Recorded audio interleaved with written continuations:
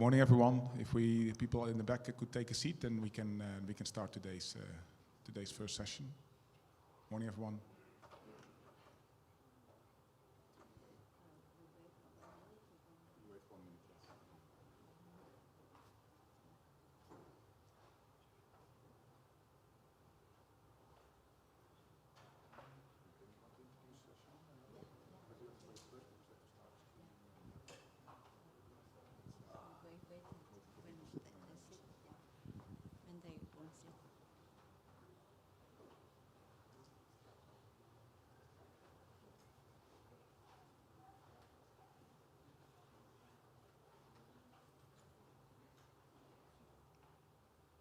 So, good morning, everyone. So sit down. Yeah.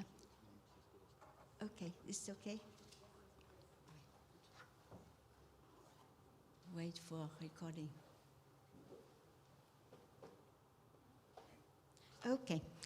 Good morning, everyone. So we have the pleasure to start the session on the biomass mission. You will know everything about the biomass mission, the overview, the preparation status, the mission status, the calibration and performance verification, the planning and operation concept, and the last one is phase E calibration Kanban activities. So the first talk will be given by Sean Quigan, the preparation status of the biomass mission. Thanks, Tui. Okay, I'm Sean Quigan, but I'm speaking on behalf of the whole Biomass Mission Advisory Group. So my talk has contributions from lots of people, and I won't credit them particularly. It is effectively a skeleton on which the succeeding talks and some of the talks yesterday will be putting the flesh. So I'm just giving a whole bunch of individual points which try and summarize aspects of where we are with the mission. Now,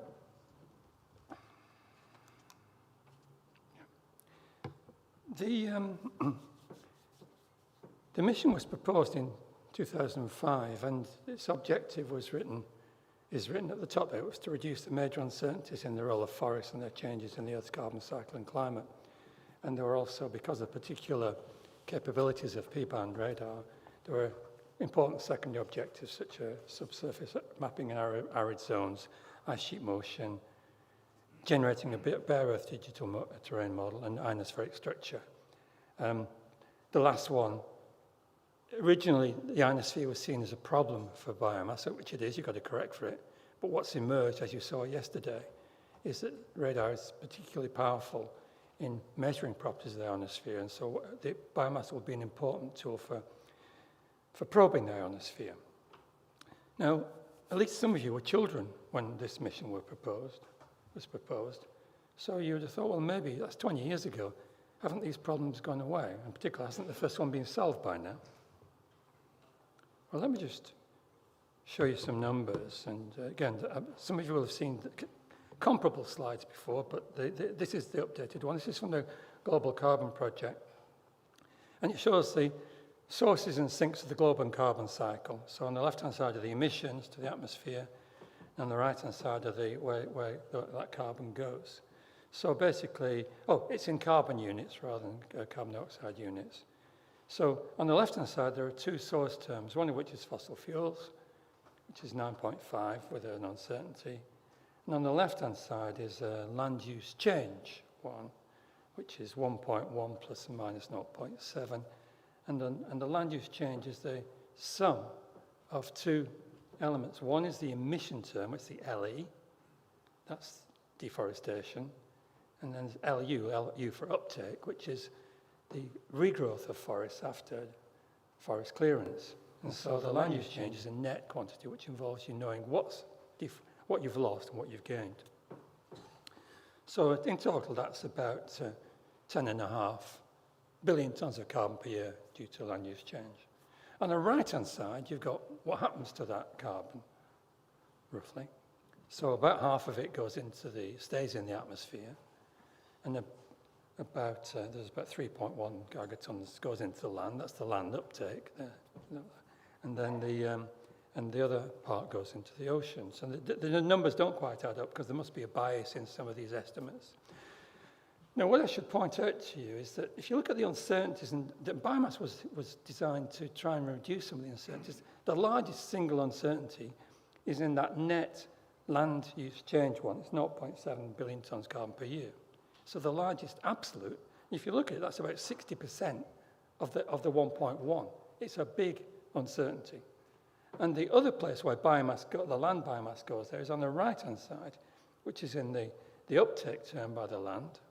And that's also very large. It's 0.6 gigatons per carbon, okay? And so both the largest absolute and the largest relative uncertainties in this whole system are due to biomass in the land system. Now, has that got any better? Well, these are values from the Global Carbon Project reports more or less every year on the state of the global carbon cycle. And this shows that at the top is the land use change, that's in the red, with the uncertainty bars that they estimate. I wouldn't trust these error bars particularly. I'm not sure how well founded they are, but on the bottom is the terrestrial sink. What you'll see is that basically it goes back from 2008 to 2020. Effectively, the uncertainty in both of those has not decreased at all in the last 17, 20 years. So the problem in fact, there is a funny thing about the last one on the terrestrial sink. I have no idea why that suddenly appears to have shrunk, but I couldn't figure it out from their latest report. But basically, the problem as stated that the biomass was meant to solve is just the same as it was 20 years ago. So it hasn't gone away. Now, if you start thinking about what's in the elements of the biomass mission, or almost any mission, is that you've got to think about many things. One's the satellite and the launcher, then you've got the L1 products, the L2 products, which are algorithms, product validation, dissemination and interaction with the community, science exploitation, and then where the biomass might fit within the overall system for observing carbon and climate. I'm going to quickly comment on all those things. Well, that is the satellite. That's the satellite in Toulouse, and there are some familiar faces in there, though the dress is a little bit to be desired. TUI's there in the front, which are notable by the size, obviously. But you'll recognize a lot of faces, and a lot of faces who are in the audience now. Now, the reason the satellite was in Toulouse was for testing for vibration, noise, and thermal testing. They were all successfully passed, and so things are looking pretty good. The bad side is, behind us on that picture would be the antenna, which was also tested at the same time, but it's not stored on the instrument on the satellite at the moment in this picture. The bad thing is the launch date slipped beyond 2024, which is I'm not happy about. I need to comment on the biomass mission phases. Again, for those who've been to these talks before, will be familiar with it. There are actually two main phases. One's the tomographic phase, which involves 7 passes to produce a tomographic image, each with 3-day spacing. Then there's that's about 16 months for a global coverage. Then after that, there's the interferometric phase, which will produce from a three-pass polarimetric interferometry globally every 8 months. And of course, because you're doing polarimetry, you've got polarimetric SAR at the same time. So you've got, on this side, you've got polarimetry and PolInSAR, on this side, tomography. Now, the timing of those things is marked out here. And so you'll see that the tomography is this. Oh, yeah, I'm sorry.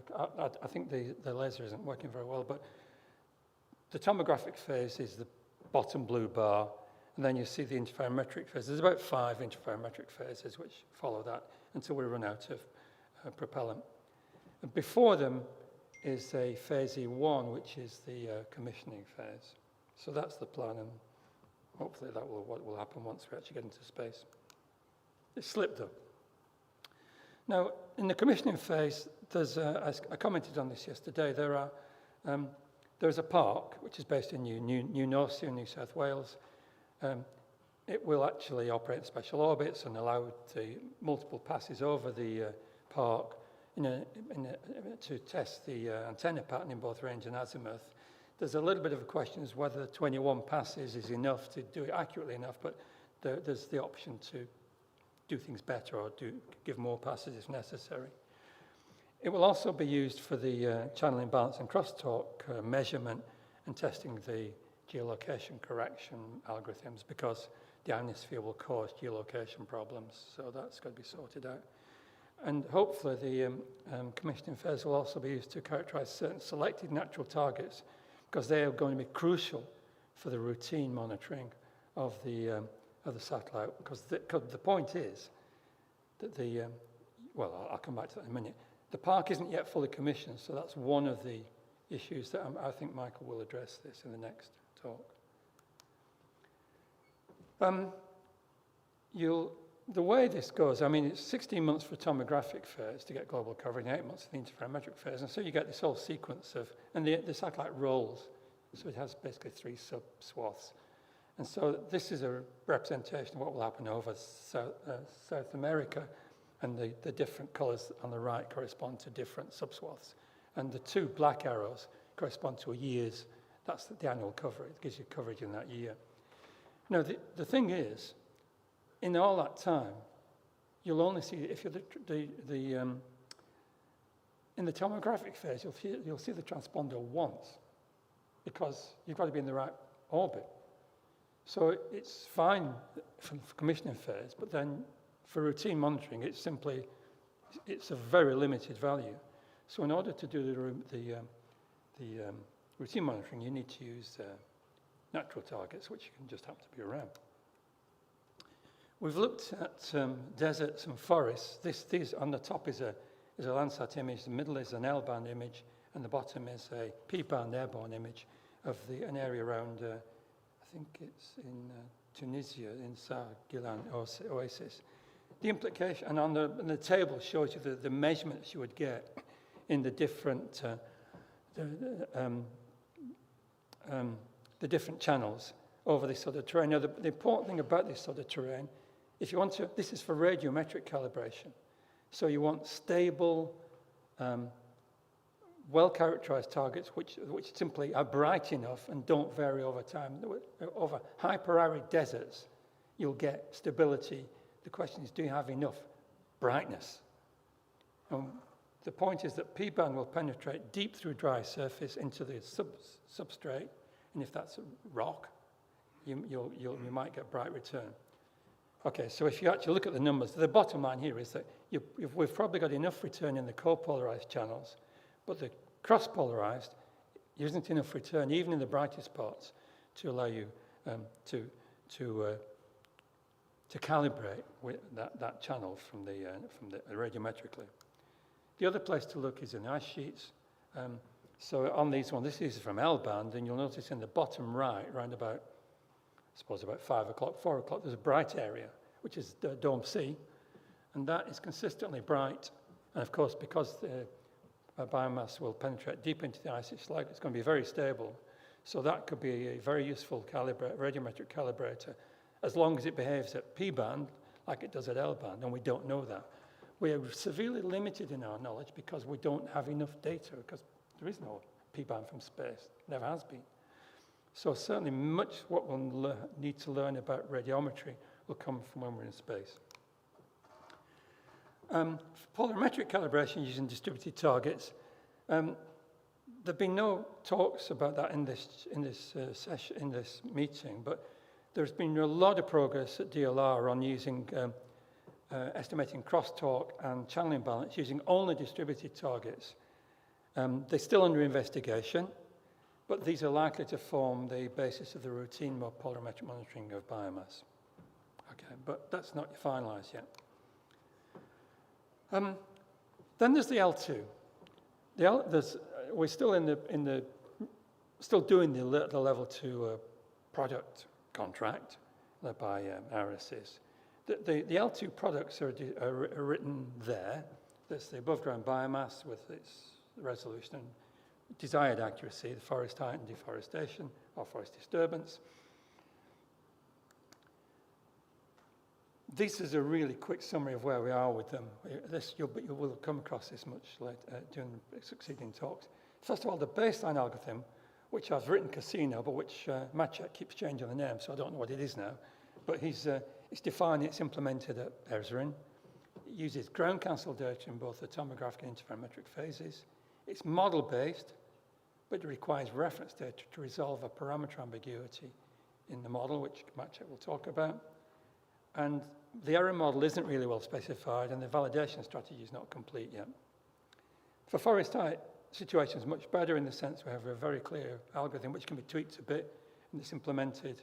But I guess the error model and validation strategy are not really specified very well. And for forest disturbance, there's a well-defined algorithm. It's based on a significance test, so the error model is fine. The problem is that you can get environmental changes, so you get water changes in water status in a forest. Now, that's likely to confuse the algorithm. And so what's been happening is that in DLR, work to recognize that those environmental changes have occurred has been done, and so we can recognize it, but then what do you do about it? And that aspect is not defined yet. So so now let's move on. Another big aspect, an important aspect of the mission is to involve the community. And the community is the people who work on algorithms, the people who want to use the data, the people who want to help us to get it right. So it's really important that we involve the wider community in not just algorithm development, but a lot of other things. One of the ways that's done is through the Biomass Product Algorithm Laboratory, BioPal, which allows people to interact with the algorithm development and put their ideas in.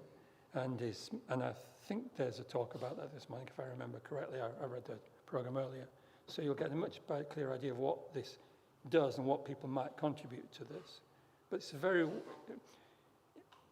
I think I've already indicated that some of the algorithms are still not in anything like a final state, so people can contribute, and this is the route for them to do it.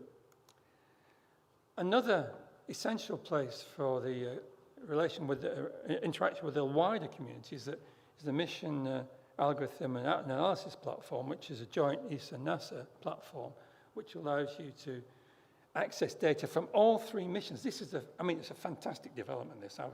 I think it's a brilliant concept, because all the data is in there, all the algorithms are in there, all the calibration data are in there, and anyone can access them. It's open access. I think it's magic. I know it's being rewritten at the moment because of there's a limitation on number of users, and again, there's a talk about this later on by Clement, I think. So this is a crucial part of interacting with the wider community. Another really, really important community you've got to interact with is the in situ people, to validate your data and to give it credibility for the people who are the applications people. Now, a major move forward has been the GeoTrees initiative led by Jérôme Chave, who's here, and by Klaus, and they've pushed this forward really well, which is actually to generate a set of sites which can be used to calibrate biomass data from a whole range, from any of the missions. And it isn't just a simple diagram, because this involves working with networks, which are often small groups working in countries which are not particularly well funded, and getting them to cooperate and make their data freely available. So this is a major diplomatic and management issue, as well as just getting the data together. You've got to make sure that people are given credit for what they've done. So this is a tremendous achievement to get this going. It still doesn't produce enough data, enough sites, but it's getting there. And Jérôme and Klaus have been wonderful in getting data, getting funding to make this happen. And finally, this is my final slide, except for one, is to involve the science community. And the science community we're looking to is particularly the carbon cycle community. And in terms of using satellite data about biomass, there are probably three centres which are at the forefront of this. One is LSCE in Paris, a group led by Philippe Sieyès.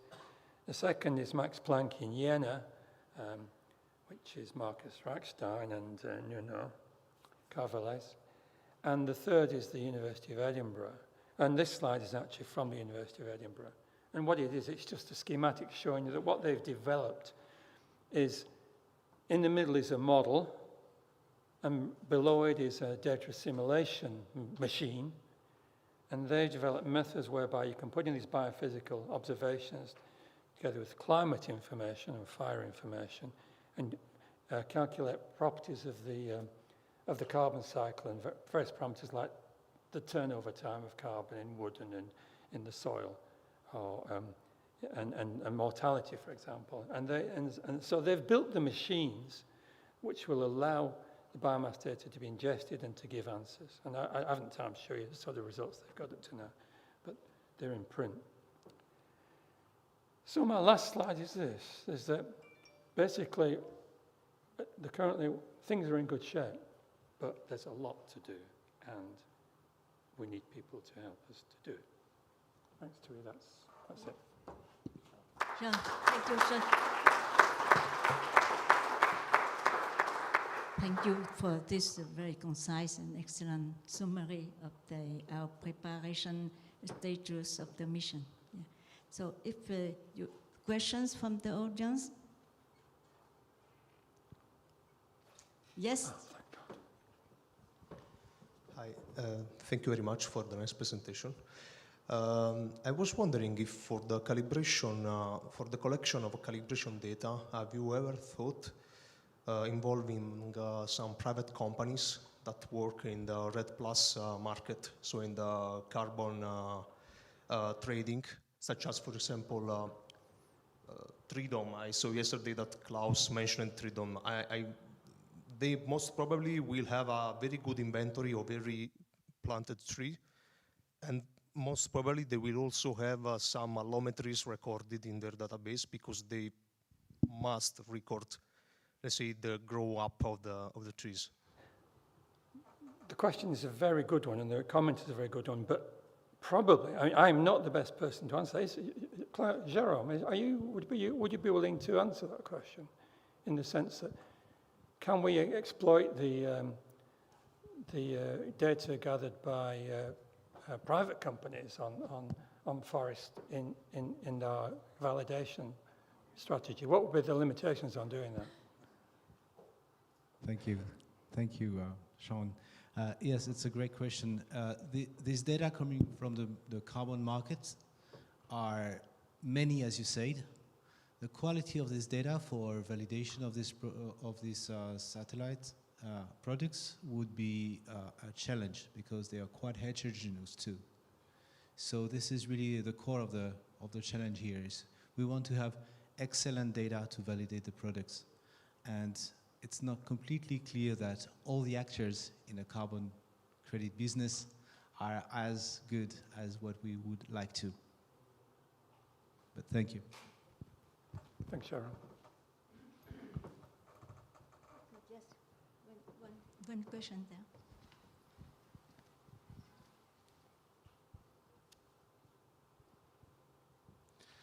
there. Good morning. My name's Dean Meeson from Science New Zealand.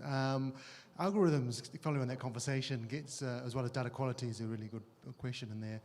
How are you going to do with algorithms with the algorithms developed for tree species vary a lot around the world, especially in tropical systems. How are you tackling that? Okay, this is a difficult problem for all the missions which are trying to recover biomass from space. So we know that there are significant wood density variations in different species, and they need to be taken into account. Now there is this question as to whether you're whether with the sensors you're effectively gathering wood volume, in which case you absolutely do need density, or whether you're somehow responding to, in the radar one, responding to also water content and you're close to the actual biomass part itself. But there's no doubt at all that species matter when you're trying to recover mass, and we don't have enough fine graining in the resolution of this sensor, and neither do any of the other sensors have the grain to actually deal with that properly. So that will be a continual issue for the accuracy of the estimates. I think I need to leave it at that. It's a good question. It's a significant concern. That's an excellent, honest answer. As long as you're not saying you have one algorithm long as you don't have one algorithm to rule the rule that some people would suggest. So it's a big challenge, but you're taking the right approach. Thank you. Okay, so let's move to the next one because. Thank you. Yeah. Thank you, Sean. Thank you, John.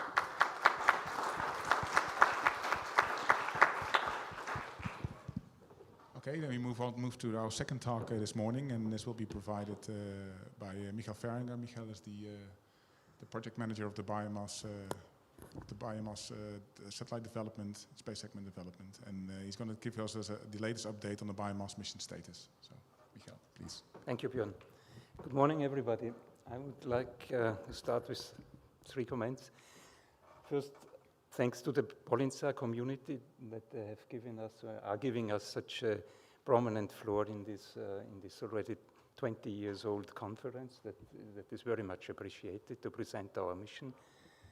Then I would also thank, of course, our colleagues in ESA for having prepared it so well. That is quite a huge task, and the ladies and the colleagues sitting here in front, many thanks to you.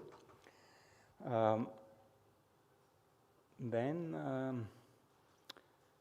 I wanted to take a few minutes here in my talk to bridge a bit the gap between the people who are doing basically working and spending their time on the hardware, and basically your community, whom I do not know so well, but I think there is always a bit of a gap, that it would be super nice that the science communities would have the chance to see a real satellite somewhere. We had the chance to have the MAG here, so the Mission Advisory Group here, some months ago, and there were, I think, several of them who basically don't see satellites at all.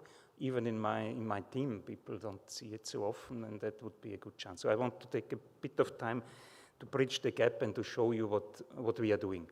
And the third one is I want to express my very positive surprise that I see so many young people here. That is super, and I would like to, how shall I say, enforce in you the willingness to keep on to this area and to this subject. It is wonderful. I think Earth observation in combination with all these methods and techniques and technologies is a super thing to spend one life on.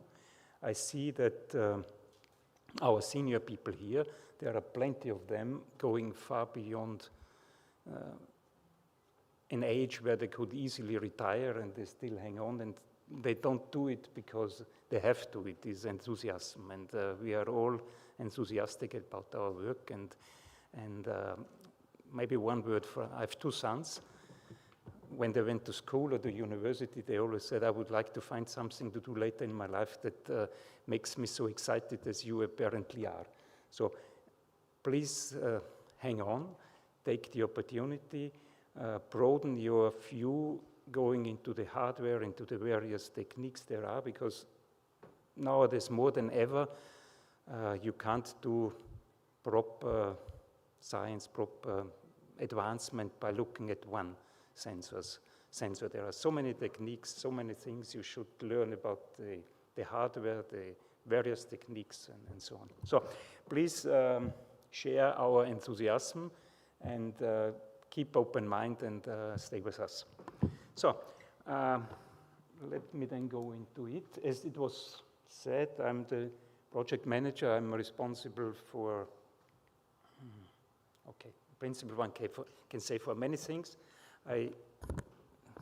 Tell me if I move too far away from the microphone. So I spend most of my time interacting with industry to get what we call the space segment, basically the satellite and the ground segment, the flight operations and the ground processing. So that is what I spend a lot of my time. There is also, fortunately, some time to interact every now and then with the scientists, with the Mark. I will show that. And that fills my time. So what I think should also be said, these things are not cheap. There is a lot of investment from our taxpayers, from the community, and it is an effort in the order of 450 to 500 million euros to get that mission done. So we all need to be responsible and have in mind also that this is not something to play with. This is serious money that is being spent here. So that one I skip because Sean did already all that. I would want to say in the context of talking about the young people, apart from the obvious in biomass, there are these secondary objectives, which is new, which is a new sensor brings always opportunities. Of course, one needs to have expertise to exploit it, but the youngsters among us, they bring their creativity and enthusiasm. So there is a lot to be expected. Second, also very brief, when I talked about the various sensors, we have not one single instrument, not one single sensor that can do it all. There is nothing in that thing, one size fits all. So we have 3 innovative missions that are looking at similar things, and that is what has to be combined. First, we have to understand once we launch what the sensor can do, what biomass can do, but then, of course, all this working together is essential to bring out the best of it. So a few little summary on that one. So biomass, you all know, is a P-band SAR with long wavelengths triggered for the high-density forests, of course. It's a multipass interferometric mission. It has full polarimetric capabilities, and that is a really first one. We will launch on a European small launcher. I will come to that. We fly in 666 kilometers sun-synchronous orbit. I don't know if everybody exactly knows what that is. It is basically an orbit that revolves around the sun in the year and always keeps the same, basically, solar illumination. And launch has unfortunately been delayed compared to when this PolInSAR meeting was planned, and we will have a 5 years lifetime. So let's get to the real thing now. You see on the left side a very representative artist's impression of the satellite, and on the right side a real picture. So the right side basically means what also Sean has, thank you for that statement, said we are in good shape. It is indeed so. The satellite is there, and this is a picture taken earlier this year from the test facility that is also here in Toulouse, where the satellite was on a shaker to mimic and to test the ground, to test the loads of the launcher. On the left side, I would simply point you to, there is the satellite with this big 12-meter reflector, and the operation basically is, I'm not sure if this pointer, pardon? It doesn't work. So there is on the lower part of the satellite, you have on the left side, this is the solar array, but just next to it there is something we call the feed array. This is an antenna that illuminates the big reflector, and then the signal goes down and is reflected and comes down again to this big reflector, enters again through this antenna on the body, and that is basically the outside signal flow. Next one. I was talking about this, once the satellite is totally ready, we go to what we call a system environmental test campaign that mimics first the launch loads in mechanical shaking. Also, what is a surprise is that the acoustic loads are super high. Okay. Yeah, okay, thank you. So the acoustic loads are super high. They need also to be tested. The noise of the launcher is so huge that this induces loads. And that is done in an acoustic chamber. And then what is also necessary in this environmental test campaign is to mimic the environment in space, and that is what we do in a test that is called thermal vacuum test. So the whole satellite will be put in vacuum and temperature cycled to mimic the environment. And then there is the third step, is in what is the EMC, electromagnetic compatibility test, and that rounds off the test campaign. Normally, according to the books, when the satellite is in this shape, you should never open it again. Unfortunately, and that is a bit true for, I think, most, if not all of the satellite projects, this never happened. So we had to after this one, we had to open it again. You see here the instrument panel. You see also here that is indeed a very complex thing to build. So we have to refurbish the instrument. We had at the shaking not all the units there. We still miss one unit, and that is also a source of the delays that we have. So that is a nice picture again here, and this is basically all I have talked about. We have one unit missing. This is the power amplifier of the radar, and that was until recently our most concern for the schedule. That is late. We did this environmental test campaign up to now with the mechanical test with a qualification unit of that model. That was okay, but for the thermal vacuum tests we need the full satellite. So this is now expected September, October this year. But then we had a super, I would say, nasty surprise very, very recently that the launcher, Arianespace, announced that they would not launch us before Q1 25. Sorry, that is all in the context of the current problems that Europe now faces with the launcher sector. I don't know how much you follow that. There was a failure of this type of rocket last December, and this leads to a delay of the whole sequence of launches with Vega rockets by 1 year. And that is basically what we suffer from. So ground segment I want to mention here is also well on track. How many minutes do I have left? 10 even.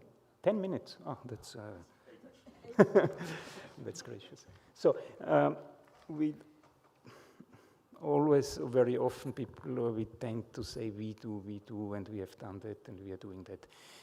In fact, it is industry doing the job, and me and my team and colleagues, we are of course working with them.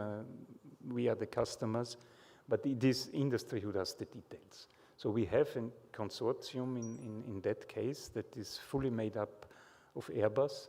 There is what we call the prime contractor, that is my main interface, that is Airbus in UK. They are the system integrators, and they are the one leading the industrial consortium. Then we have a second line, the green boxes, which we call the core team. There is Airbus Germany.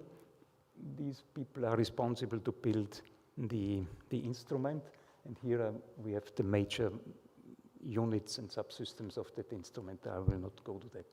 Then we had Airbus Toulouse doing what we call the avionics. This is all the electronics in the platform in order to navigate and steer and operate the satellite.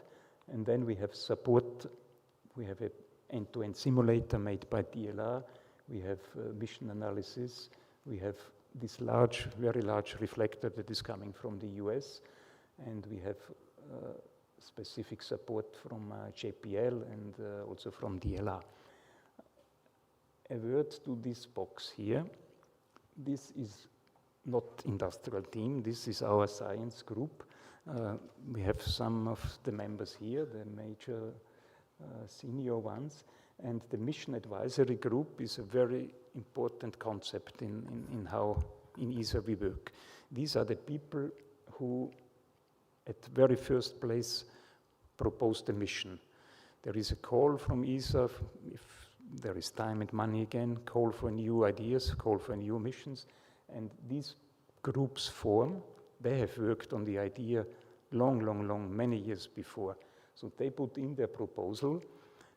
It is then a competitive process to select one. Biomass was selected in 2000 and I don't even remember, 13, long ago, and Sean and company have worked even many years before. So it was selected in 13, and these people then built and formed this mission advisory group that accompanies us, helps us throughout the development phase, and we meet with them typically twice per year.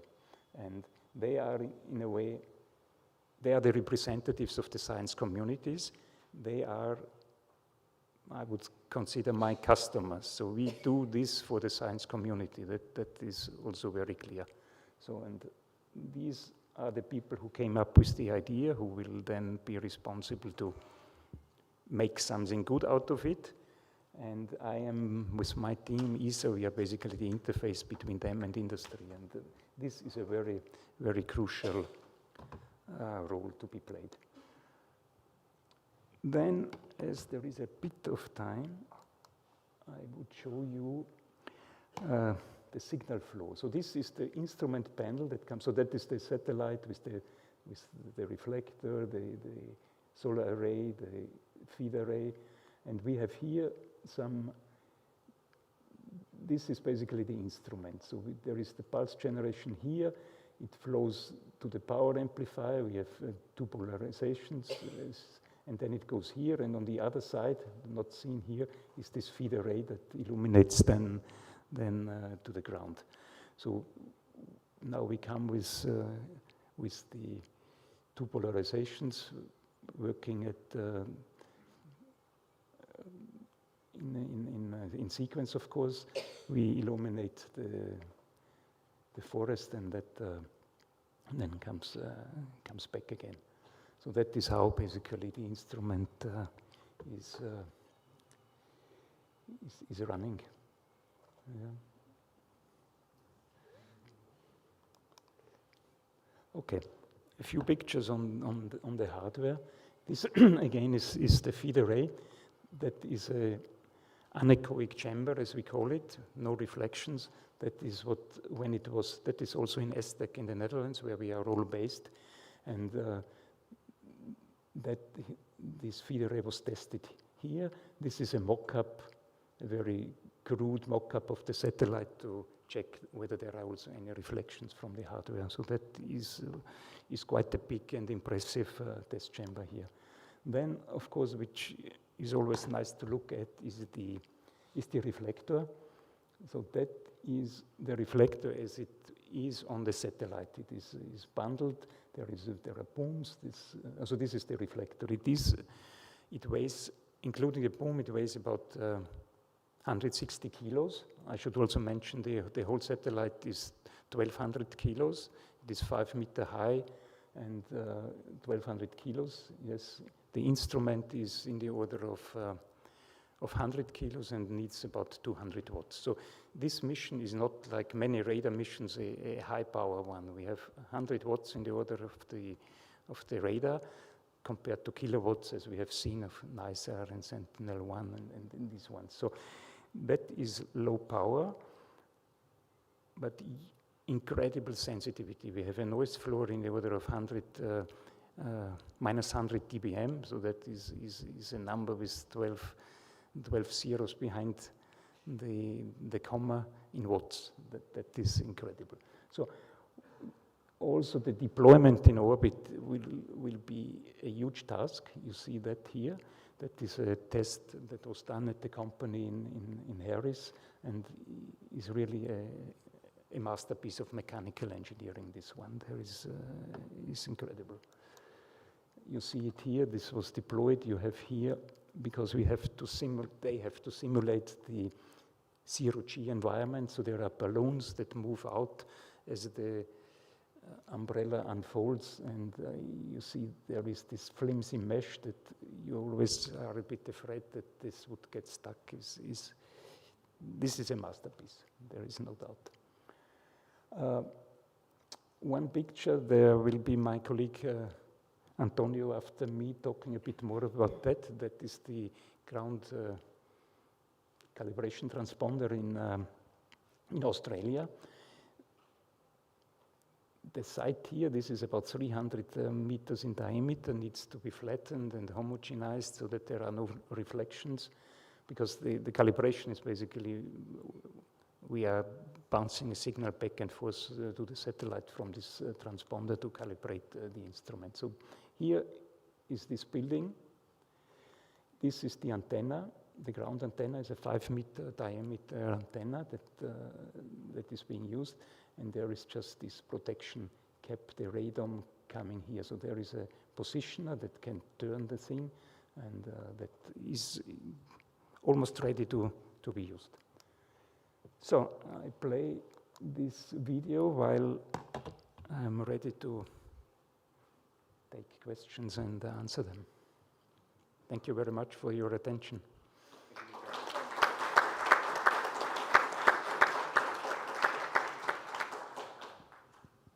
Is there any questions from the audience?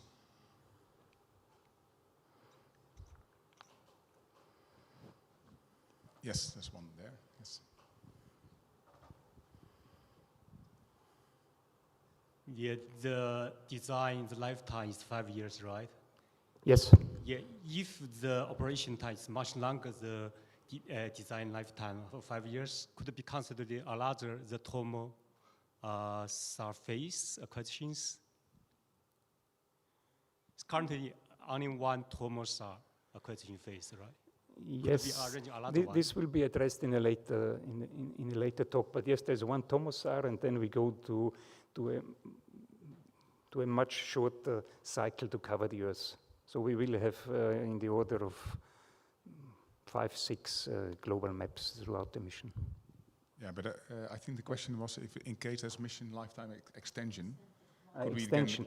Yeah, so this is, okay, I'm not sure how likely it is that we have more than 5 knots. No, in order to get, and that will also be shown, we have a swath width that is relatively small, 50 kilometers. So in order to get global coverage, we need to do a lot of maneuvering, and maneuvering costs propellant. And the possible extension, and there is always margin in our fuel, I would guess there will be an extension of 1 year or something, but then the fuel will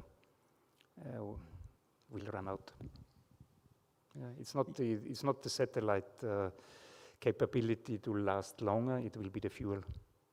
Yeah, I understand. I have a last question about the data distribution arrangement for the biomass mission. For what distribution? Data distribution arrangement. What? Data policy, it's like all ESA missions, we have a free and open data policy.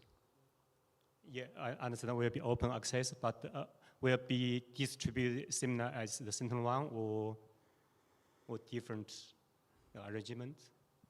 I don't. Did you get the question? Yeah, maybe Björn can answer this. No, as far there will be different portal between the Earth Explorer and the Sentinel-1, the Copernicus missions. There's a different, let's say, data access portal. But there's going to be presentations later this morning on the actual ground segment expected. But as Michael explained, it's completely open. Everything will be available. It's completely, in that respect, completely open science mission. So you will have access. Thank you. Okay. Thank you.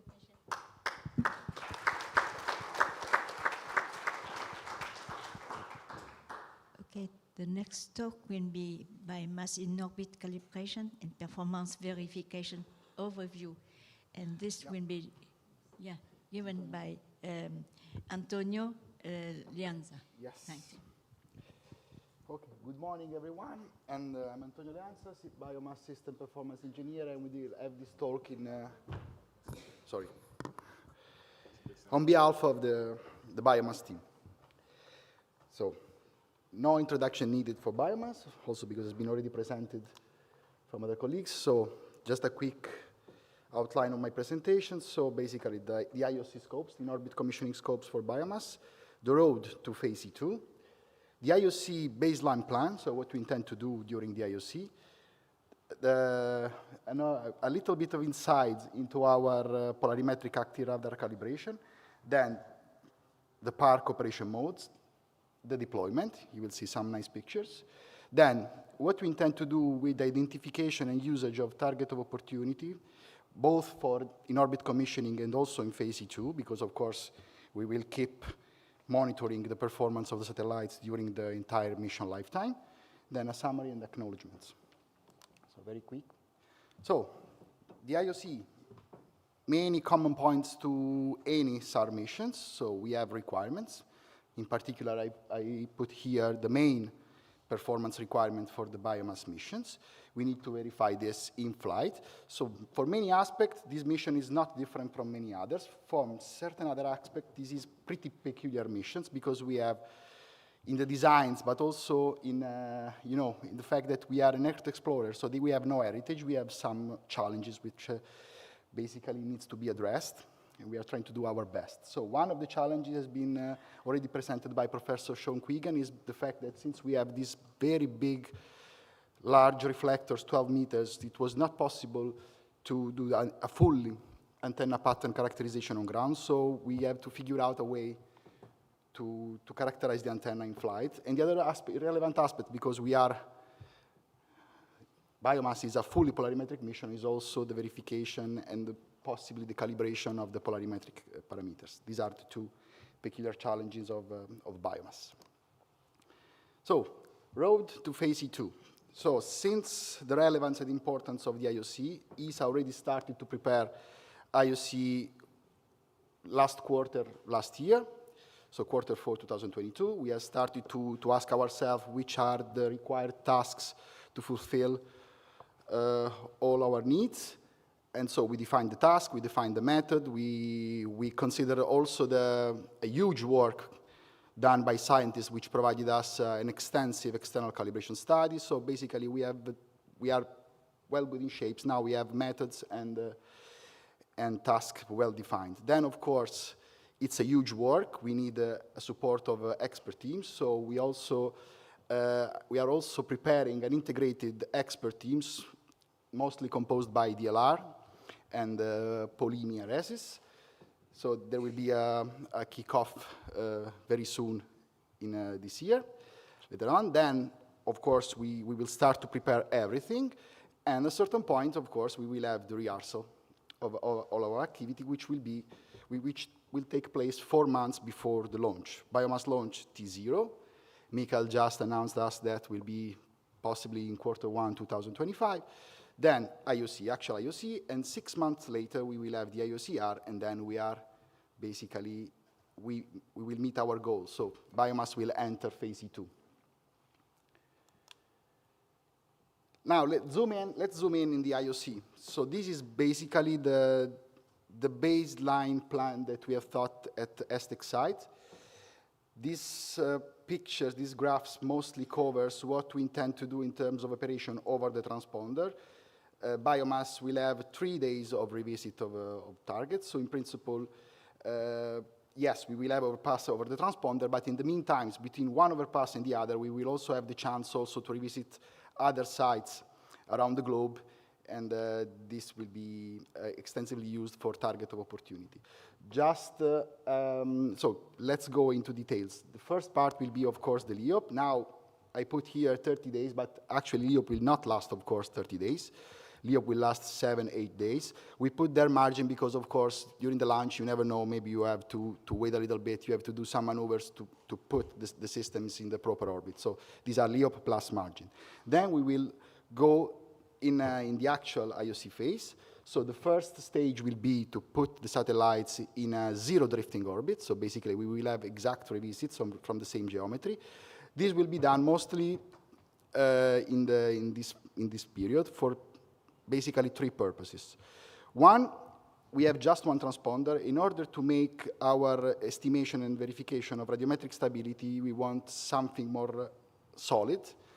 So basically, we are going to use PSCAL techniques. We are going to collect stacks over certain target presenting persistent scatterers in order to build up the necessary data stacks for PSCAL data applications.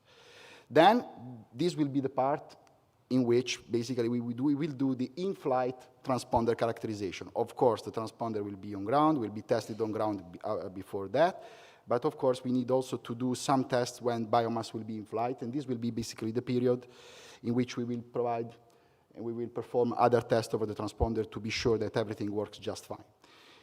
And the third aspect is a very, very important aspect related to the biomass. We have no heritage. The Professor Quigan mentioned our needs to look for target of opportunity. But since we have no heritage, we have no actual data in P-band, we will do certain work on ground to down select and do analysis. But in this stage, we will also acquire data over selected on ground target of opportunity to assess the suitability of this target for our purposes. But I have a dedicated slide later on for this. Then, another very important phases of IOC, we will do a maneuver of the satellites. We will basically bring the satellite over an orbit that will allow us to drift. So we will see the transponder drifting over SWOT-1. We will have 21 overpasses in order to characterize the antenna pattern in flight. This will take, so of course, we said 3 days of revisit, 21 overpasses. So this will take roughly 60 days. So it's a big part of our in-orbit commissioning. Then the idea is we have to do all the other CalVal activities. We will start drifting a little bit faster, always with the transponder in SWOT-1. 24 days, so 9 overpasses. So we will be able to see the transponder from different elevations along SWOT-1. And then we will apply all the techniques used for verifying polarimetry, to calculate the absolute calibration factor. So all the other activities related to the CalVal will be performed in this stage. Then, since we had also to take into account the needs of many stakeholders, and among them there is also our colleagues of the PDGS, we want also to be able to start building the first tomography stack before in order to validate everything, the processing and so on. So the idea is to jump directly into the tomographic orbit with the transponder always inside. But the transponders, in this case, will appear in SWOT-2 and later on in SWOT-3. So we will be able to do further measurements over the transponder for our verifications, and plus have the ability to build the first tomographic stack in order to allow all our colleagues from the PDGS, for example, to start building the stack and check everything. Then, of course, the maximum time for IOC will be 180 days. So we put there some margin because, of course, each one of these phases will require certain satellite maneuvers, and this needs to be taken into account in the whole schedule. Now, the transponder is a pretty fancy piece of engineering. So it's the first of its kind. It's a fully polarimetric P-band transponder. It has 4 independent polarimetric signature matrices. The satellite, and this is some other, which is also something peculiar to biomass missions, will track biomass system during each overpass. So the pointing will not be fixed, but will basically track the satellites during the overpass. The main characteristics are this very big 2D planar array antenna of 4.8 meters of diameter. The beam width has been taken large enough in order to be insensitive to pointing error, so in order to have a flat antenna pattern around the maximum gain. Maximum gain is 22.7 dBi. It is able to simulate up to 90 dB square meters, even if we are going to use the 85 dB square meter, with an uncertainty of 0.2 dB. It has a very stringent gain stability, of course, because we need it. Sensitivity is capable to detect a power flux density from minus 90 dBm per square meter above. Has a very stringent requirement in terms of cross-polar isolation and channel imbalance, of course, because we want to be able to measure the system's crosstalk and channel imbalance. So we want that the transponder does not introduce source of error. For the rest, what is really exceptional about this is also the fact that it's capable to operate with 3 different modes, which will allow us to collect several kind of informations, but I will go into details of this in the next slides. So without further ado, let's go on. Okay. Transponder operational modes. So transponder is capable to operate in 3 modes. The first one is called signal acquisition mode. So in principle, the transponder is just in listening mode. So biomass will transmit, and the transponder will just record the chirps coming from biomass, of course, in both the polarization. Then the other one, and the very interesting one, will be the echo generation mode. In principle, the transponder, of course, biomass will transmit H and V alternately, but of course, for Faraday rotations, for any pulses, transponder will receive in both polarization H and V. And based on these received signals in the H and V, the transponder is capable to transmit back 4 echoes back according to the fundamental polarimetric signature. So 1 pulse is from biomass, 4 echoes out back to the biomass from the transponder. And then the third one is called self-generated transmit mode. Basically, the chirp and the signals is generated within the transponder, and then 2 pulses are transmitted by biomass in both polarization, H and V. The transmission can be based on detection on receive from biomass, or also in the beacon mode. So basically, you have a trigger signals that triggers the transmission of the chip from the transponder. Last things, the capability of the transponder is to transmit and to make use of each one of these modes in any combination. So basically, in a same PRI, we are able to use signal acquisition mode, self-generated echo mode, echo generation mode, for all PRI. So you can combine the mode as you prefer. So some very nice pictures. Our transponder is on its way. So the deployment is pretty advanced. So in this picture, you can see actually the deployment of the radome. Pretty scaring, I have to say. Then the antenna, the actual antenna, and when the antenna has been attached to the positioner there. Then there is a layout of the sites, just to explain how the things is organized. So Mikael showed that there is this very, very big sites which has been prepared for the purpose. So in the center, we will have our transponder, but in north directions, we will have also a calibration disk, because of course the transponder needs a calibration itself. So transponder will have also the internal cal and the external cal by means of this TCS, which is basically a calibration disk.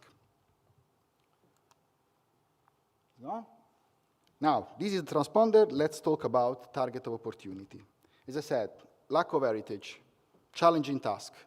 We can do something on ground. We can analyze data from other missions in L-band, and we can try to figure out what will be the behavior of a certain target in the P-band, but with a level of uncertainties which is not the one that is required for this mission. So how we approach the problem. So we have established, of course, what we need to verify, the verification method, and based on that, we derived an identikit of the target of opportunity that would be needed. This will allow us to identify on ground, upfront, what target could be of interest for us for our activities for certain purposes and for certain verification purposes. Then the problem is that, of course, during the IOC, we will not be able to see the entire globe, so we will have a partial coverage. So once the final IOC orbit will be fully finalized, we will have, to narrow down the area in which we can find this target of opportunity, because of course we will have, as I said, limited visibility during the IOC. Then constraints plus these requirements will allow us to write down a list of candidate target of opportunity for the IOC. Of course, this is just a big list based on assumption analysis done on ground, but this list will bring and will correspond to an acquisition planning during the IOC. So basically, we will include the acquisition over those targets during the IOC. Then, finally, we will go in flight. Biomass will acquire data over this target of opportunity. We will collect data, and then, based on the actual data coming from biomass, we will check and we will assess the suitability of that target of opportunity for the purposes. If actually the target has a characteristic that corresponds to what we want. So if our requirement is actually fulfilled. This will, of course, probably will narrow down the list, but at least we will have a final consolidated list of target of opportunity to be used also in the later stage of the in-orbit commissioning and also during the phase E2 for monitoring purposes, of course. So, quickly, summary. So, the biomass mission characteristic require an extensive and complex in-orbit commissioning. For this reason, ESA started to work on the topic well in advance last year, the end of last year. The IOC activities will be covered by an integrated expert team. So we mentioned DLR, RESIS, Polimi, so also besides Airbus. So also Airbus will carry on the activities on their own side. The first, sorry, I lost. Of course, the in-orbit commissioning will be mostly based on our transponder, but also target of opportunity will have a very, very considerable importance. This target of opportunity that we just mentioned will be identified according to a two-step process. So the first one is currently ongoing, and is basically the activity that we are currently doing in ESTEC now on ground. The second part will be the assessment in flight. The core of the IOC, of course, is the transponder. The transponder, as you have seen, is quite a piece of engineering. And the biomass park has been designed according to the system peculiarities. So it's something I think it's unprecedented. I've never heard about a transponder like that in any other mission, so it's pretty particular. And its deployment on site, as you have seen, is well in shape and well in scheduled. And last but not least, the biomass IOC will be also based on a set of orbit maneuvers to provide the required acquisition geometries, particularly for transponder overpasses. So this will require a certain level of maneuver. Just to answer to the questions that was addressed to Mikkel before, this consumes, of course, propellant. And this is basically the main limit for extending the mission over the 5 years. Last, I want also, of course, to thank anyone that participated to the program. So the ESA core team member, MAG, of course, the ESA ground segment, FOSS and PDGS, technical support of ESA provided by DLR and Politecnico and RESIS. Then, of course, the Biomass Industrial Consortium, which is putting a lot of effort, and yesterday we had the proof of it, because we had the chance also to go to the clean room and see how hard they are working to deliver our systems and to fulfill our needs, scientists' needs in a very short time frame. Thank you. That's all.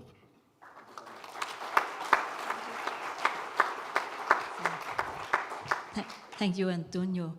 I hope that you have realized that how complex, how difficult to do technical tasks such as calibration, because biomass will carry the first ever been in space PolInSAR. It's a PolInSAR, very large antenna, etc. And so full antenna pattern the determination is not possible. So the technical teams have to find ways to have solution for calibration. And so it's not the young people could not see that how difficult it was. Yeah, okay. So now the questions from audience. Or the question I can ask yeah. Yeah, thanks for this presentation, and also for showing us how important it is and also how complex actually. It is only one, right? This is what I understood. My question, so it's only one calibrator, right? You have only one of them. That's a little bit a question, right? Is there in future planned, I mean, I can imagine it's a lot of costs associated to it, but still, I mean, it's only one, and is there another opportunity, or is ESA building up, let me say, more than these one corner reflector or transponder in this case, in order to make a better, calibration purpose? The biomass transponder is basically another system itself. The cost is not negligible. The site is pretty big. No. The question is something like that? No. No. For this reason, it's really, really important. It's really crucial to make the best possible use of target of opportunity around the globe. And for this reason, we are really work hard to identify all the target opportunity that can be used, because it's expensive, it's large, it's big. No. Yeah, we have just one, and we have to live with it. And the target opportunity also, because Professor Quigan pointed out another very important thing. So we are going to revisit extensively during the IOC the transponder. So we will have several overpasses, a lot of overpasses. But then during the phase C2, we will have just few revisits. So this just tells you how important it is to do a good job with target of opportunity. So, no other questions? So, thank you, Antonio. Just, Yes. I suppose you will have an AO for calibration validation, or maybe it's already done. So it could be an opportunity to look for partners for additional calibration site. Just a suggestion, like we have done on other. Yes, Yves Louis. This is something I will present in my presentation. Okay, Yeah. cool. It's well covered. Yeah, thank you. I did not want to spoil Bjorn presentation, but yes. Okay. So, thank you, Antonio.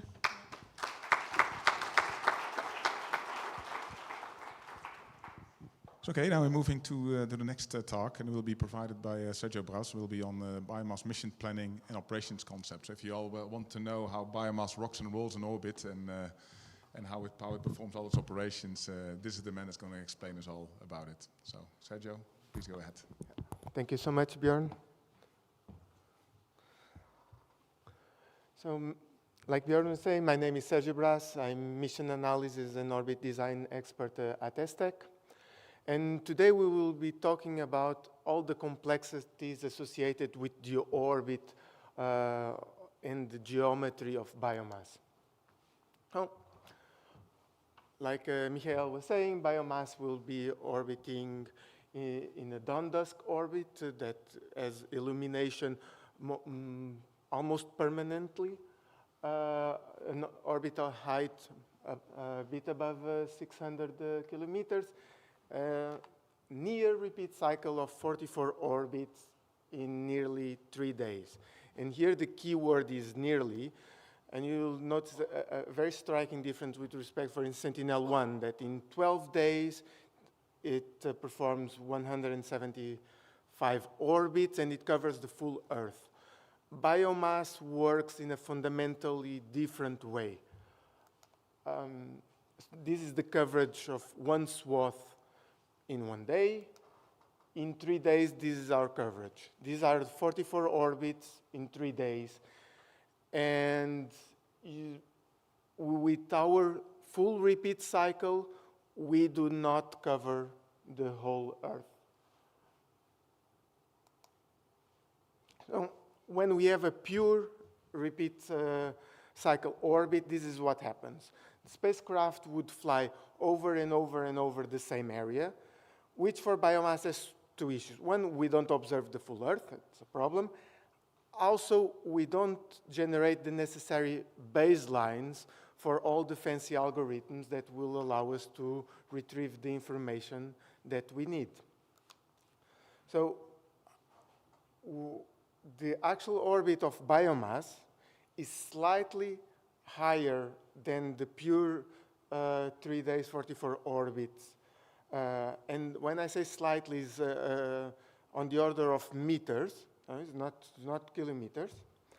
And this, just by having a larger orbit, the orbital period is a bit larger, which means that for each orbit, the Earth has enough time to rotate just a bit more, which creates actually a longitude drift.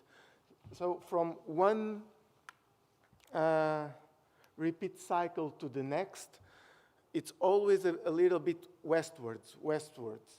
And this allows two things. One, we are covering more of the Earth, but more important, we are generating the necessary baselines for all the innovative products that biomass will bring us. But this longitude drift, it's on the order of 800 meters during the tomographic phase and 1.4 kilometers order of magnitude in the interferometric phase. As you can imagine, the gaps that you saw in the previous slide were much larger. Actually, between the tracks of a pure 3-day 44 orbits type of orbit, the gap is about 900 kilometers. So we could stay drifting forever. It would just take too long. It's not feasible. So what actually biomass does, first of all, it doesn't only have one swath. After completing a stack of observations with a subswath 1, the actual platform performs a roll maneuver so that it can observe the adjacent area. The process is repeated. We build a new stack, and we do this again with a third subswath. We cannot continue over and over again because eventually we would be looking at deep space, and that's not the purpose. So this slide illustrates this physical role that the platform needs to perform to observe these 3 subswaths. But this is also not enough. These 3 subswaths will cover about 140 kilometers or so, if I remember correctly. It's not enough for the 900 kilometers. So what the spacecraft needs to do is the so-called repositioning maneuver, satellite repositioning maneuver. So at the end of the observations with subswath 3, the spacecraft will use propellant, will raise its orbit, will increase the longitude drift, will drift faster, so that we can start again with subswath 1 in an area that is adjacent to the previous subswath 3. And we do this over and over again until we observe the full Earth. And this is what is illustrated exactly in this slide. So we have here the so-called major cycle. That is the observations, the stack of observations with the 3 subswaths. We do a repositioning maneuver. We repeat. We do a repositioning maneuver. We repeat. And over and over and over and over and over until we have observed the full Earth. This is to tell you that you will not have every 12 days a full coverage of the Earth as you have on Sentinel-1. On the other hand, you have all of these baselines that will allow you to produce these good measurements of the forest carbon density. And at the end, we start a new global star. All of this is very well explained in a video that I will explain you next, but I would also invite you to, after the talk, to go to this website and have a look by yourself.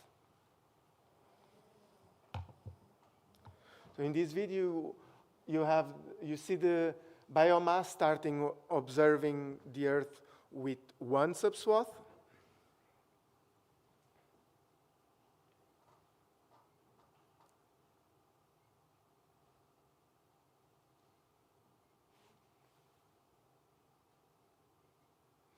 After 3 days, we have observed everything with this, it's not after 3 days. After 3 days, and we have started building the stack of observations that we have. that we need. The satellite performs a roll maneuver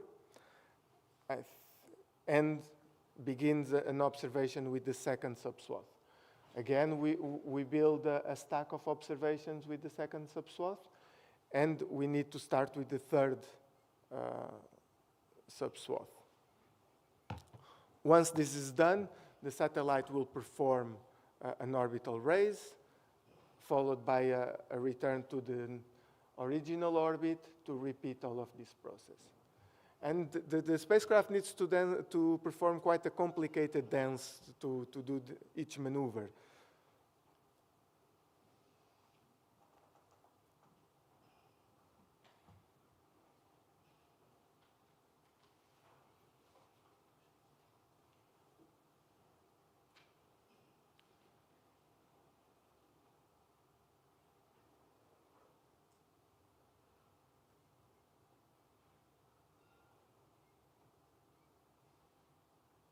Now we come back to the nominal orientation of the satellite.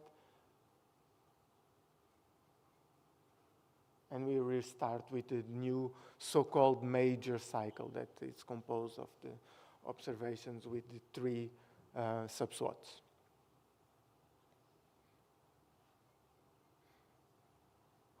After a while, we have finally completed our global coverage.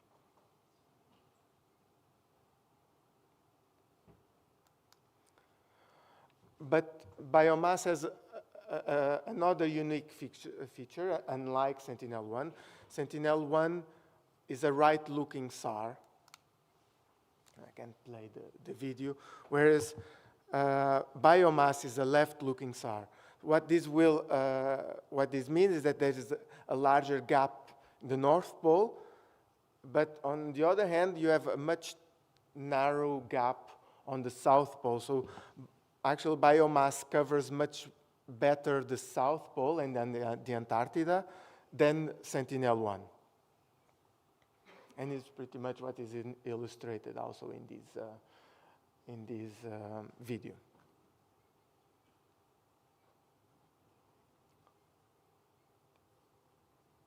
All right, moving on. And to implement all of this concept of biomass, we also, in terms of orbit design, we had to come up with innovative solutions. The classical orbit control works as illustrated in these plots. The satellite decays due to the action of the drag that exists in the atmosphere.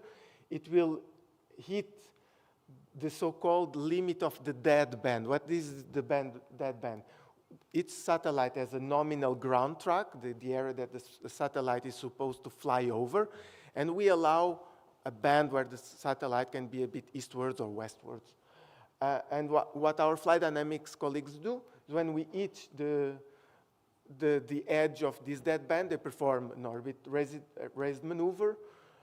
We go a little bit above the nominal orbit, the orbital height, and in terms of ground track, it's the integration basically of this plot, and what we see is parabolas. Why this doesn't work so well for biomass? It can happen that in our orbit 1 we are in this point, so on one edge of the ground of the dead band, and 44 orbits we are passing over the same area. So we want to have our baseline, our product to be just shifted a little bit, 44 orbits after, we are on the other edge. So it can create this kind of situations where sometimes we are too much to westwards or eastwards. So the baseline will be larger than the desired one. Or on the other hand, we can also have the opposite situation where one ground track will be here and the other just very close to it. This creates a variability in the baselines, which I learned from the scientists, and that it's not desirable to build the tomography that biomass will do. So what is this? Moreover, another disadvantage of these classic controls that the maneuvers are performed when we hit the dead band, which may require us to perform the maneuvers over some undesired areas that have some quite important trees.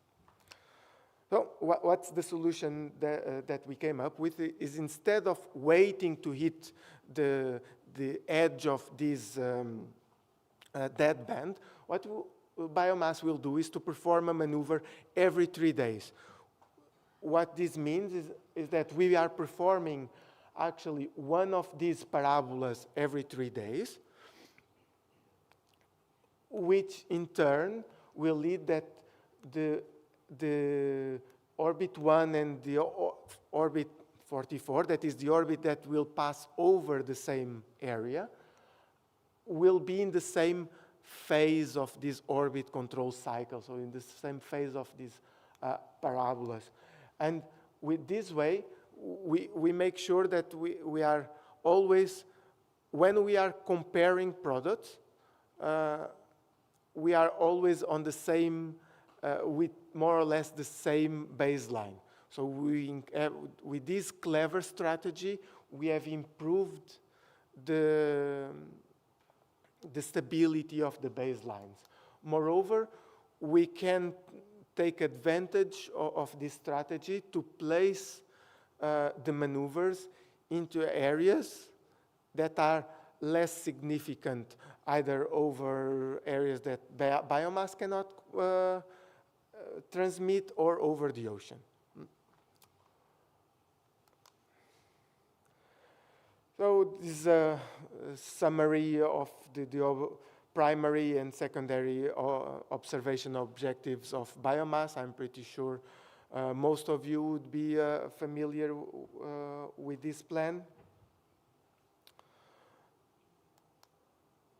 And my final slide, a little bit about the planning of the mission.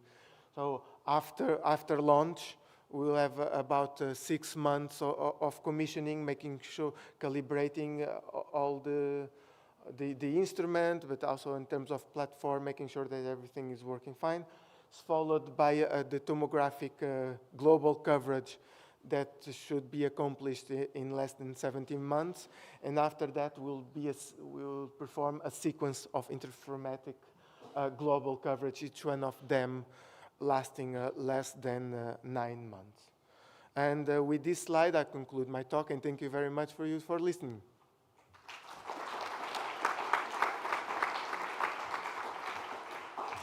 Thank you, Sergio. Any questions for Sergio? It was absolutely clear. Oh, there's one question, yes. Yes. Yeah, thanks for the interesting talk, and also the satellite in flying animation is impressive. My question is about how long it will be taking for the satellite repositioning maneuver for each other one. Very good question. The answer is actually time varying, but it will last between 6 and 12 days. So we have 6, 9, and 12 days. It will depend on which type of the mission, also operational constraints. Most of the time it will be on average 9 days. So during this period, no any acquisitions possible? Sorry? Yeah, during the maneuver, the repositioning, no any observation? During the repositioning maneuvers, the satellite will be a little bit higher. My understanding is that we will be able to operate and acquire targets, do some secondary objectives during this time. Thank you for the question. If there are no further questions, then we move to the next speaker. Okay. Thank you, Sergio. Thank you so much, Björn. Thank you. Okay. The next speaker is Björk here. is biomass phase E Kanban activities. Okay, good morning, everyone. This presentation has been put together by me, Jérôme, Jürgen, Cedar, and Klaus. Three of them at least are in this room, apart Jürgen, who is as a professor at DTU and is working mostly on the secondary objectives for the biomass mission. So I'll present both the E1 and E2 calibration, let's say, Calval approach for the biomass mission. I will recall again, let's say, the phase E1 coverage. I think you've seen it a lot, let's say, already, let's say, but maybe from a different perspective. Then the targets of opportunity that have already been mentioned both by Sean and by Antonio. I will come up, let's say, with some examples, but of course it's not an extensive list and definitely not exhausted yet, let's say. And for that we use definitely the Calval AO that we will launch later this year. Then as well from the L2 product validation approach that hopefully, let's say, during this week we'll have some additional opportunities to discuss with all of you about, let's say, this important aspect, let's say, and mainly during the phase E2 of the mission. So for the phase E1 orbit, which is our commissioning phase orbit, Sergio has explained in full detail, let's say, our orbit and why we are, compared to other SAR missions, in such a specific orbit, and why we have to operate in that way. But during commissioning phase, the orbit has been chosen to maximize revisit, as Antonio mentioned, over our transponder, which is located in ESA's new Norcia station. So for the biomass antenna pattern characterization, we have a small westward drift. It's around, let's say, 2.8 kilometers, can slightly still change depending on the final, let's say, final analysis that we're doing. Allowing for the park to move from the far to near range in the swath over time. So you can see here the position. You see New Norcia with a little red marker there. So this is at the beginning of the commissioning phase. You know, biomass left looking. This is an ascending pass. So we're looking at in the beginning when we're doing the antenna pattern characterization, which is the longest period during the commissioning phase, let's say. So we have this 60 days, let's say at least 2 months in this configuration, where we're moving from the far range in the swath over time, let's say, to actually the near range, and then you see the overall extent. What you see here, this entire ribbon over what we actually covered, let's say, during this drifting period over this 60 days, when we have roughly, let's say, 21 revisits.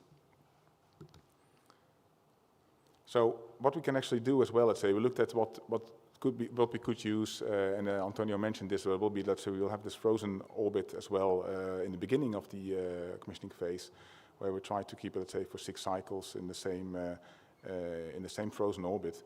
And Serdar looked at, let's say, the opportunities that we were going to have by flying over some of the large urban regions in the world.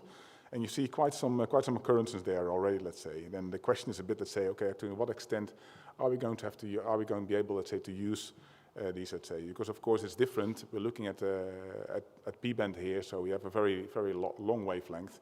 And it's not, let's say, that a lot of the urban areas, let's say, it's not that our targets are growing with the wavelength we're doing. And of course, you need quite large targets for having quite stable responses. And this is mainly, of course, for radiometric calibration. But you could as well use it, let's say, for antenna pattern characterization. But in this case, not, because we're flying always in the same orbit, but more or less. So it is something I think we definitely are going to look further in during and try to further characterize as we go on.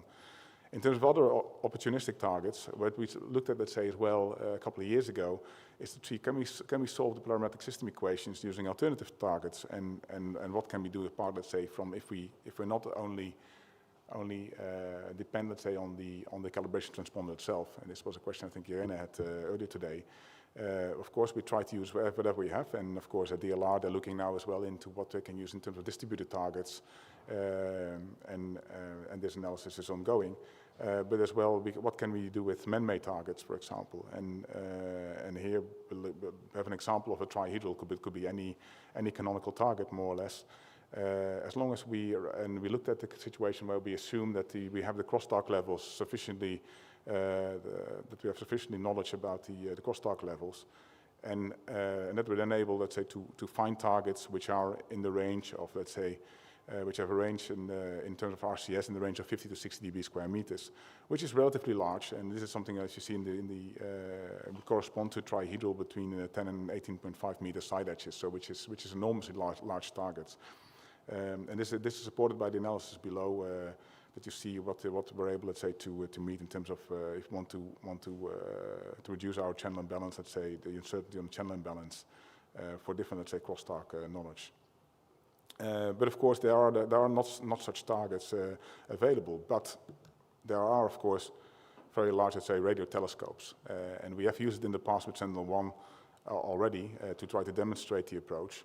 And this is the one that you see here is the one in Armenia, is the Orgov radio optical telescope. It has a diameter of about 54 meters. This is the semi-spherical radio telescope.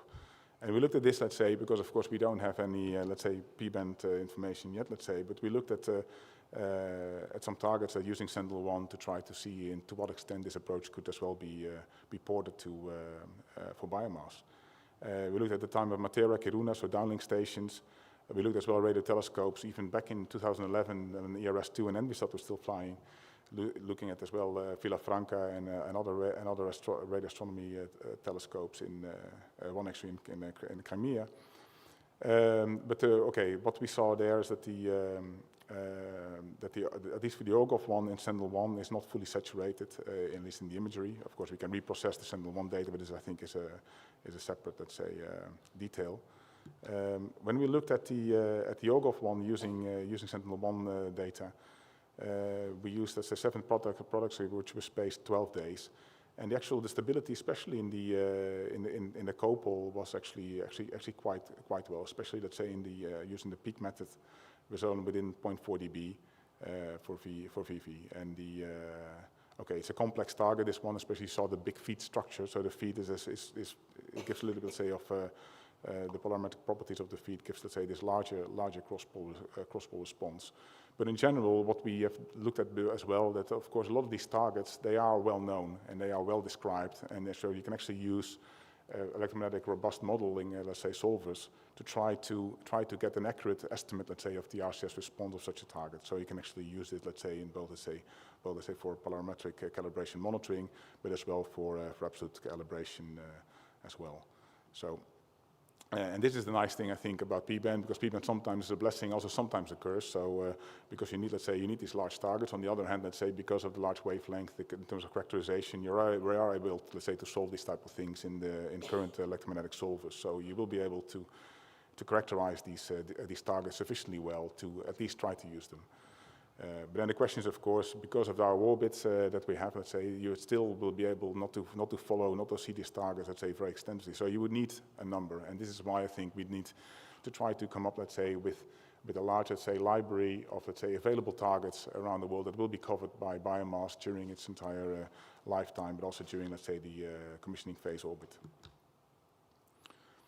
So then moving to more, let's say, distributed target region, let's say, there's one that we're now looking in much detail, and it's also already mentioned by Sean. It's in Dome C region in Antarctic. You see this, yeah, you see this very small place marked there a little bit on the, it's in the East Antarctic ice sheet, and it's a little bit in the middle, so it's about here in the right lower corner, let's say, of the image. There's a relatively strong backscatter at Dome C, about minus 12 dB at L band, sorry, and a very high temporal stability. And this is demonstrated here, let's say, using Aquarius data. And the actual stability is, you see there, Dome C is on this little dot, let's say, at the right lower corner of the image. It's a flat and relatively, let's say, homogeneous region. So, and Dome C, the interesting in Dome C is already used for calibration purposes. Already for the SMOS satellite, we've been having, let's say, extensive campaigns there already in the past. Also, let's say, British Antarctic Survey, Copenhagen University, and others plan additional in situ measurements there, let's say, as things are ongoing, of course. And the things is not very variable in terms of, let's say, there's very little precipitation in let's say, on the plateau region. You have to imagine it's about 4 kilometer altitude. So things are very, very stable over time. The Concordia station in Dome C region can offer logistical support for in situ and airborne measurements. So what we are planning to do then, we have a flight opportunity already for this year to try to look, let's say, at the suitability of this target before launch, to check if we can characterize this region and whether, let's say, our L-band hypothesis is also valid, let's say, at the P-band. So we're going to try to look at, let's say, to characterize the P-band backscattering in the Dome C region, looking at sigma naught, its spatial variation, dependency on the instance angle, looking at anisotropy due to especially, let's say, early processes, so to wind-driven, let's say, processes, looking at, let's say, okay, Sastrugi, the effect of Sastrugi at P-band, for example. And looking at ice structure, looking at penetration depth, surface to volume ratio, and layering, etc. Then there's another portion of the campaign that will look, let's say, at ice shelf mapping.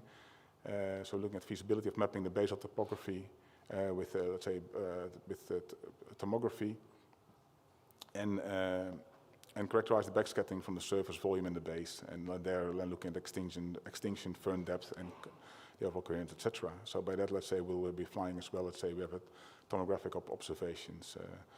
And of course, there are objectives that are not directly linked to the biomass SAR, but will also help us, say, to get some in situ information about the area we're looking at. So we can operate the system as well in eye sounding mode, so they will actually complement our measurements. As I mentioned, there will be an opportunity in November, December 23, and this will actually materialize hopefully within the next weeks, and we'll be able to confirm whether this campaign will be finally implemented.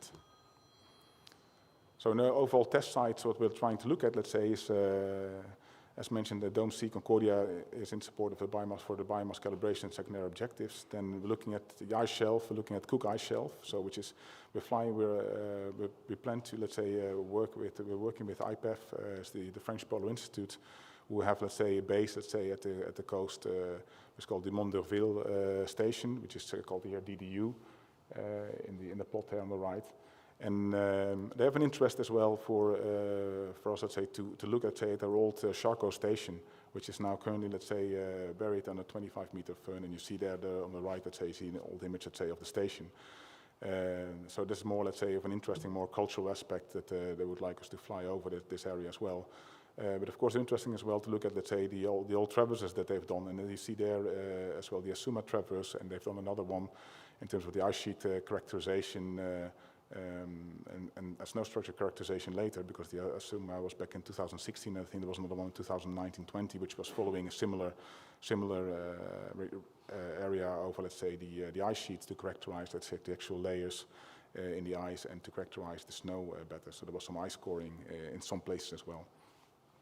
And of course, and then there was the traverse going, of course, from the Mont d'Urville to Concordia, making the additional flights around Concordia and coming back. So you see on the left, you see the Polaris instrument, which was developed by TTU with ESA already a long time ago. I think we started, I think, this development around 2005-06 timeframe. And that is an instrument that will be able to do both, let's say, SAR geometry, but as well, let's say, eye sounding, and can be reconfigured in flight itself. And this will be actually the airplane that we plan to use, or a similar one, let's say, it's a Basler aircraft that we plan to use for this campaign. So now moving to the level 2 product validation. The overview of this, let's say, has already also been provided already, but I think what you have to focus on is actually then the accuracies that we are trying to meet, let's say, for all of these, let's say, major level 2 products. So for forest biomass, above ground biomass, looking at accuracy of 20% or 10 tons per hectare for biomass less than 50 tons per hectare. And for forest height, accuracy around 20 to 30%, and for disturbances, 90% classification accuracy, where we are using, let's say, 50-meter resolution products. So the intriguing thing for the level 2 product validation is, of course, we're not on our own here with biomass. There are plenty of missions that are already being used, let's say, and that are also planned in the near future. That will have to, let's say, have similar products that need to be validated. So back in CEOS proposed already back in 2018 in its validation strategy document for biomass, creation of a CEOS forest biomass reference system, And they say here very clear, let's say, that no single EO mission or agency would alone be able to support the cost of implementation of doing, let's say, this system, the site-based measurements, and to get all this reference information that is needed to calibrate all these missions, to do the product validation for all these missions. So for the biomass mission, the product validation approach definitely builds upon what has been done also in the CCI biomass project, but as well as CEO's activities, and everything goes in close collaboration with our partner agencies. So then for the field measurements, for the in situ plot measurements, it's clear that of course those are not directly truth, and people that have been doing this observation, they know this very, very well. So they are derived estimates, and of course there can be large errors. But what we can try to do is, of course, to understand how these, what affects, let's say, the uncertainties in our measurements, and how to make sure that at least between, let's say, different plots, we try to at least understand, let's say, these errors and try to be able to propagate and more understand the overall uncertainties. There's a lot of work has been done in this field, and I think Jérôme will be able to tell you much more about this, let's say, later in this week. And of course, what they want to have as well as a terrestrial laser scanner where possible to get further, let's say, characterization of the actual plots. Then there's also, let's say, geotrees, which has already been mentioned a couple of times already. Let's say that, and this is also coming also in response to what Irena mentioned yesterday as well. Is that of course it's we know that there are a lot of, let's say, information is out there. But does this information reach, let's say, the remote sensing scientist or the user of the data for biomass? And this is exactly what GeoTrees tries to do. It's trying really to put together, let's say, what other networks, forest networks that already exist, so forest plots, forest geo, and TMFO for the tropical forests, and try to put together, let's say, all this the data, and try to have a single portal for everyone that's able, let's say, to be used, let's say, for level 2 product validations for the EO community. There will be a specific, let's say, presentation tomorrow morning on this, and I think later today there's a specific session on geotrees as well. So we'll definitely hear about it more. So then on level 2 product validation, you see on the right side, you see the from CEOS, the actual land product validation subgroup, the above ground biomass product validation best practice protocol, which has been released, let's say, a couple of years ago, and which also provides, say, kind of the golden standard in what is needed, say, in terms of field plot specifications. So what we're looking at and I highlighted a couple of, say, in bold there, that we're looking at minimum plot size of 1 hectare in the tropics, and make sure we are permanently, say, well geoposition tagged and identified, and having, let's say, sufficient stem mapping where possible. Then, of course, if you have, let's say, additional airborne LiDAR information, then you can, okay, it would be nice to have this as well, let's say, but of course, should be near, let's say, within 2 years of the actual field acquisition. And of course, terrestrial LiDAR is available, let's say, then of course, we're looking at, well, let's say, trying to cover, let's say, similar 1 hectare plots as well. The main thing there, I think, in the recommendation for all these data collections should be fair and open in general, to try to support, let's say, the general open science that everyone wants to follow in this community.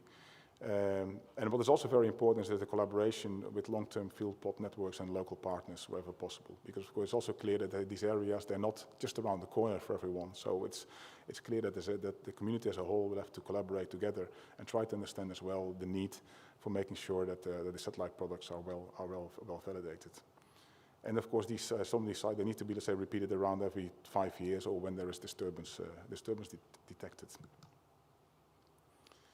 Then, of course, there are trying on how to put this then together, and this is something that has been, people, of course, luckily have already thought about this, how to put, let's say, all these reference measurements together, let's say, with the AGB map products from the satellite data sets. And there's this tool called Plot2Map, which gives an automated processing chain of the AGB plots and the map comparison in the context of the map validation and the actual products.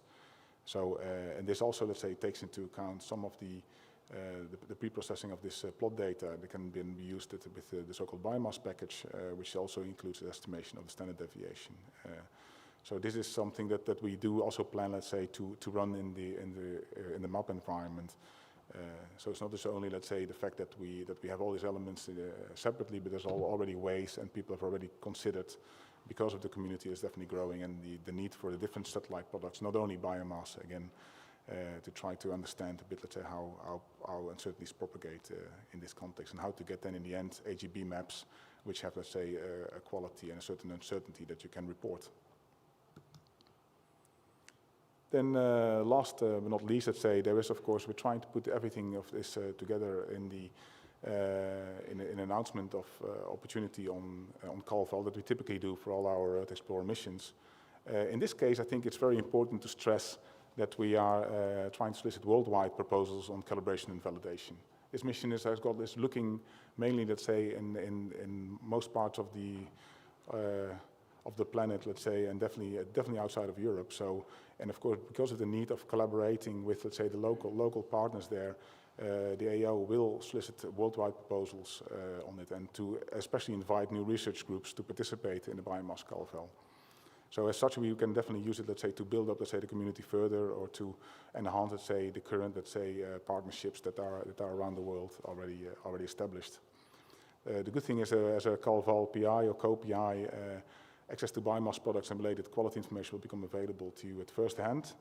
And of course, it's also a way to try to learn and cooperate directly, let's say, with other CalVal PIs. We will organize workshops, and this is also something seen as an important validation element, of course, in the collection and provision of independent measurements for both primary and secondary mission objectives. So everything basically doesn't stop necessarily, let's say, only at level 2 validation. It will also include, let's say, everything that I mentioned on level 1, including as well the targets of opportunity, both distributed targets and man-made targets can be covered, let's say, by the proposals within this CalVal opportunity. The funding of these activities will be solicited. The funding of activities should be done, let's say, by national institutional resources. So, and especially because this is something that the agency will not cover in full. The announcement of this will be published through the ESA public website after the summer break. And this is typically, let's say, that we start these activities typically 1 to 1.5 years before launch. So hopefully by the end of the year, we should have, let's say, likely an online workshop to try to discuss first, let's say, with the first proposals that have come in, let's say, under this CalVal AO. And this is my last slide, last announcement. There will be the 8th International Workshop on Retrieval of Bio and Geophysical Parameters from SAR data for land applications.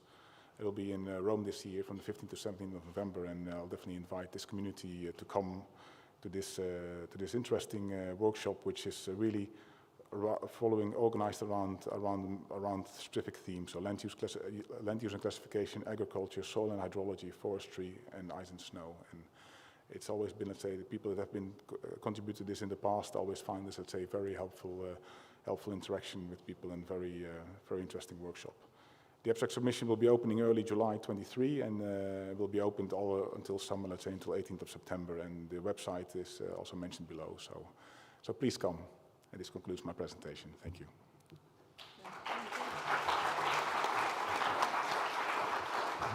So, thank you, George. George will be very busy because of the during the coffee break, people will approach you for the AO. I'm calling for opportunity for the Kanban activities and for other BioGeoSAR as well. Yeah. Okay. So you have a question from the audience? Yes. Sorry, so many questions for me.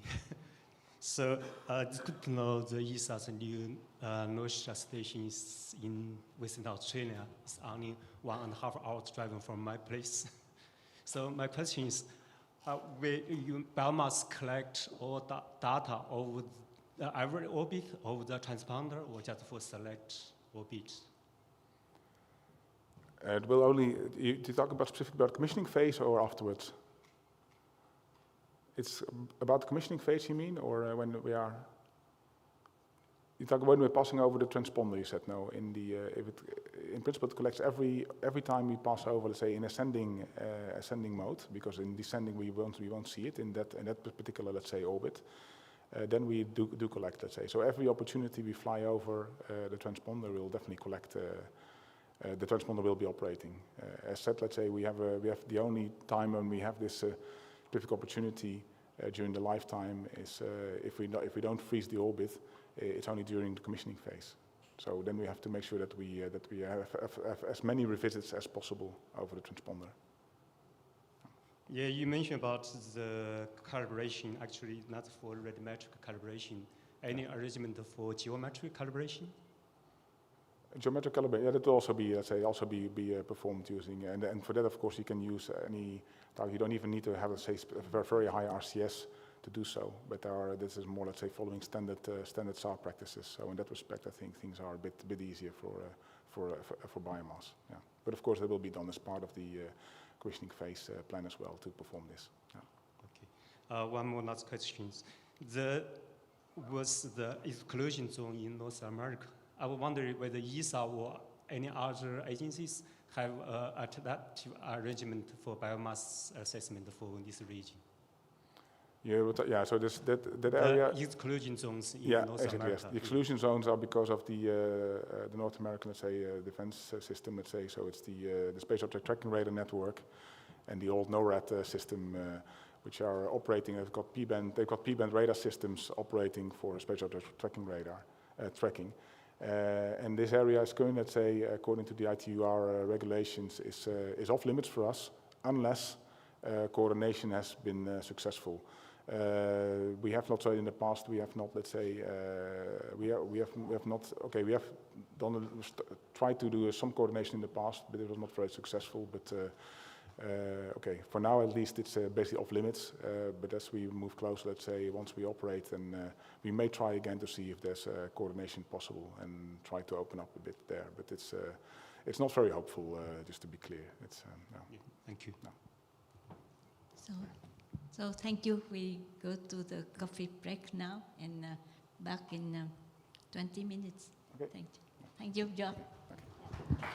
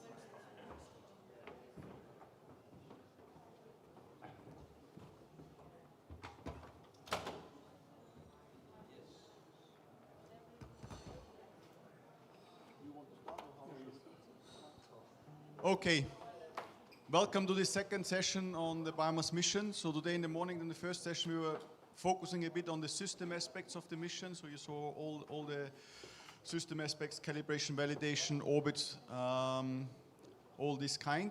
In the second session, in the second biomass session, we would like to focus a bit more on the scientific part, on the retrievals, how to get biomass information out of the measurements we take. Our first speaker will be not Muriel. Yes, sorry. We have to keep it, yes. Will be Antonio Novelli, yes, sorry. No problem. Good morning to everyone. I'm talking here on behalf of Muriel Pinheiro, that unfortunately was not able to join this conference. I'm Antonio Novelli, and I'm working in Esrin to support the PDGS, biomass PDGS development activities. Thank you very much. And I also support the BPS project, so the Biomass Processing Suite project, especially for the higher level products, so namely L2B and L3 products. The BPS project is in charge of the level 1 up to level 3 products. So level 0 and raw products are not managed by the BPS projects.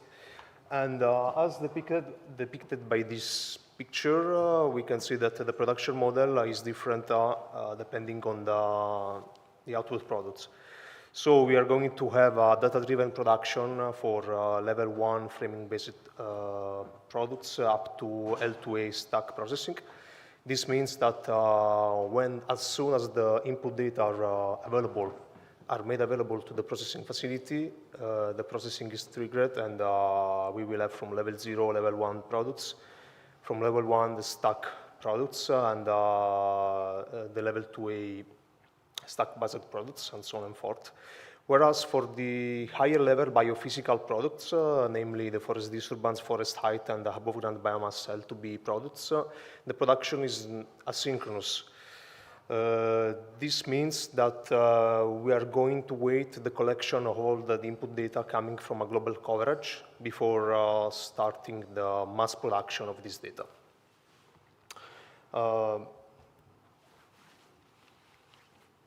Yes, some more info. The forest disturbance, being a disturbance product, needs the previous global cycle information. The forest height and the above ground biomass L2B requires also a forest non-forest layer to mask out unwanted hires, and this layer can be derived, that can be measured from the forest disturbance processor, or can be derived from an external source. Whereas also the initial above ground biomass processing requires also the provision of external data, as will be shown in a later presentation by Maciej. So this is the biomass product tree. See, the aim of this slide is more to focus on, let's say, on the relationship between products and expected users. So the level 0 will be mainly delivered for CalVal users. Level 1 and level 2B will be delivered to everyone, including the CalVal users. Whereas the level 3 production currently is not planned to be carried out on the PDGS facilities. I can provide more details maybe later in a coffee break session. And I also invite you, this is, the current proposition, and if you think this might be, let's say, improved or modified, I invite you to exploit this conference to talk about this. I can provide further details later if you wish. The level 1 product family is composed by 3 products. Level 1A is the single look complex slant data. That is SAR-focused complex data lying in the zero Doppler geometry in slant range geometric projection. It includes antenna pattern, RFI, and ionosphere correction. 4 polarimetric channels are provided and corresponding to a framing of 21 seconds. The L1B is the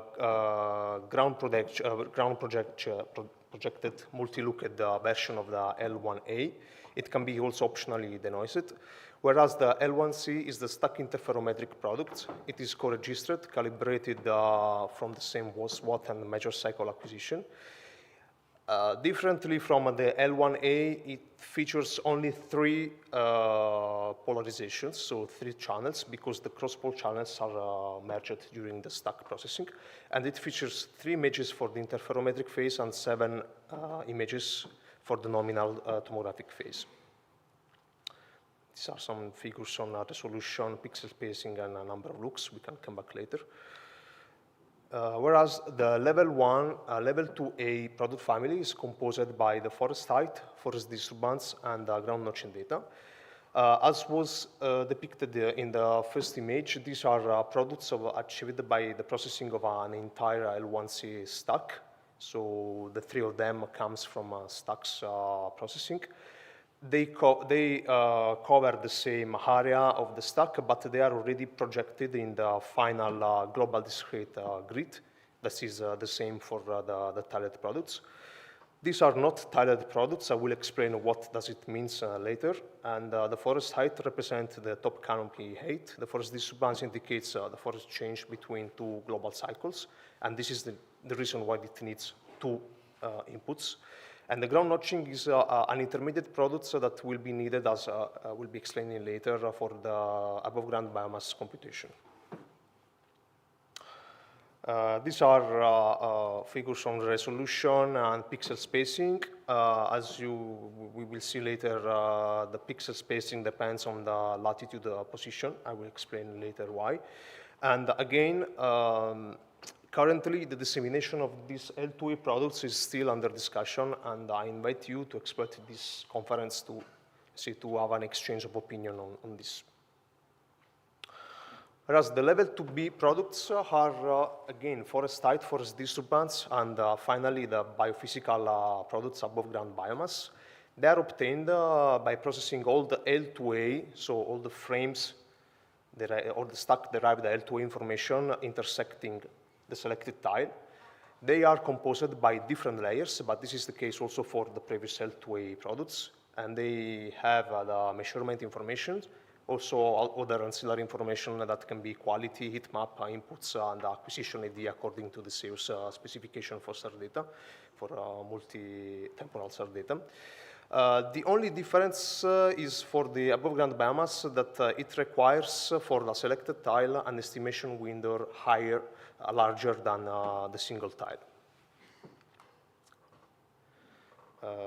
Again, these are some figures on the resolution. So as were depicted before, 200 meters for forest height and above-ground biomass, and 50 meters for the forest disturbance. These L2B products and L3 products are tiled products. They are delivered in the so-called discrete global grid. And if I'm not mistaken, it should be the same grid delivered for the Copernicus dam. This grid is characterized by 3 different longitude sampling lanes. Namely, we have and every tile is a 1x1 latitude-longitude degree extension. The red belt has a longitude sampling 1.5 higher if compared to the blue one, whereas and it is extended between the 50 to 60 latitude degrees, whereas the green lane is extended between the 60 to 70 degrees, of course, plus minus, and it has a longitude sampling of 2 times higher if compared to the blue lane. This increases sampling is, of course, due to the convergence of meridians with the increasing of the latitude.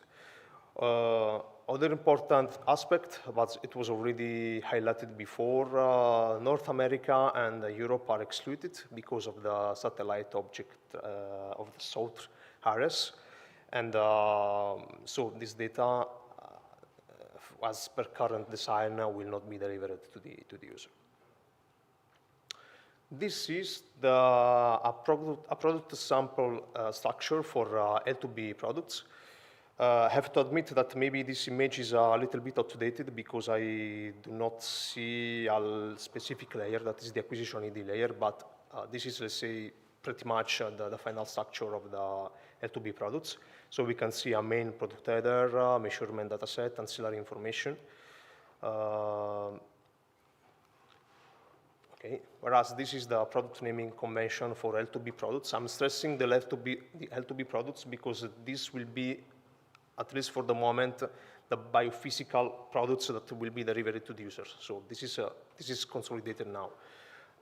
So the product naming convention will feature some synthetic information on satellite ID, the product type, that can be forest disturbance, forest height, above ground biomass, the mission phase identifier, global coverage identifier, the tile number, of course, the basin identifier. This is still to be confirmed. Maybe we will have some more information in the next, no, okay, sorry, in the next presentation. But the basin identifier is supposed to be a continental or subcontinental area characterized by, let's say, some specific biophysical attributes. The baseline identifier is something related to the processing baseline, so it is related to the processing configuration, whereas the compact creation date is just a compact creation date. This is also, let's say, an example of the internal structure naming of the files. We will come back later if you wish on this kind of details. Whereas the data will be available on the Earth Online platform. This will include, of course, this will need a user profile creation, and it will be made available a catalog with geospatial query capabilities and also machine-to-machine interface. The details are still to be consolidated in this case because, of course, there are no data available from the PDGS. The timelines of the data availability is supposed to be 6 hours from the sensing for level 1 AB, so data-driven production. 11 days and 23 days for the L1C and L2A data. Why these numbers? Because, of course, we need to wait the collection of all the stock in the interferometric and tomographic phase, and plus 2 more days. These numbers, to be honest, are still to be, let's say, consolidated for the L2A, whereas for L2B, the situation is a little bit different. The production is asynchronous. The production will start only after the collection of the whole global cycle, and the production will be made available to the general public only after the green light from the disk. The disk should be the data, is a service in charge of the validation of this data. So far, the timeless is assumed to be 1 month, but also this number should be 1 month after the ending of the global cycle, but also this number should be consolidated. So I'm giving also some little details on the level 1 call processor. First of all, it is worth of mentioning that this processor has been inherited for the ground prototype processor with few modification. And worth of mentioning are the RFI detection correction, antenna pattern compensation, and ionosphere calibration autofocus. The RFI is applied on a time and frequency domain.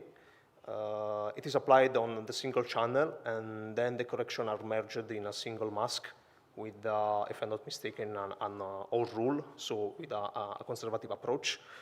The correction is performed at L1A level, and there is no consistency with the stack, at least at the moment. But at least the RFI is included in the selection of the stack reference image. For the antenna pattern compensation, here we have to take into account also, as already stated, that this is a reflector antenna, so radiant and smooth patterns are not fully separable. The correction strategy assumes a local separability, and the default configuration, so the baseline processing, will include a 2-step compensation, one prior to the azimuth compensation in the range Doppler domain, and another one after the focusing at the azimuth focusing. Crosstalk compensation is optional after the topographic compensation. Ionosphere correction also here is present as a already stated several times yesterday and today. It assumes that an accurate polarimetric calibration is performed before starting with this compensation. Faraday rotation is assumed to be corrected using the B-column weights. The correction accounts for phase distraction and group delay, and the current plan is to include a tech estimation in the geomagnetic belt, exploiting the spin dependency of a ionosphere. Also, the ionospheric correction level is considered for the selection of the stack reference image, whereas very fastly also the autofocus might be included, but so far is not in the general, in the baseline processing configuration, and the autofocus will be needed for the compensation of residual phase artifacts. With regarding the level C, I'm not going to tell nothing because there will be a dedicated presentation after this. And the same applies also for L2A and FD and forest height. Whereas more important is to tell you about, let's say, the current status of the development. So far, the L1 ABC and L2 AB forest height and forest disturbance are almost completed. There are still some running scientific validation that will be completed by schedule in November 2023, whereas the last part of this project is related to the L3 and L2B above ground biomass has just started. So at the end of the month, we will have also the PDR3, so the data pack is currently under revision. And the activity is supposed to end in May 2024. Just one comment also on the biomass toolkit. The BPS project is going also to deliver to the user the biomass toolkit. Yes. And that will expose the BPS functionalities to allow the scientific community to use the BPS processor. This means also to have access to configuration files, all the needed materials that need to execute the processor, but not only the processor at a wall, but also the single step of the processor. So this is a very, let's say, particular initiative that aims at fostering the diffusion of the SAR capability of the BPS processor, and to foster also the implementation of chunks of code, especially for the biophysical products, or the implementation of a portion of productions for, let's say, all the other products. The BTK will be made available on the map, and there will be also another dedicated presentation after.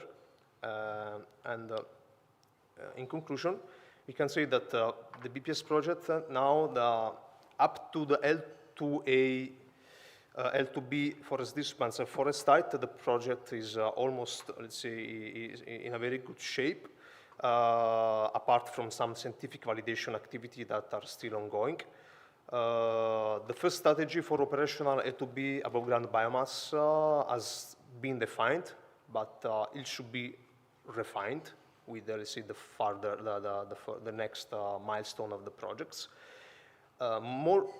This is important to stress that currently the level 3 data are not supposed to be produced within the PDGS facilities. This is because these products are really scientific and they should be validated, and the PDGS, let's say, should be intended as a factory that produces data, so mass production. So if there is too much science within, if there is the need to validate the data, this can be problematic for the mass production, but this is just in the first stage. And the BPS development is planned to finish by the second quarter of 2024, well in advance of biomass launch that so far is supposed to be in Q1 of 2025. Thank you very much.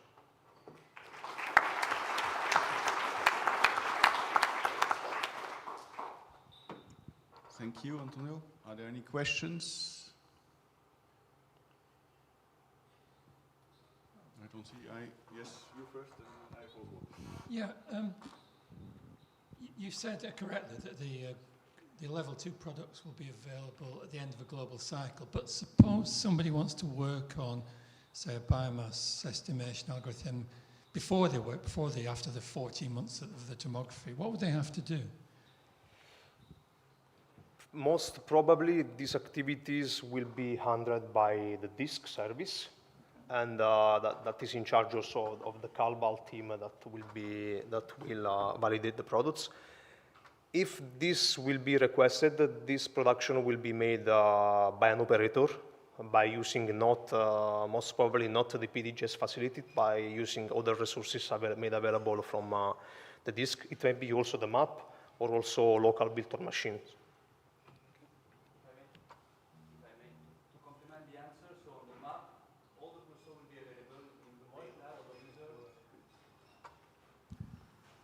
User will have the possibility on the map to access the processor and to run them before, let's say, the actual production and dissemination from ESA. Okay. And with different processors and stuff like that. But this product will not be validated. That's why we need more time to generate the product, validate them, and to provide them to the community. Yeah. Thank you. I have one quick question to the RFI filtering. So you said there will be a module that allows notching RFI signals. Okay. Now, considering that we have only 6 megahertz of signal, I mean, is there any assessment of the impact if you notch out an RFI signal? Or is this something that needs still to be tested once the mission flies and once we really know which RFIs we see? To be honest, I think more the second, but I'm not the most qualified person to answer to this.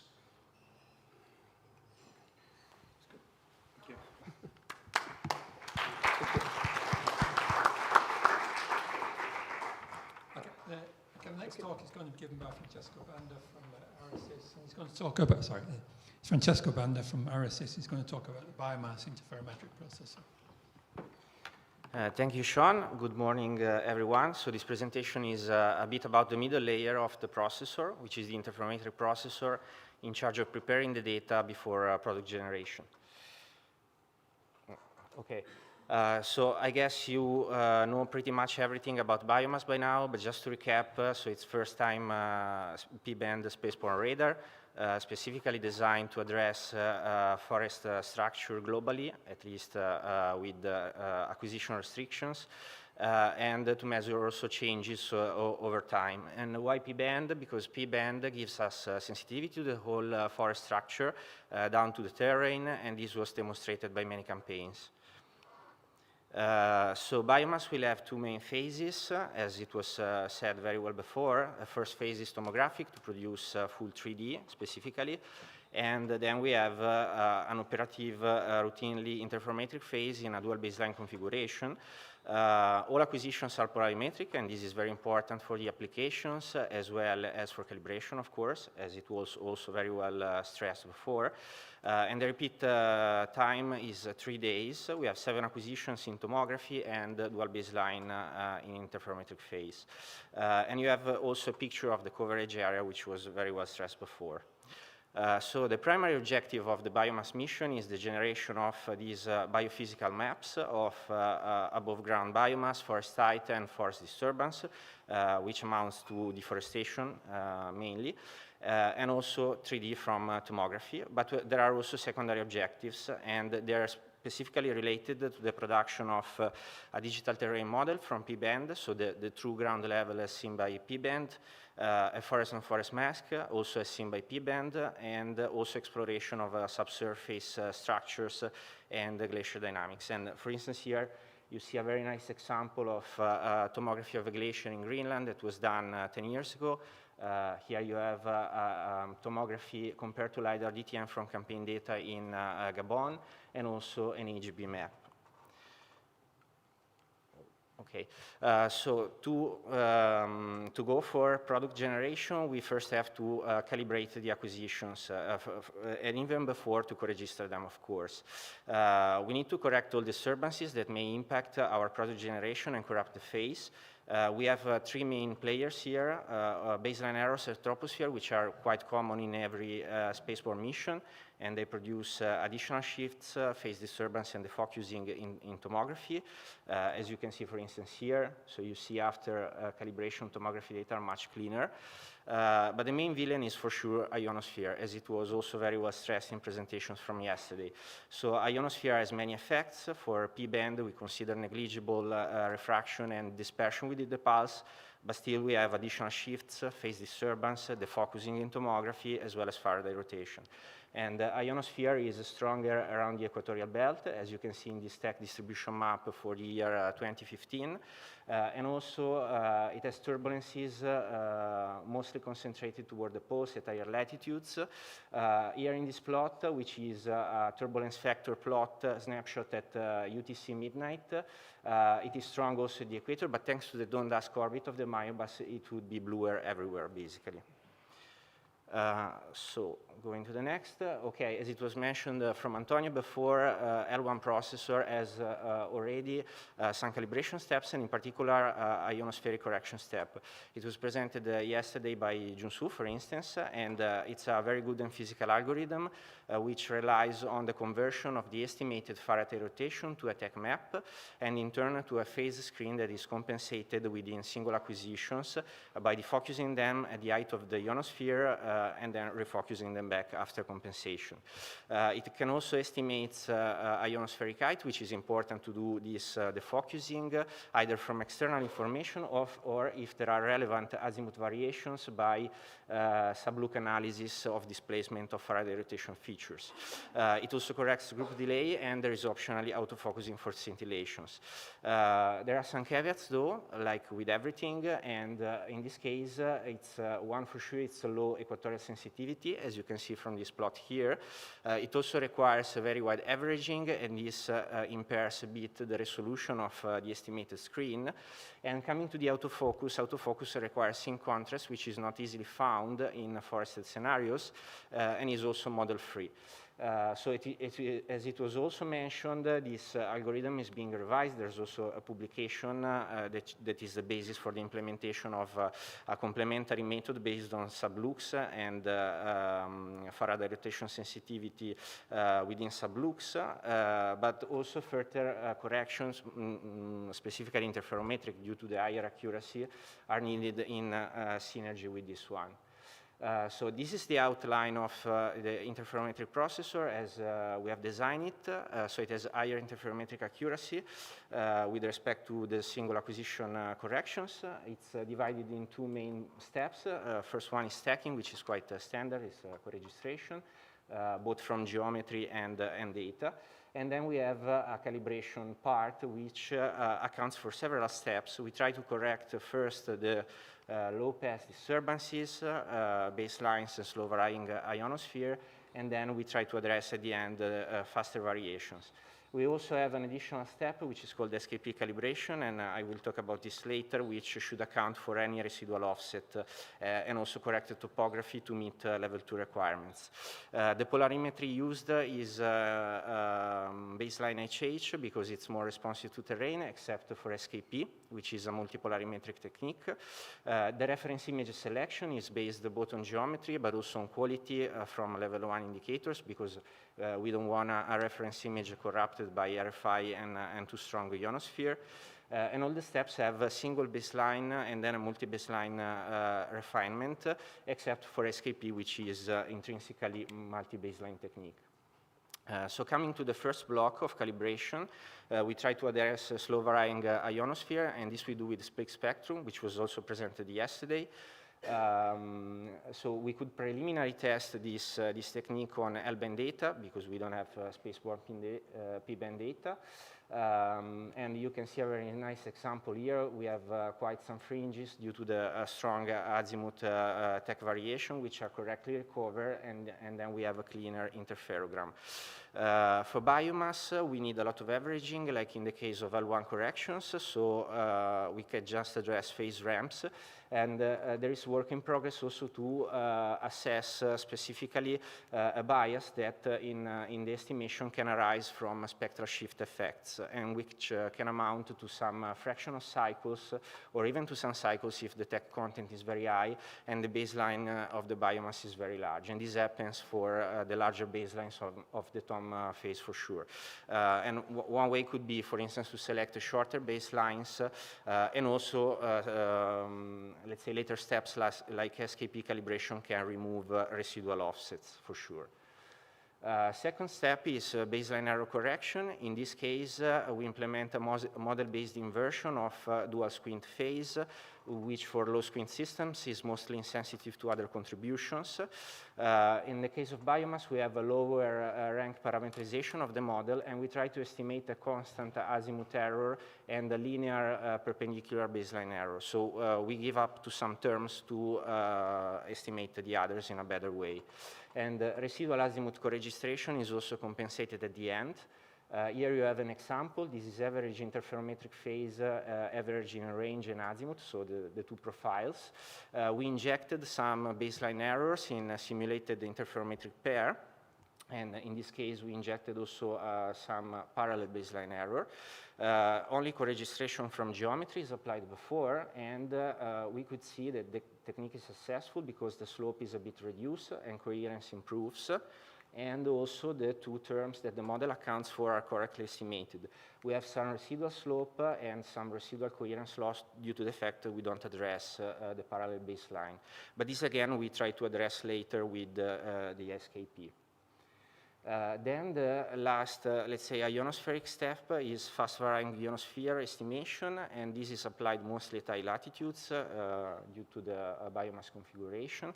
So the game here is to invert the azimuth squint interferometric phase. You can see an example in this plot. So if we compute this azimuth squint interferometric phase, the ionospheric screen appears as a blade-like function in 2 dimensions. So it's this striped pattern, and this is due to geometry because the same ionosphere is seen at different squints by different azimuth. We inverted this model by classic tomography back projection, which is very much like the one in medical tomography. Just we apply this to complex data to avoid to do phase unwrapping. And after doing this, we have a tomogram of the ionosphere reconstructed, which shows the vertical structure of the ionosphere as a function of the azimuth. And the peak of this tomogram is supposed to be an indication of the height of the ionospheric layer. Of course, we are assuming a single thin layer ionospheric model. In principle, this technique could be able also to address more than one layer, but we just resorted to a single layer approximation, which should be fairly good for most of the situations we are going to encounter. The stack is corrected in the focus-refocus way, like level 1 correction. So we need the height of the ionosphere estimated in this way, and also the corresponding phase, which is the phase screen to correct. If the tomogram gives no peak, we apply no correction because it means we don't have strong scintillations. And this also we simulated with campaign data. So we took this BioSAR-1 and we used the tomographic reconstruction as a basis to simulate a complex scene by putting point targets well below the resolution to simulate a speckled pattern. We also simulate a strong ionosphere with this turbulence index, and we did a time domain simulation to simulate the raw data and injected the ionospheric screen to the secondary image. And in this case, we just removed the low pass component of the screen to emulate the previous level 1 correction. Then we apply, of course, this estimation module, and here we see the results. To the right, you have the injected and reconstructed screen. The estimated one is a bit lower pass because of the finite synthetic aperture that filters out ionosphere, that smooths it, and then we have coherence before and after the application, which improves. and also an indication of the average profile as a function of altitude, which has peak at the corresponding ionospheric height. So the very last step is SKP calibration, and this block is specifically designed to meet the level 2 requirements, which require a final level of calibration and also topography correction to generate forest products. And here we apply SKP decomposition, which from multi-polarimetric and multi-baseline covariance matrix decomposes the data into ground and volume structure contributions. And the rationale here is that ground mechanism, which is the stronger, has in its phase also any residual disturbance, like low-pass screens, phase offset, and whatever is left from previous blocks. So once we have done this separation, we just compensate the terrain phase, and this brings away all residuals.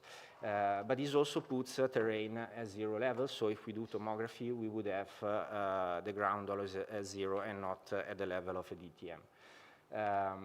And here we can see an example of that. So we have, again, campaign data which were processed to emulate biomass. Here you have an example of the SLC and the EM. And these are the screens that are estimated from SKP corresponding to the ground plus disturbance phase. And since there is only topography in this data, you can see that apart from the master, the other screens resemble topography, of course, scaled by the different baselines. Interferometric screens are, of course, noisier because we perform the decomposition with less acquisitions. So coming to the conclusions, the biomass interferometric processor implements state-of-the-art calibration techniques. We try to address in the best way possible the disturbances, and this is supported from preliminary results.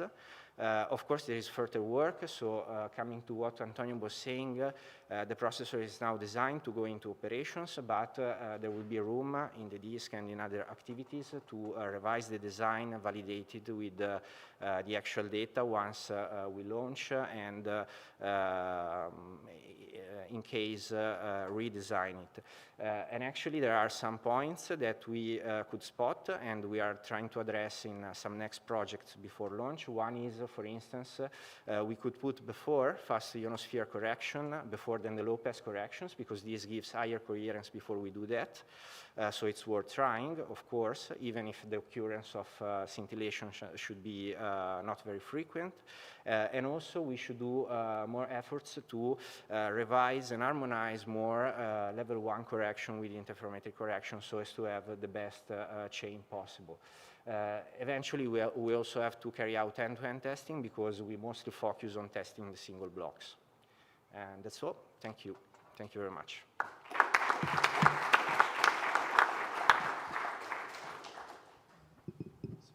Other questions for Francesco?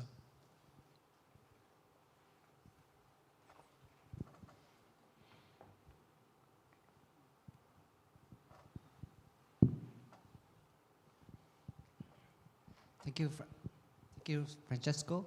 I just have a very simple question about how we do dealing with the climate in the tropics. Because as a matter of fact that in tropics we have raining a lot. So basically that in 7 acquisitions, there's maybe the probability we have 1 or 2 days which will be very rainy. How can we deal with that one in calibration? Is it possible to do types, say, using SKB to do fake calibration to remove that one, or we have to live with this error? Well, in fact, these techniques, of course, can scale down if we have to lose some acquisition. Of course, this is more critical in the interferometric phase because we have less, but we can go down to 2. So in case we have, let's say, a strongly affected acquisition, we can try just to take it out before we assess coherence, of course, and that's it. Okay, thank you. No problem. More questions? Francesco, can I ask a question about the ionosphere? I mean, I think you're assuming a single thin layer in the ionosphere, but very frequently there are multiple layers, in particular there's the F peak, which is the peak one, and there's E1 layer, E layer, which is also another peak but it's lower down.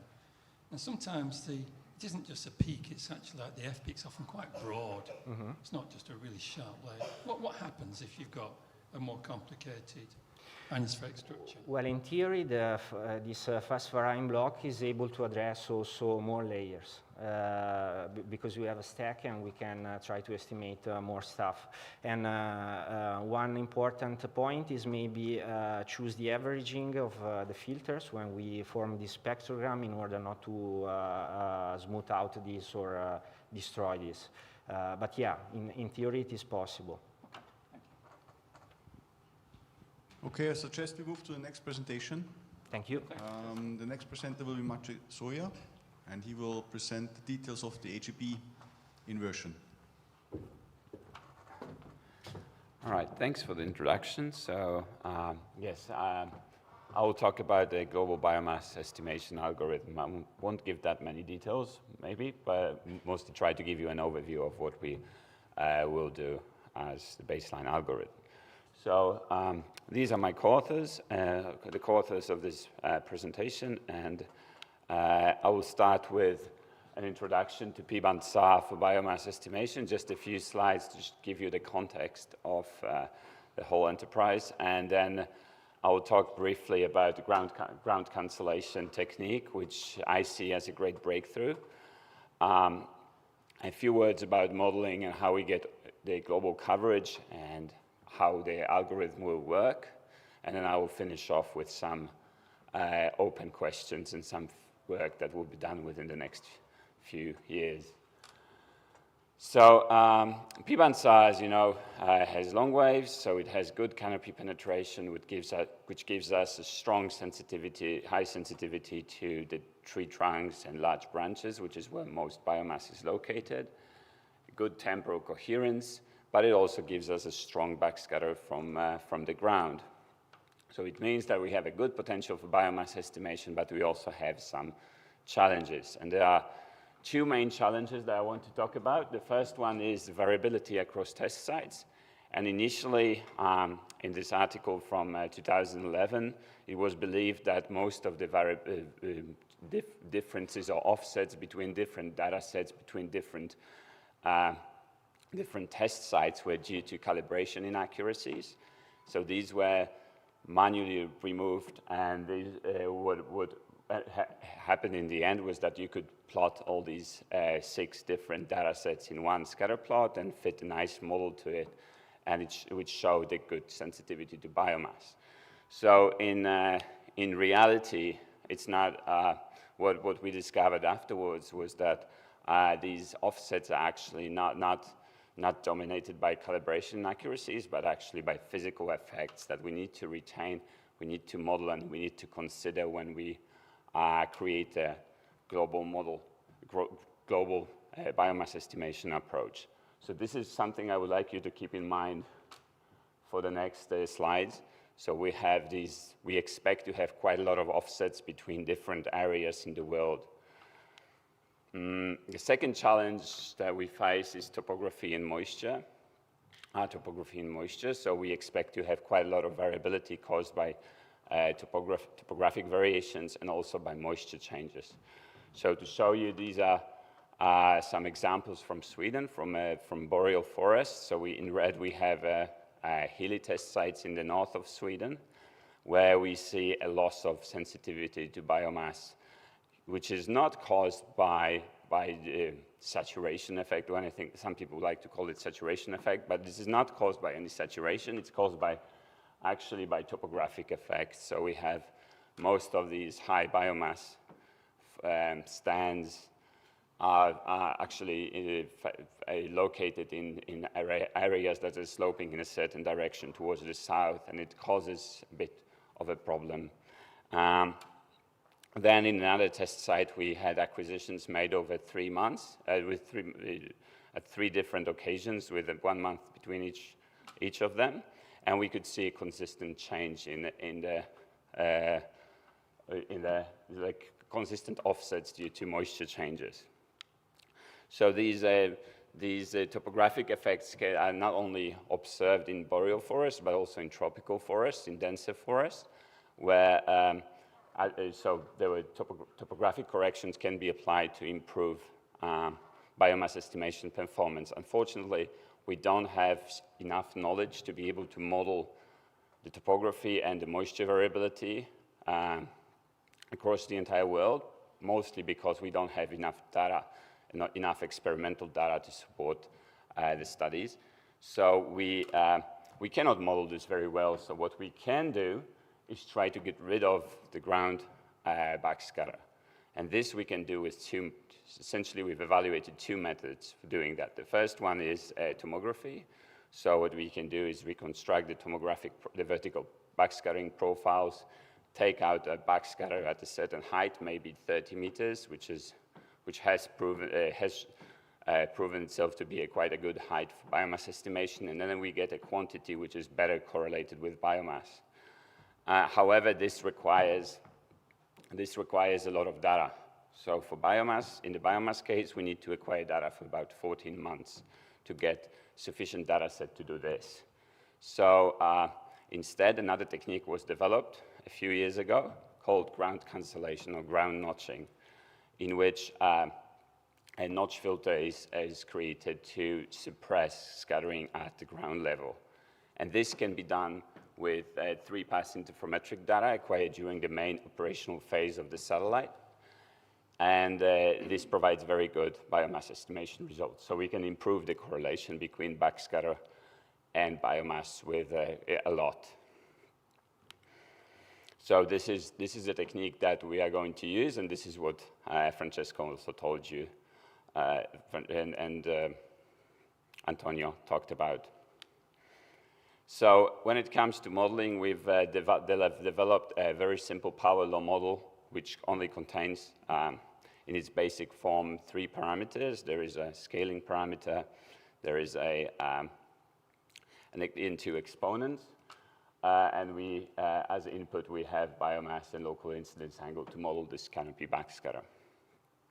So as you can see from the indices that I show you here, we prefer to have these parameters, these parameters to be to change a little bit across different scenarios so that we can represent this moisture variability and structural dependence of the backscatter.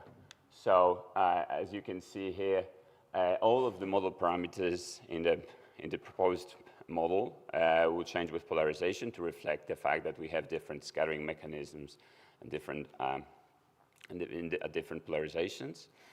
Then also the scaling constant, the scaling parameter will be allowed to change with acquisition, which aims to account for moisture variability, to account for this offset that we observed in Sweden.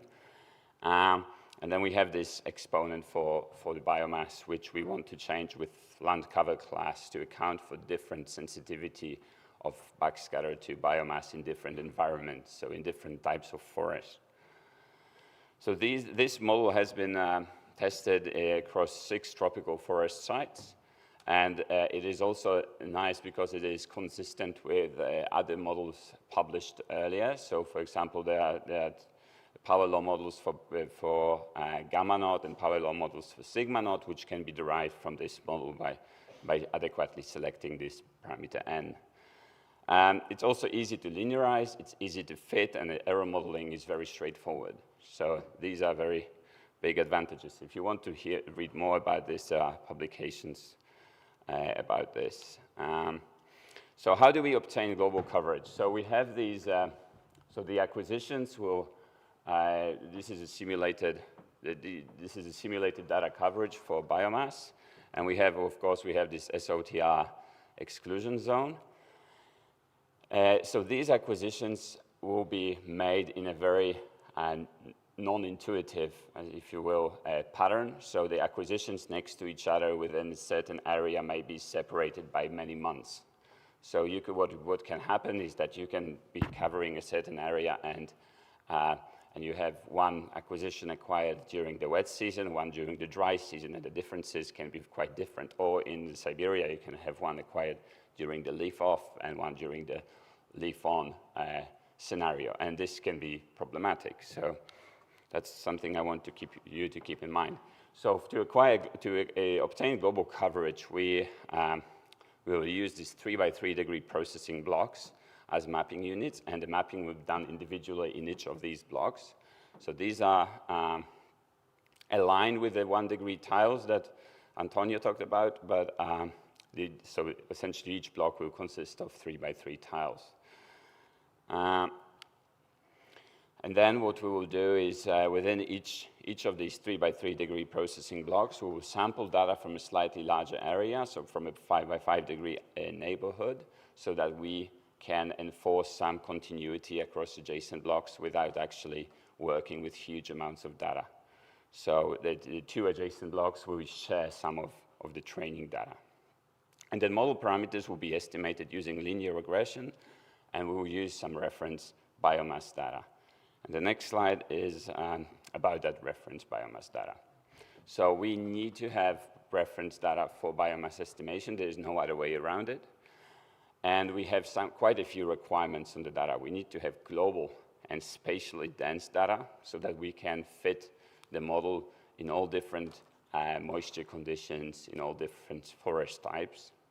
We want to have data that are accessible now and easily accessible. So we want to have something that we can use to develop the model, and we can use to simulate and test the model or the algorithm.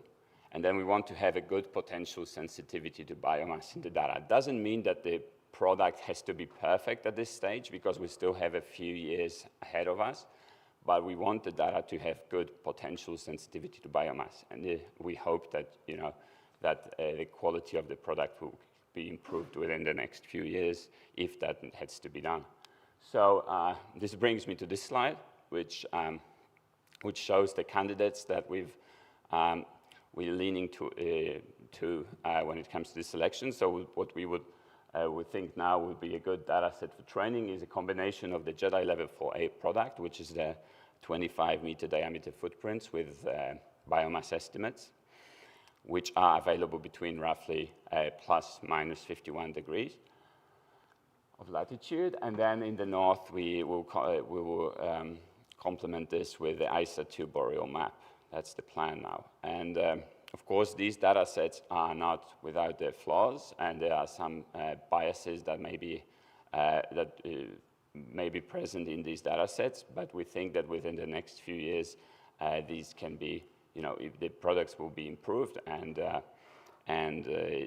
otherwise they satisfy our requirements. So this is just a very simple overview of the algorithm. So what we do is we have this, we start with the processing blocks, we create the blocks, we consolidate the reference data, then we map each block separately by first fitting the model to the training data acquired from a slightly larger area, and then we estimate the biomass, and then we create a global map. And then if there is an optional optional iteration, which we may have to use in order to fill in some gaps, which may occur in certain areas with the JEDI data or the ISA data are insufficient in the coverage or extent. So in this case, we will take the output that we have from the first mapping, and then we use that as reference for a second iteration. And this will, because we have this slightly larger area from which we sample, and because we have some overlaps between swaths, this will help us to fill in some gaps. Now, this is my last slide. So as a summary, we have there will be a simple, fast, and quite flexible algorithm that will be implemented within the next few years as baseline for the ground processor. It will use JEDI and ISA 2-based biomass estimate, which are proposed. Well, this is what is proposed as reference at the moment. It is not confirmed yet.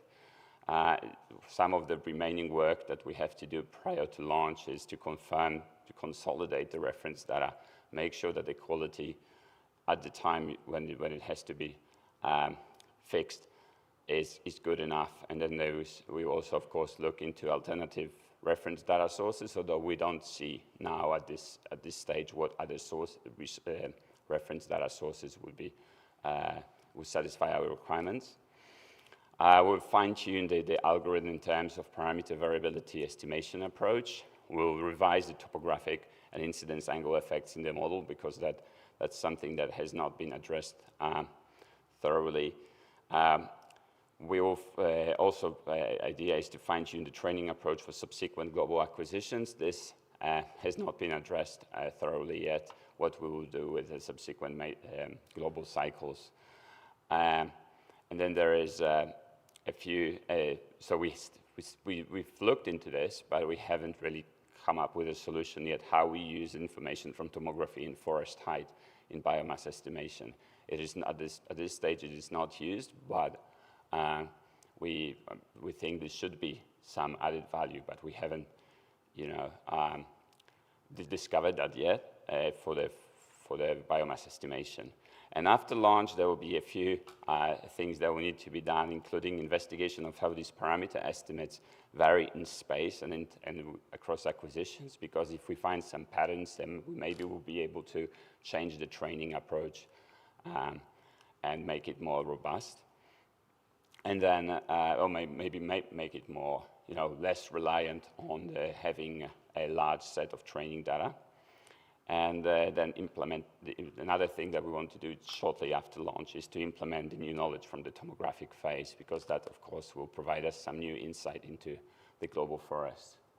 So with that, I'd like to conclude this talk, and I'm happy to answer your questions.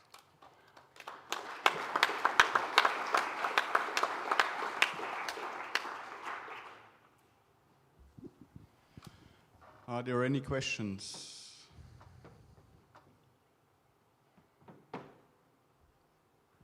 One here. There's one in the back, yes. Maybe first the one in the back and then we go to the front.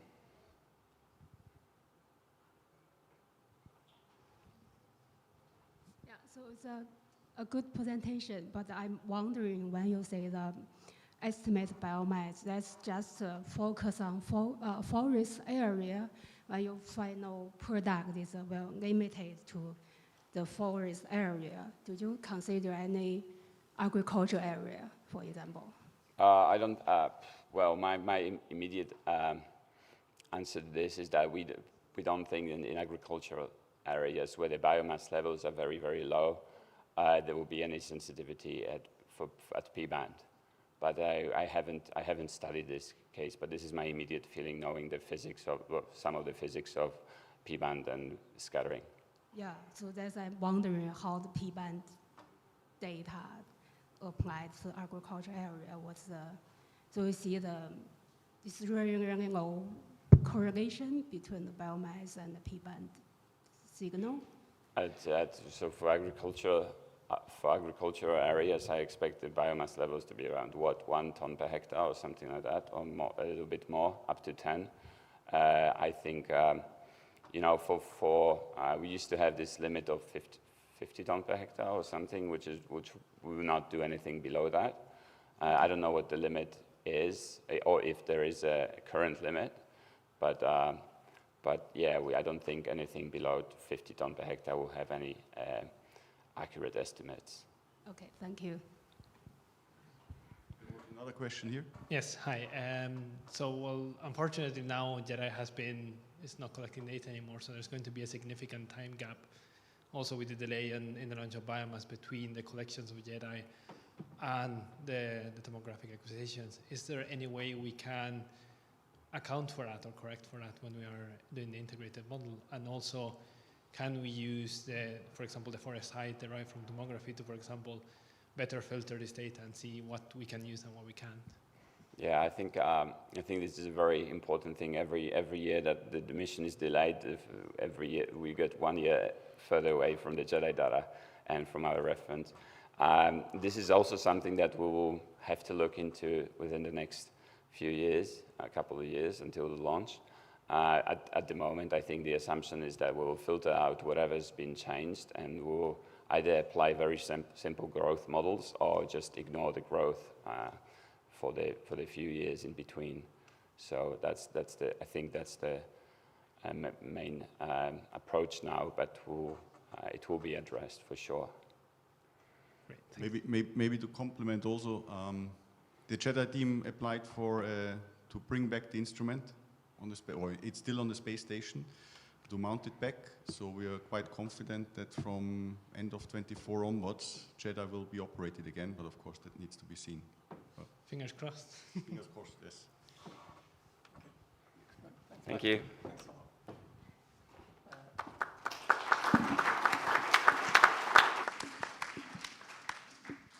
I think we bring in Francesco back now to talk about the more general status of the level 2 products. Thanks, Francesco. Thanks, Sean. So good morning again. This time we talk about level 2, a bit the rationale behind all the products and the philosophy for production. Okay. Okay, let's just keep very fast this. So we all know by now biomass, P-band, targeted to measure forest distributions and the changes over time, and P-band because it gives sensitivity to the structure of the forest down to the terrain. 2 phases, tomographic and interferometric, to address 3D and then routinely retrieve with interferometry and polarimetry forest products.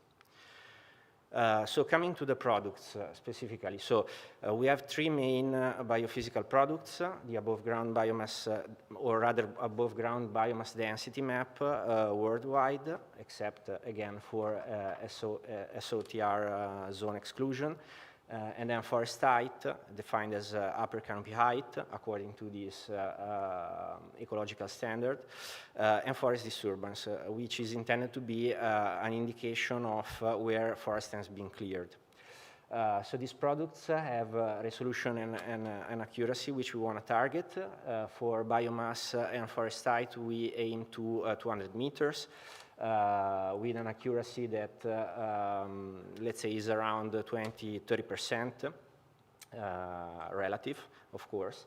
And as Maciej was saying, you remember correctly, so we try to target biomass above a certain level, which is around 50 tons per hectare, but maybe a little bit more, because up to, let's say, 100 tons per hectare is more job for L-band radars.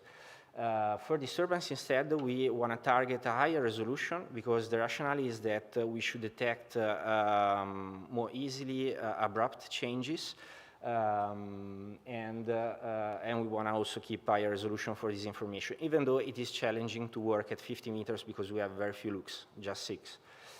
So the first maps of AGB and forest height will be produced during the tomographic phase, so in the first 16 months.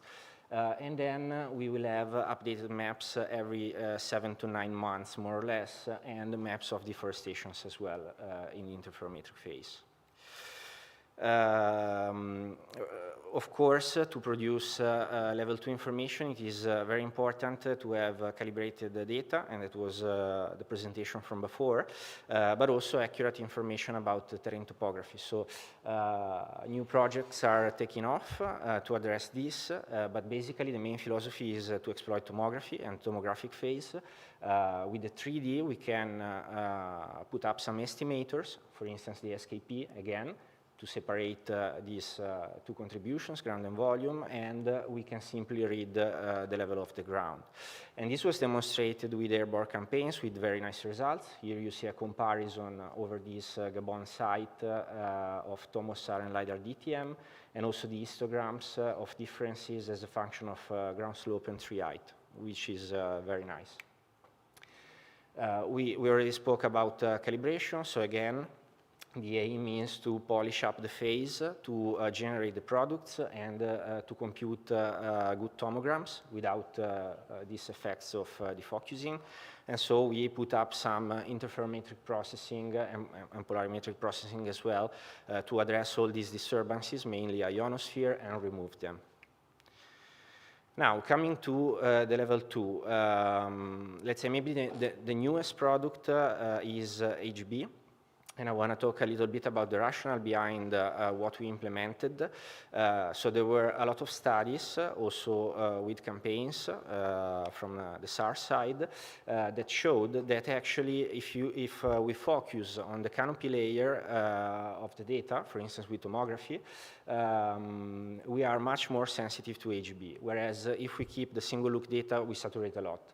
And you can see an example here. There are 5 sites in the equatorial belt. This is a scatter plot of HV backscatter at 30-meter layer as a function of in situ biomass density.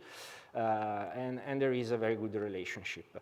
And this we observed consistently over the different sites, not so much maybe, but enough, 5 or 6 sites. And we came up to the conclusion that the ground is indeed bearing a lot of information, but it is very complex to model because it is influenced by such a high number of factors like multiple scattering, soil moisture, terrain slope. So we want to maybe get rid of that instead and focus on the canopy layer, which, by the way, from ecological modeling, I don't remember the exact number, but amounts maybe to 30–40% of the biomass of the tree. So it is quite a lot. And with this in mind, we designed the AGB estimation scheme, Maciej just gave the presentation about. So the 2 main parts are this ground cancellation, ground notching, which aims to reduce as much as possible the ground contribution in the data and focus on the canopy layer. And then we have a global AGB estimation with reference data. And I want to talk a little bit more maybe about the rationale of the ground cancellation. So if we have to model a pixel, a forest pixel, we have different contributions. So this direct terrain scattering, canopy scattering, and also multiple reflections. And so we have to put up a model. This is a semi-empirical model from literature, the Trongloy model, which accounts for all these factors. And it has a high number of parameters. So if we instead use tomography and we single out the canopy layer, but just taking tomography at that layer, this model simplifies a lot. And with some approximation, we can come up with a very simple power law, which models the backscatter as a function of some parameters, among which, of course, the biomass density. And in the tomographic phase, of course, we can exploit tomography. In the interferometric phase, we don't have as much acquisitions, so we want to emulate the same behavior. And we resorted to this ground notching or ground cancellation technique. So basically, if we have a co-register stack, after phase calibration, of course, and after having compensated the terrain, which amounts to compensate the spectral shift effect, so realigning the spatial frequencies in our data, we just can do a simple subtraction of an interferometric pair, and in this case, the ground is aligned in phase, so it cancels out. And we have that the rest of the canopy contributions are modulated by a sinusoidal function. So the canopy layer can be potentially emphasized as well with this operation. Actually, the shape of this function depends on the baseline of the interferometer. And if we have single pair, we cannot choose that, so we have to go with what we have. But in the interface, we have triplets, so we can just interpolate vertically in the wave number domain and synthesize a virtual interferometer with a desired baseline that can emphasize our canopy height of interest. And here you see some examples from data. So this is an HHVV phase. Minus pi is an indication of double bounce effect. So you see that before, in regular SLC, this phase is very, very blue. And after the ground cancellation, this becomes 0. So it means this effect was removed. And also, if we see a scatter plot of backscatter as a function of in situ biomass density, we see that the SLC has a little correlation and sensitivity, whereas after ground cancellation, we improve a lot in both terms. And we achieve a result which is quite near the one we have with tomography. So we tested, as much as said, with campaign data, so I won't stress too much on this. We just performed several tests with what we had. We used some airborne LiDAR as a reference by changing every time the reference points to do some proper testing. And we actually obtained quite nice results, at least in the sites that a large AGB variability and especially a mean value, let's say, above 100 ton per hectares density. Here you can see, for instance, a plot of the mean square error, the orange curve, and how the biomass values are represented is given by the frequency of the values. The green curve, you see that where we have a lot of points, the relative error, because the error augments with the biomass level, but the relative error stays within the targets at the resolution that we want. And yeah, plan is to use JEDI as a reference, but reference data is a very critical point, so more investigation should go into that. Now, coming to the forest site, so I would say that if radar does one job good is geometry. So forest site is a very classic product and very efficient one as well. And in this case, we implement a classic PolInSAR inversion with the random volume over ground model. So with the canonical hypothesis of independency of polarimetry and interferometry, a Dirac delta ground, and in correlation of ground and volume. The only difference in the biomass case is that, first of all, we exploit the tomography information from the previous phase. So we want to model, let's say, at least an average profile from tomographic data, at least forest site-wise, to ingest to the model. So we save some parameters, and the model inversion is better conditioned. Also, we remove the topography phase, so we don't have to estimate that, and this also comes from tomography, of course. And another thing is that we use a dual baseline configuration, so we can mitigate a little bit of the temporal decorrelation. And also in this case, we tested on campaign data, and so far so good. We obtained nice results within the targets. Of course, we need more testing, and we will fully test with the biomass in operations. Coming to the last product, forest disturbance. So this is a very classic change detection. So we tested null hypothesis that no change occurred in a time series of polarimetric data. Also in this case, we apply ground cancellation to remove the terrain influence and focus on the canopy layer. If this hypothesis fails at a given level of significance, then we assume that the change has occurred. In this way, we target only deforestation. We tested this also with some fake data, so we just removed the pixels from one cycle to the next because we don't have suitable P-band data for testing. And maybe one weak point of the algorithm that we have now is that it is it is easily tricked, let's say, from dielectric changes due to weather conditions. So there is one line of work by DLR which will be presented, I guess, tomorrow, and which tries to account for that with polarimetric methods. So conclusions, biomass level 2 implements state-of-the-art processing techniques exploiting polarimetry and interferometry for the production of biophysical products. Again, as in the case of the interferometric processor, we have completed so far, let's say, the design for operations, but a lot more work will be going on in synergy with the biomass processing suite, and it's also work for the disk.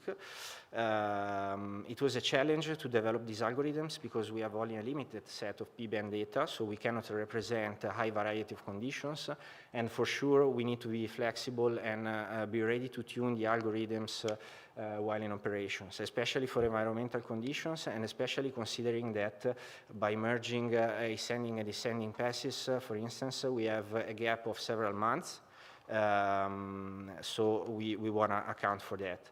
And specifically for the AGB, we reached good results with the tests, but reference data selection is a very crucial point, and a lot more work should be put for sure into that. And initiatives like the forestries and all this collection of in situ data, super sites are for sure very, very important. Very, very last word I want to spend, but very little because I know there's a presentation from Clément. All of this level 2 software is implemented and free to use in this BioPal initiative, which is mainly a GitHub repository you can find online already. It has also companion websites, tutorials, some documentation, and also installation from the official Python repository package. And I can leave you just with these slides, which have some pointers, and then I leave the word to Cleman afterwards. Thank you very much.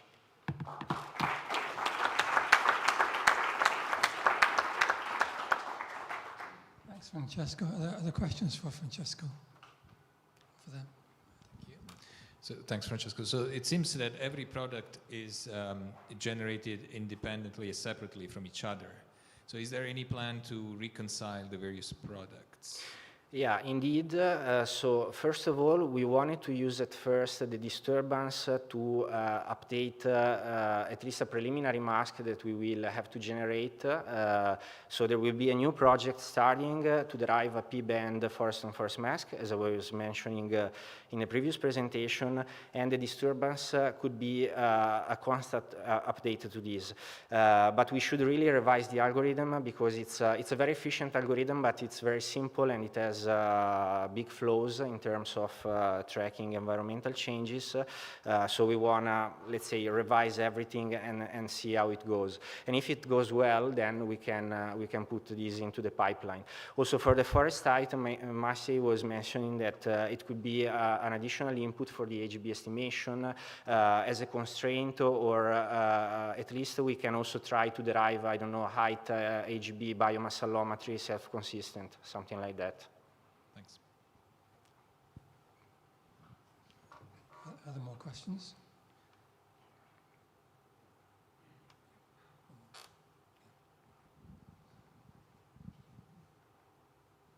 Hi, yes. Can you talk a bit more about how you envision people contributing to the algorithm and the code base? And for example, is there this data available now for external contributors to start trying and testing algorithms that could potentially be incorporated when this is available? I don't know if you want to answer or I should, so I just give the word to you.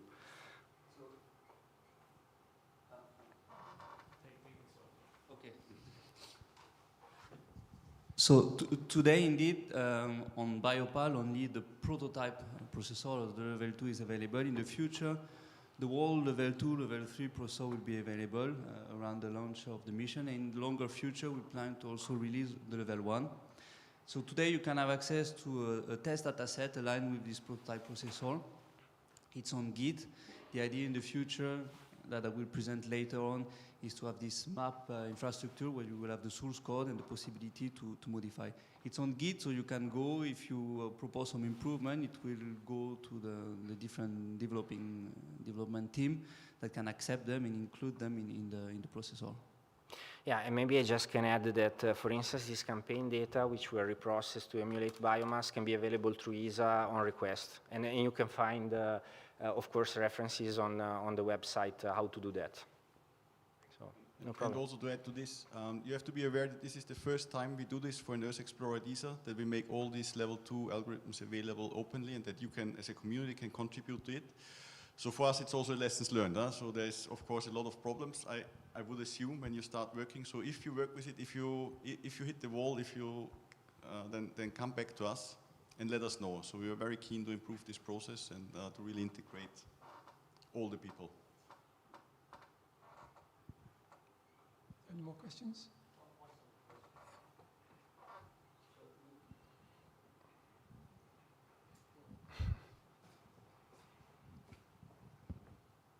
So we will have access to forest disturbance sample data as well, right? I don't remember if we put that one in the dataset. I think yes, but I should check. But it's in this case, it's really fake data in the sense that not having real data with disturbance, we just picked up a stack and we just replicated this stack, and in the replica we just removed these areas you could see in the images. So it was a very naive but preliminary way of testing. So hopefully, I don't know if in the future maybe there will be some campaigns with and the AfriSAR X, I don't remember the name, should target that because it's redoing these acquisitions, the same places years apart. So. Thank you. No problem. Okay, thanks, Francesco. That's great. Thank you. Good. Cheers.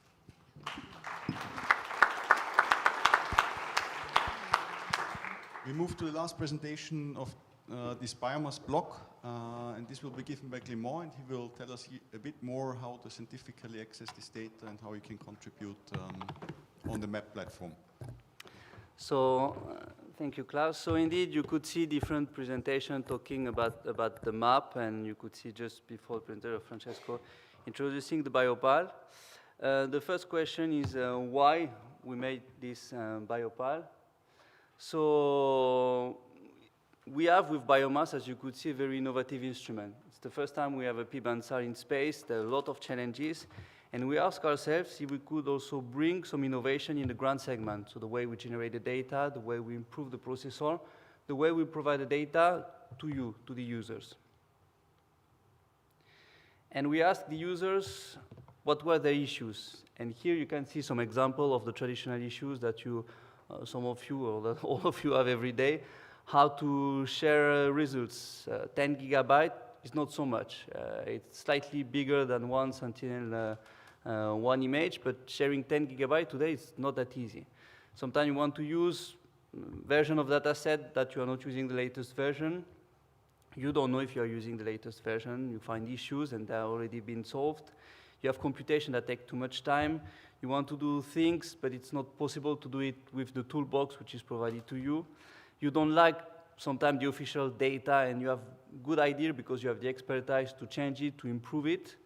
You have to handle gigabyte, terabytes of data, while it's a kind of IT job when you're a scientist, and you have to handle hard disk and spend a lot of time for that. And sometimes you want to validate some data, but you don't have this data to validate. And a second fact is that usually the services we provide are scattered. They are in different websites. You have one website to get the data, like the data hub for Sentinel. Another web page with the information, wiki on the mission. Another web page with the toolbox. Another web page with some service support processing. Another web page with service to support reprocessing, etc. for training and for forum. And sometimes users don't even know that some of these services exist and are completely lost with all these different let's say, website that we provide. So the idea would be to put them all together and to add additional functionality. And the solution for that is the MAP, the Mission Algorithm Analysis Platform. So it's a cloud computing environment where you can easily discover, process, visualize, analyze large volume of data. You have access to all the data. But also visualize the source code, provide tools to bring data to the same coordinates, so to compare different type of data, to evaluate the quality of the data, to generate additional data, and also to work with the source code and to develop processing algorithm, so an environment that supports all of this, and finally to support the intellectual property issues. So this is an important point, which is direction of open science, where you have all the source code that are open, shared with the community, all the documentation which is open, and everybody have access to all the information that allow to improve it in a faster and more efficient way. So it was presented before. It's a collaboration that we put in place with NASA, addressing the NISAR, JEDI, and biomass mission. The idea is that NASA is supporting the data and computing of the NASA mission, and as ESA, we're supporting the resources for the biomass mission, having a joint access to all the data and algorithm from both elements of the platform. And the objective with that is to have up-to-date data and algorithm. You always have the latest version of the data, latest version of the algorithms, and it creates a kind of collaborative community. The longer-term objective is to create a global AGB map made from data from these three missions. So in terms of functionalities, you have the traditional functionality for visualization, so 2D data visualization, 3D data visualization. In the context of biomass, we'll have tomographic data in 3 dimensions, time series, in situ measurement to be able to see the reference data that we use to validate the data, and additional measurement, like, for example, meteorological data.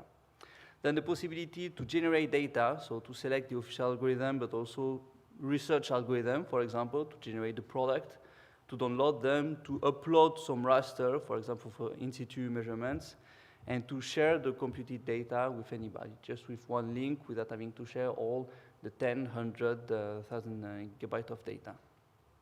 New functionality, the possibility to access the source code of the official algorithm, to modify them locally, to generate the corresponding data, having access to the tool for the self-validation. So you generate your AGB map, for example, and one click you can validate it using the same validation tool as the one that ESA will use for the validation of the official products.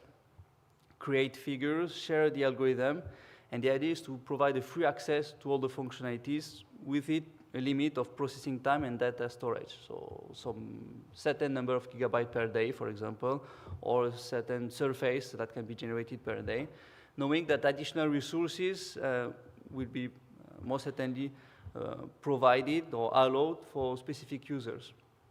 So we could imagine to have AO, for example, providing additional resources for a particular project. But this is still to be defined. And it's a completely new concept at ESA. We never implemented before.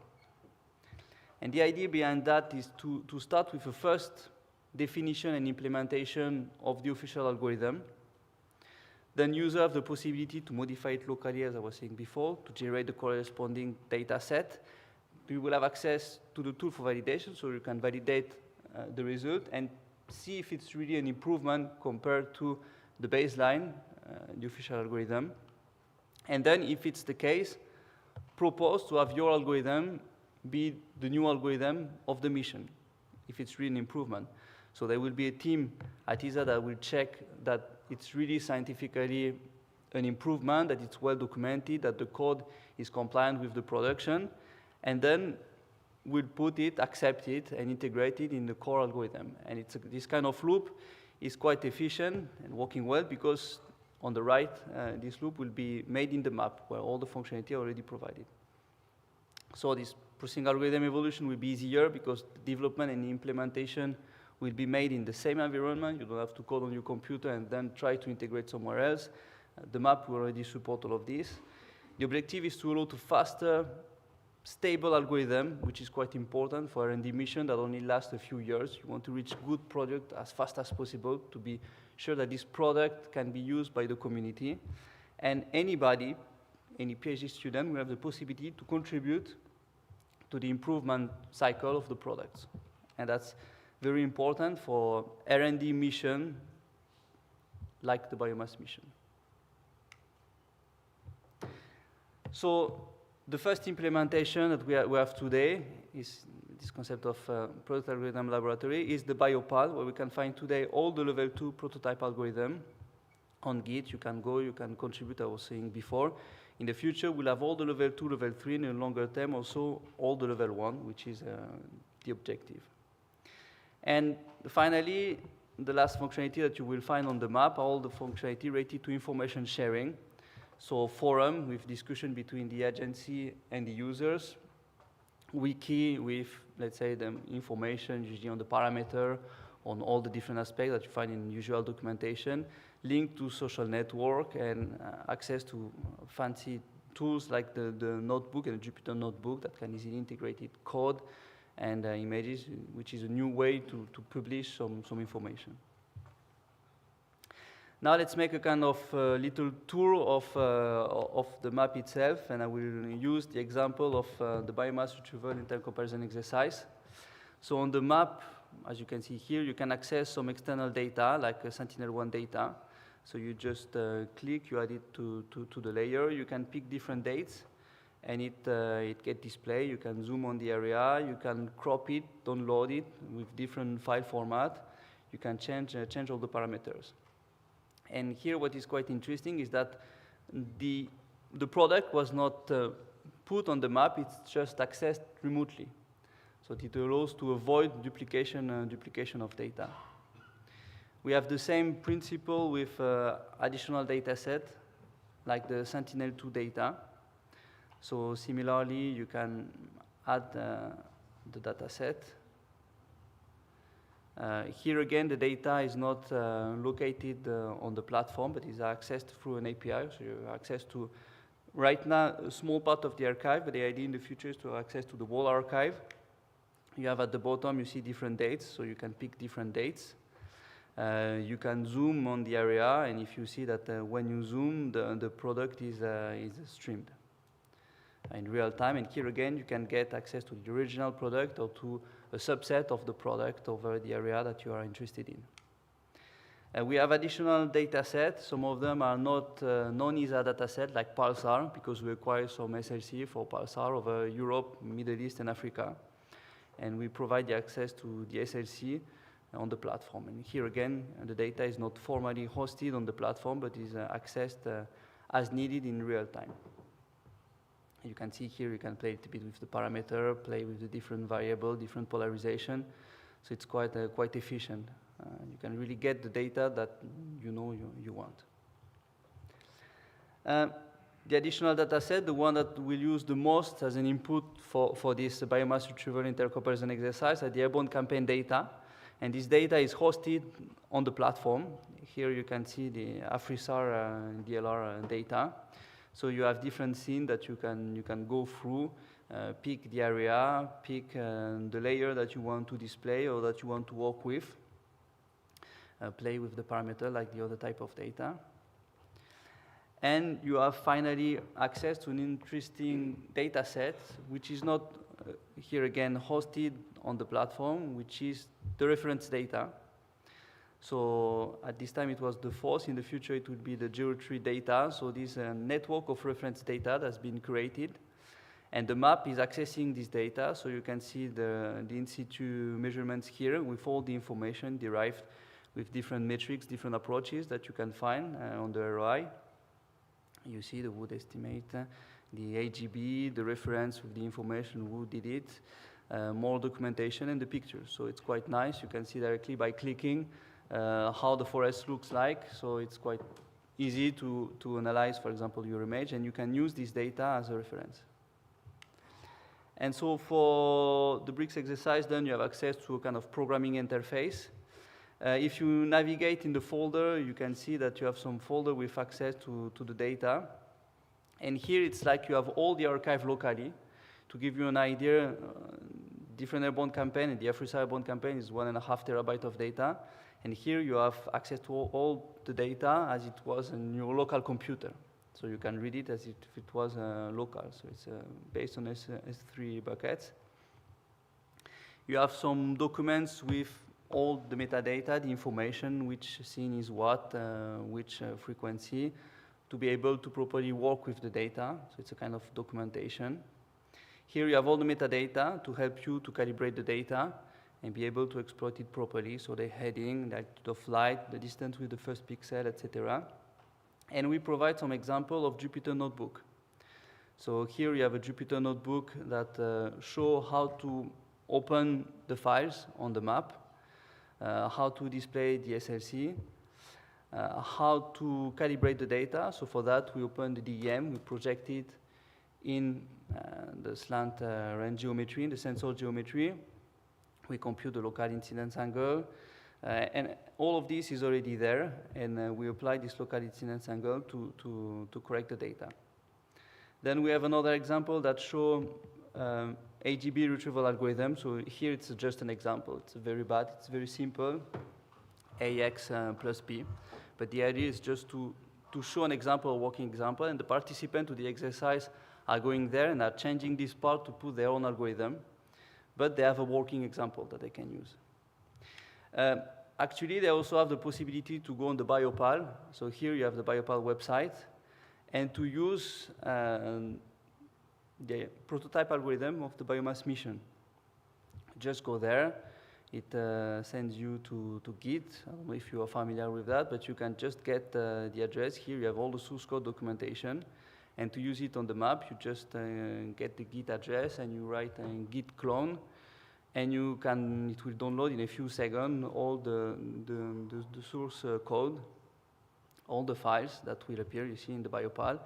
And here you can use it, compile it. You can also modify it and push your modification for potential approval, let's say, in the GitHub. Okay. And finally, you have an example of projection here. So this is quite nice because it's already provided, so you don't have to work with the root table to record it yourself. It's already working to project your AGB map. in the ground geometry. And finally, the last example that we provide here is an example of how to validate the data. So you provide an AGB geocoded as an input, and it's using the reference data that I was showing before, and it will compute all the statistics. So you can see here you have the list of the reference data. It will provide, you see an example how to display the map quite nicely. You will have for each region of interest, you will compute, as you can see here, the average value, the mean, max, the standard deviation, counting the number of pixels. We'll have the possibility to also integrate all the average value of your map over the different region of interest and to compare it with the in-situ data to compute higher level statistics, as you can see here, covariance, RMSD, and to display them in a kind of validation figure that summarizes a little bit the quality of the data that you can see here at the bottom. So finally, users have access to forum where they can put exchange documentation. We put here all the different minutes of meeting, all the report. You can find all the details on the Airborne campaign data if you want to go further. So in addition, just two small things. So you can find on the map some example where we process a large scale of data. Here we have an example of Sentinel-1 ARD product that was generated and put on the map. So we are stressing the platform. If you participate to the training, you also participated to stress the platform because it's just a prototype today. It will be operationalized, extend, and let's say harden a little bit to be ready to host a lot of people and a lot of data. And a very good result, which is quite impressive, was done by the team working on the JEDI on the NASA element, is the generation of this ISAT2 AGB map that was done on the map, generated on the map, and which is currently improved on the map, and that can be accessed from both elements of the platform. So the conclusion, the map will make the connection between the data, the algorithm, the software, and the results. It will bring together data from different spaceborne missions. You can already have all the JEDI data floating in the map. There will be the NISA data, the biomass data in the future. And the biopile and this concept of product algorithm laboratory will make it easier to reproduce the results and to build from existing work. Anybody will have the possibility to reuse pieces of the code for their own applications.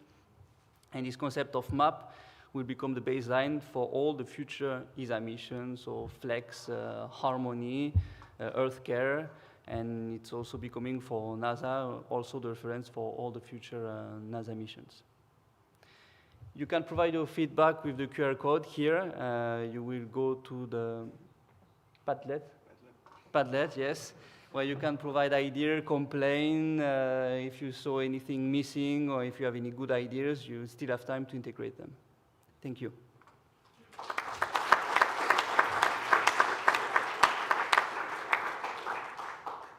Are there any questions for Clément? Probably people are getting hungry. There's one by Dean.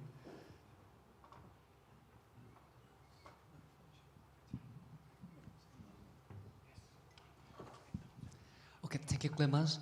I just saw in your presentation there is one slide with very similar to graphic user interface with the Google engine.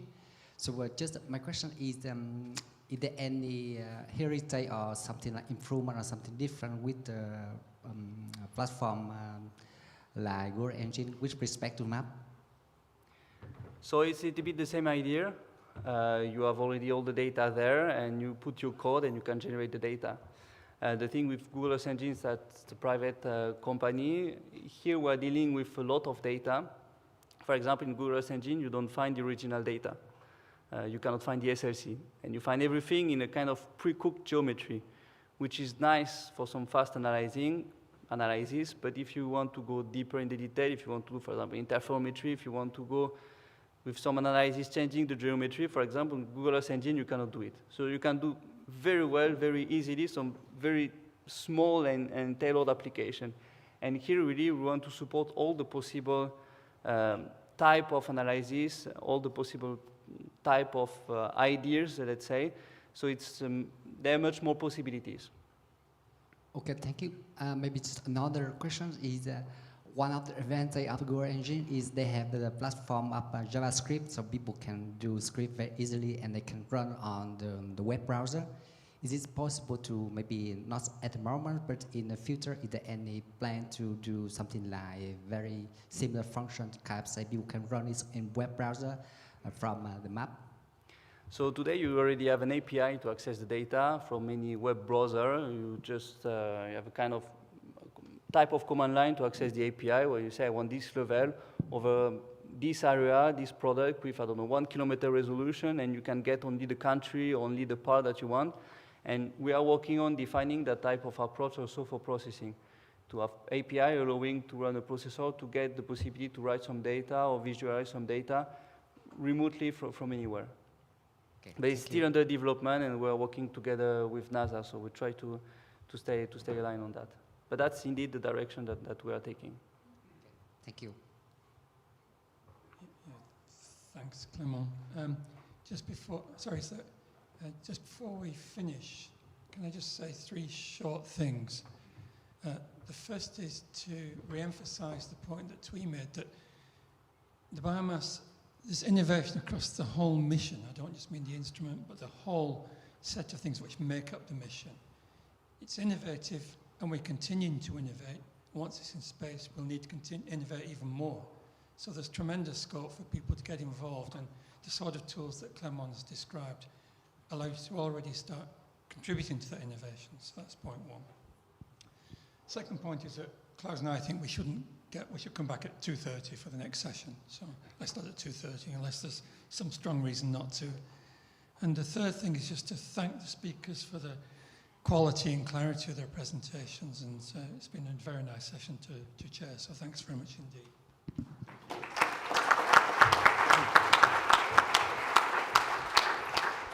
So Maddalena says 2:10, 2:20, okay, to restart? 2:20. Then, before you go away, just a little announcement. We have put online the slide with the recommendation that we discussed yesterday. We would really like to get, during this week, additional feedback from you on those, because having these recommendations that we try also to implement as concrete actions in ESA and in the other agencies is a way to go forward with polarimetric research and to make real progress. So we had to transform, to take into account these into concrete actions. So we take these things really seriously into account. So please use the Padlet to give these comments. Okay, in 10 minutes they will be live.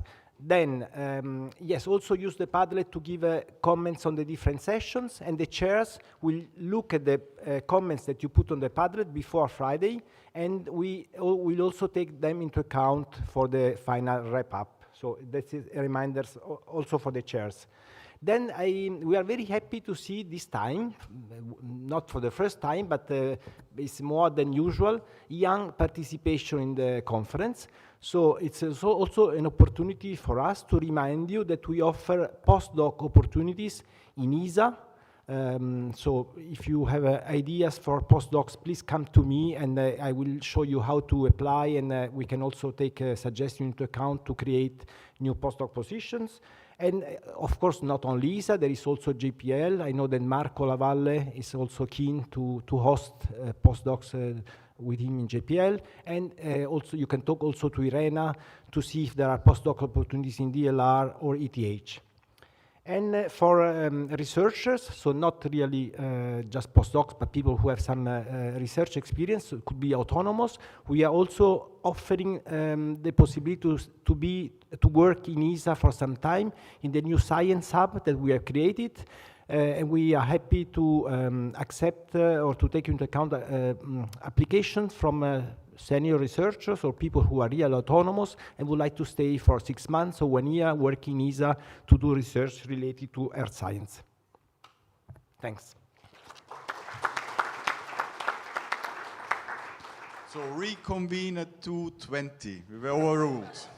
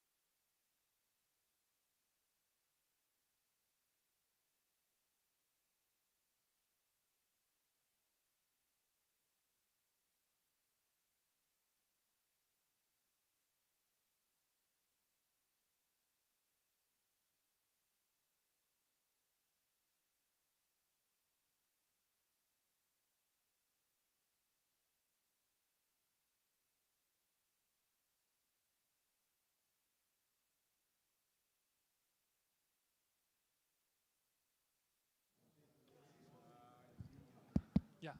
Okay.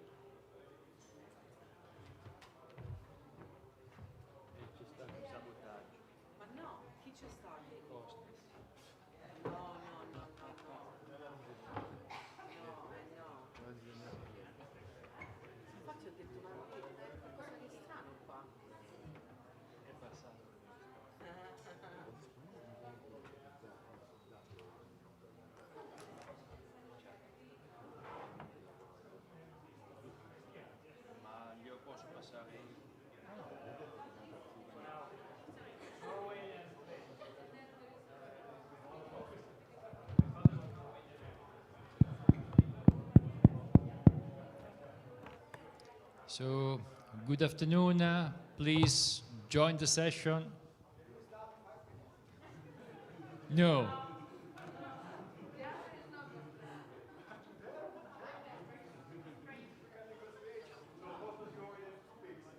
Please come on. Come along. You won't regret it. Maybe.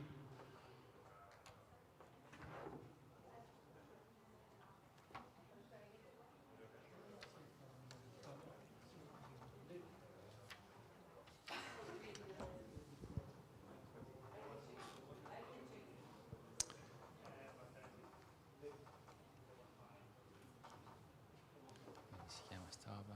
Biomass method.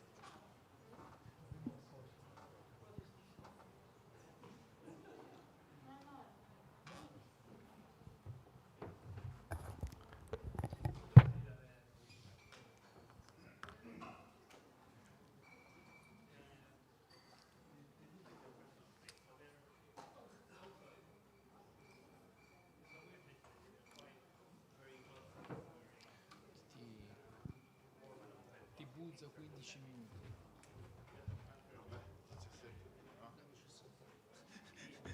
Io ti faccio segno a 15.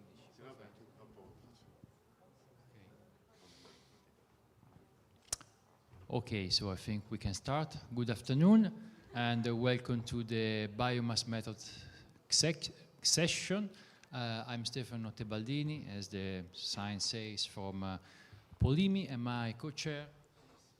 I'm Antonio Novelli, Biomass PDGS engineer for Estrin. Thanks. So we can start with the first paper, which is a performance limit of soil tomography for the characterization of forested areas. A specific case of tropical forest measured in the biomass configuration. Laurent, the floor is yours. Thank you very much for the introduction. Sorry for the long title. I shortened it on the slide. So I would first like to acknowledge my co-authors coming from the University of Rennes, from CESBio, Onera, Politecnico di Milano, and CNES, I forgot to mention for Thierry.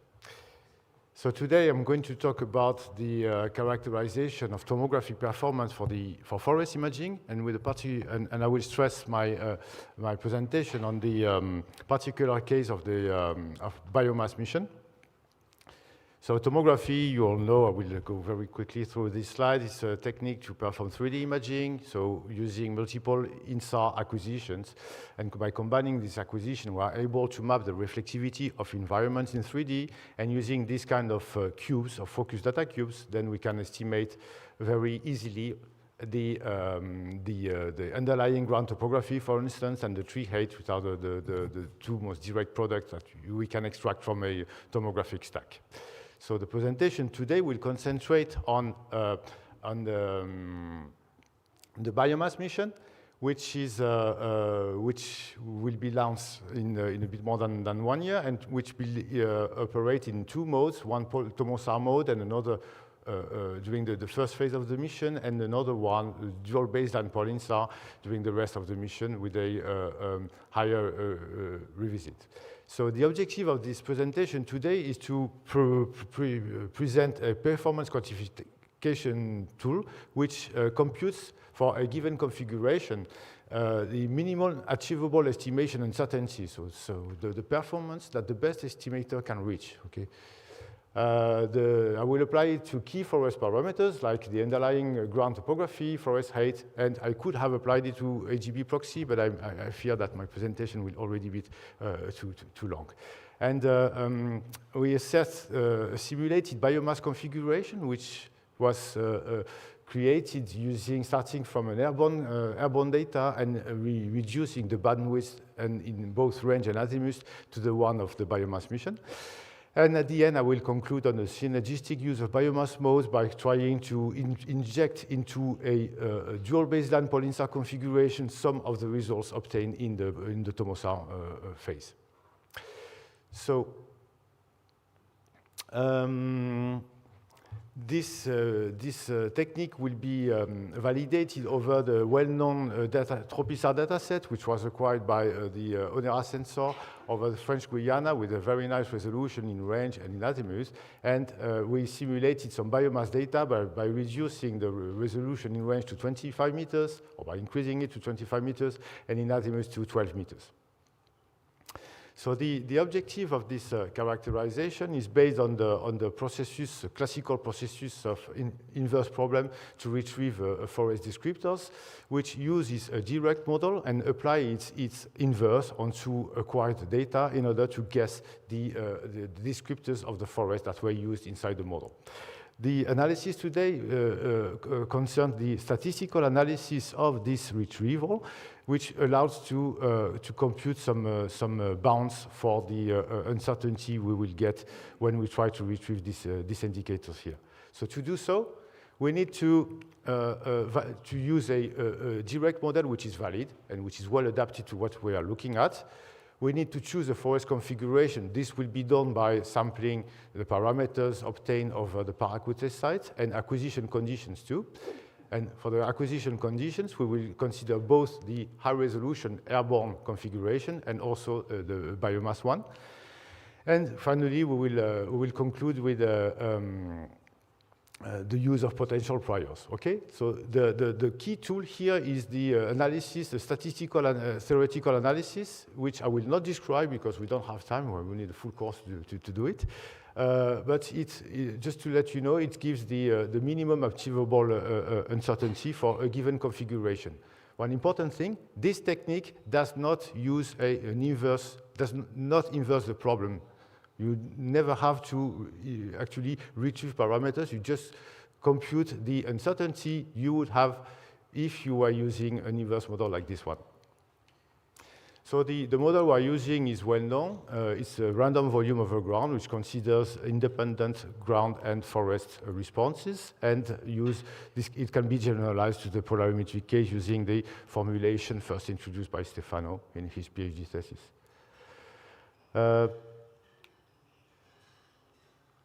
Okay, so why are we considering both biomass and airborne data set? This is a representation we call the interferometric coherence matrix, where you have here on the diagonal the intensities, okay, of the 6 SAR images at full resolution, which correspond to the airborne data. On this part, on the upper triangular part of the matrix, we have the correlation between the first image and the second, first and third, etc., until first and sixth.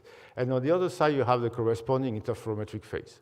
So on the left-hand side, you have the features obtained at high resolution. And on the right-hand side, you have the features obtained when using simulated biomass data.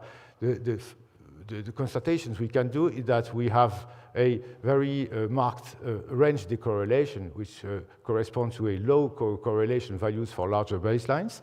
And in this case, the phase becomes very unstable, and this kind of images do not contribute to the tomographic focusing the way they used to do it in the airborne case. Okay. So here, the problem is more difficult. So using this data, we try to select a model, and what I'm saying here will be further developed by Pierre-Antoine Bou in his presentation, which follow mine. And we propose some different hypotheses concerning the reflectivity profile. We have a ground response, and we have a narrow volumetric response. The conclusion we got when we tried these different configurations is that we can pick one of them. We get very similar results. Okay, at the resolution we are working, we are not able, if the volume peak is narrow enough, we are not able to make a significant difference between one model and the other. We just like to validate this very strong statement with two validation steps. The first one, which is a radiometric validation step, on the top here you have original tomograms obtained in the airborne configuration and biomass configuration, and on the bottom you have the same, you have tomograms obtained from the parameters that were estimated using one of these simple models, okay?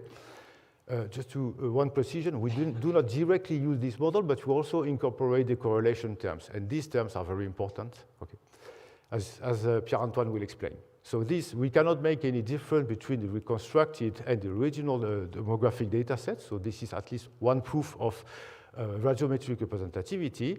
And concerning the second validation step, as you will see in the presentation by Yue Huang, which followed the one of Pierre-Antoine, we use these techniques to retrieve two key parameters of forest scattering, of forest parameter retrieval, that are the LiDAR, the underlying ground topography, and the forest height. And here are detailed are given some images of the retrieved DTMs below the forest canopy, and here some figures of merit of this inversion, and you can see that the performance is from very good to the airborne case to good in the biomass case, and this concludes the validation step of the model.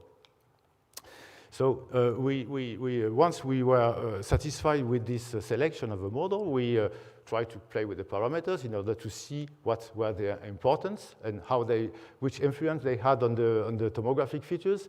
And here are given some tomographs obtained by changing key parameters inside the model, like the signal-to-noise ratio, the range slope, which affect range decorrelation, and the ground-to-volume ratio. And we can see that most of these parameters do not have a significant influence on the tomogram, okay? And we know they have in practice, but they don't, this influence cannot be well perceived on the tomogram. This is, and we concluded that analyzing the characteristic of a forest directly from the tomogram can be misleading, as we cannot detect variations of key parameters such as SNR or slope. Okay. So we need a quantitative approach. And this quantitative approach is the following one. We just take the model, data statistics, Gaussian distribution, and number of looks. We mix this with a bit of information theory. This is not complex, but I don't give the details. It would be boring. And we end up with the minimum achievable uncertainty, some measures for each parameter. Of course, this approach does not require to invert the model. This is why we could program it and get results very reliable results very quickly. It assumes that you have chosen a correct model, so you have a compensated or null bias, okay? And you can use it to analyze the feasibility of the inversion of some parameters you are looking for.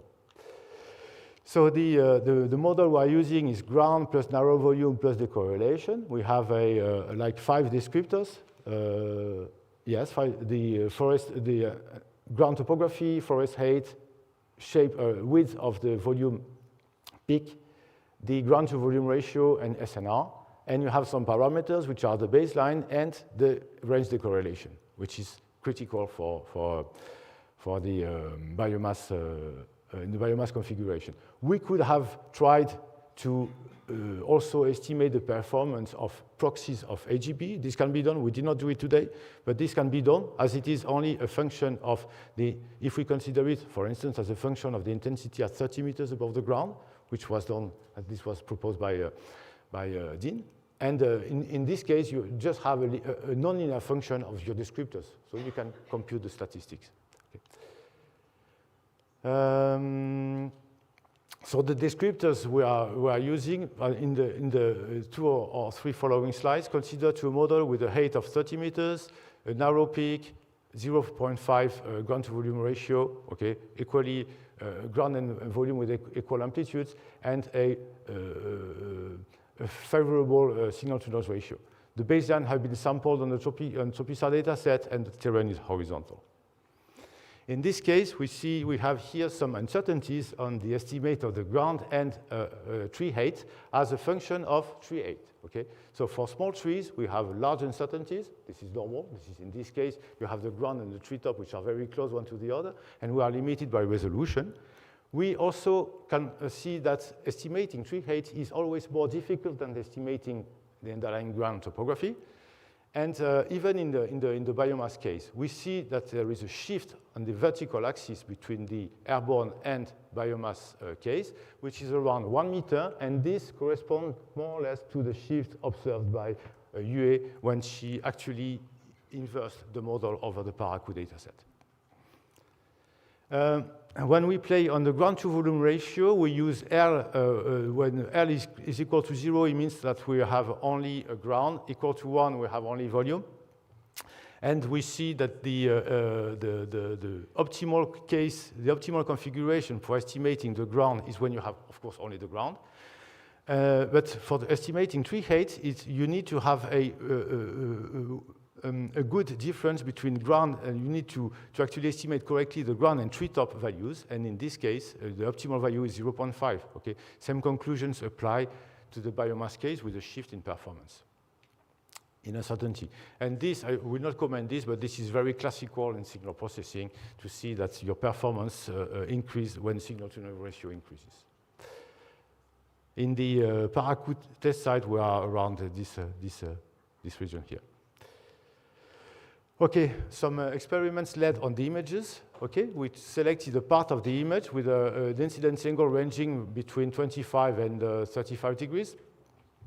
And in the eyeball case, this is the uncertainty we get concerning the estimation of the underlying ground topography.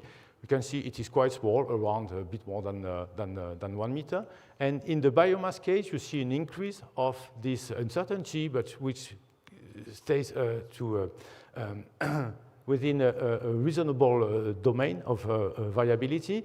And interestingly, you see some features here, some darker features, okay, which correspond in fact to the areas inside the scene where the ground is flat. When there is topography, we have a deterioration, slight deterioration of the performance due to range decorrelation. And we did not, in fact, we did not inject the physics into the model, since it is a statistical approach. It is only that in such cases, the inversion is badly conditioned. Concerning tree height, we also see some features related to the ground, okay, to the underlying ground topography, and we see a general increase of the uncertainty when we move from airborne case to biomass case.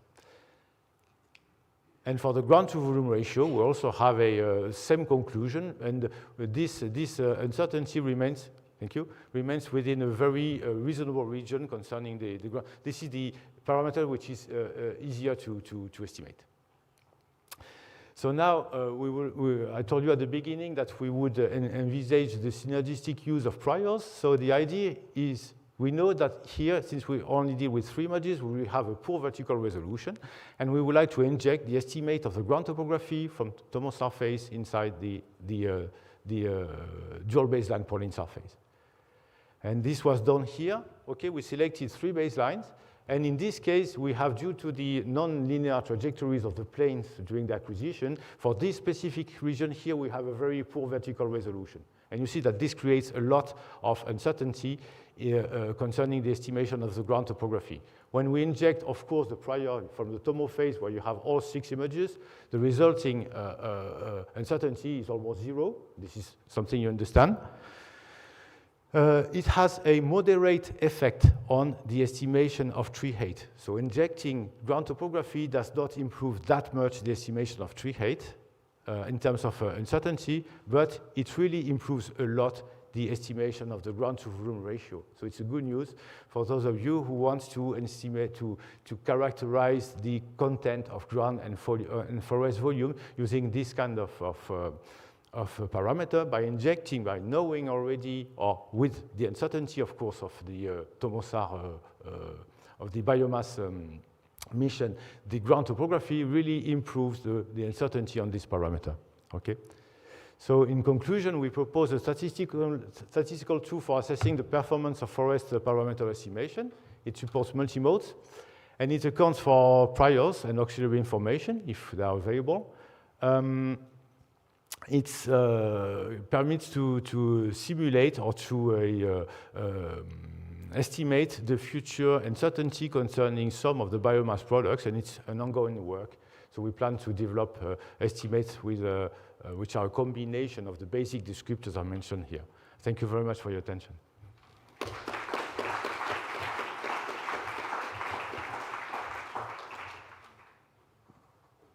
Any questions?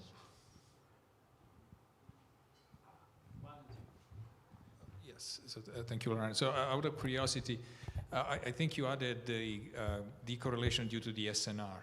Is that correct? Yes. Is there a reason why you added SNR decorrelation, not temporal decorrelation? Do you think it's going to be dominant for biomass, or I would have thought the opposite, but maybe.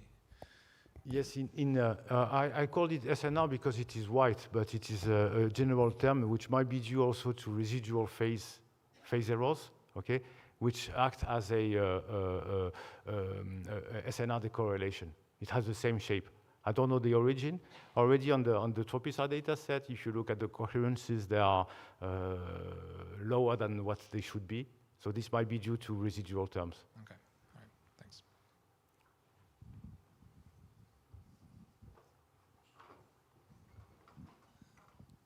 Yeah, thanks, Laurent.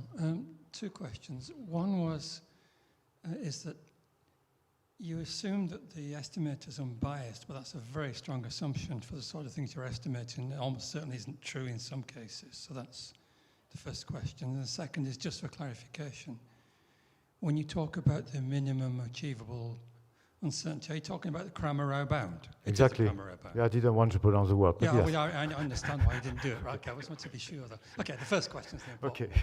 Yes, and the assumption about unbiasedness, this can be calibrated. I consider calibrated or a calibrated product after a while. You find an estimate which is obviously biased on a region, then you can bring it back to 0 bias, and the remaining part, this approach describes what remains after you have compensated the bias. Okay, but I thought height biases were common or the norm, actually, aren't they, in interferometry and so on, in forests? Yeah, in this work, bias compensation is the preliminary step. This is sure, yeah. Yes, yes. Okay. Yes.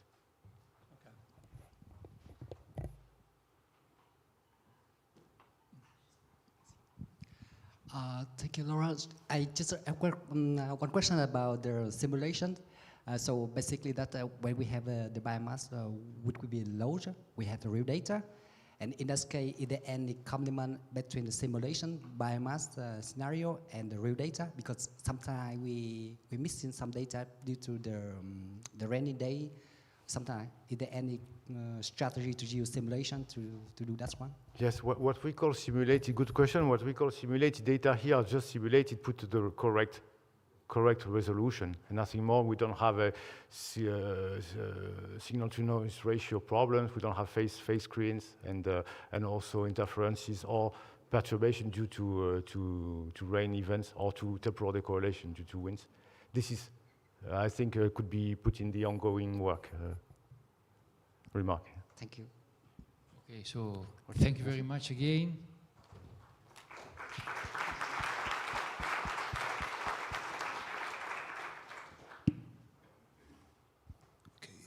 Okay, I invite the next presenter for the comparison of low dimensionality profile models for the characterization of tropical forests using SAR tomography.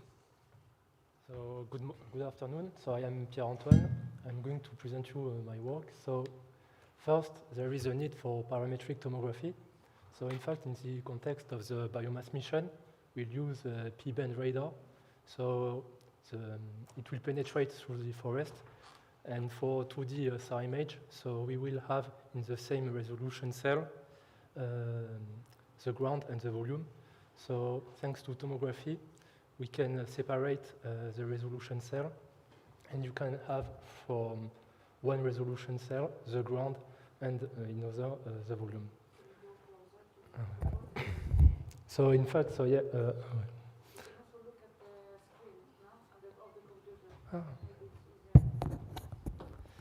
So for tomography, so we are using the PolInSAR campaign. So in fact, from this campaign, so we can do tomography, and you can see that you can see the reflectivity in 8. And if you associate additional information like the LiDAR, so they are similar to the one of the reflectivity. Also, so you can have more products like the forest top and also the ground position.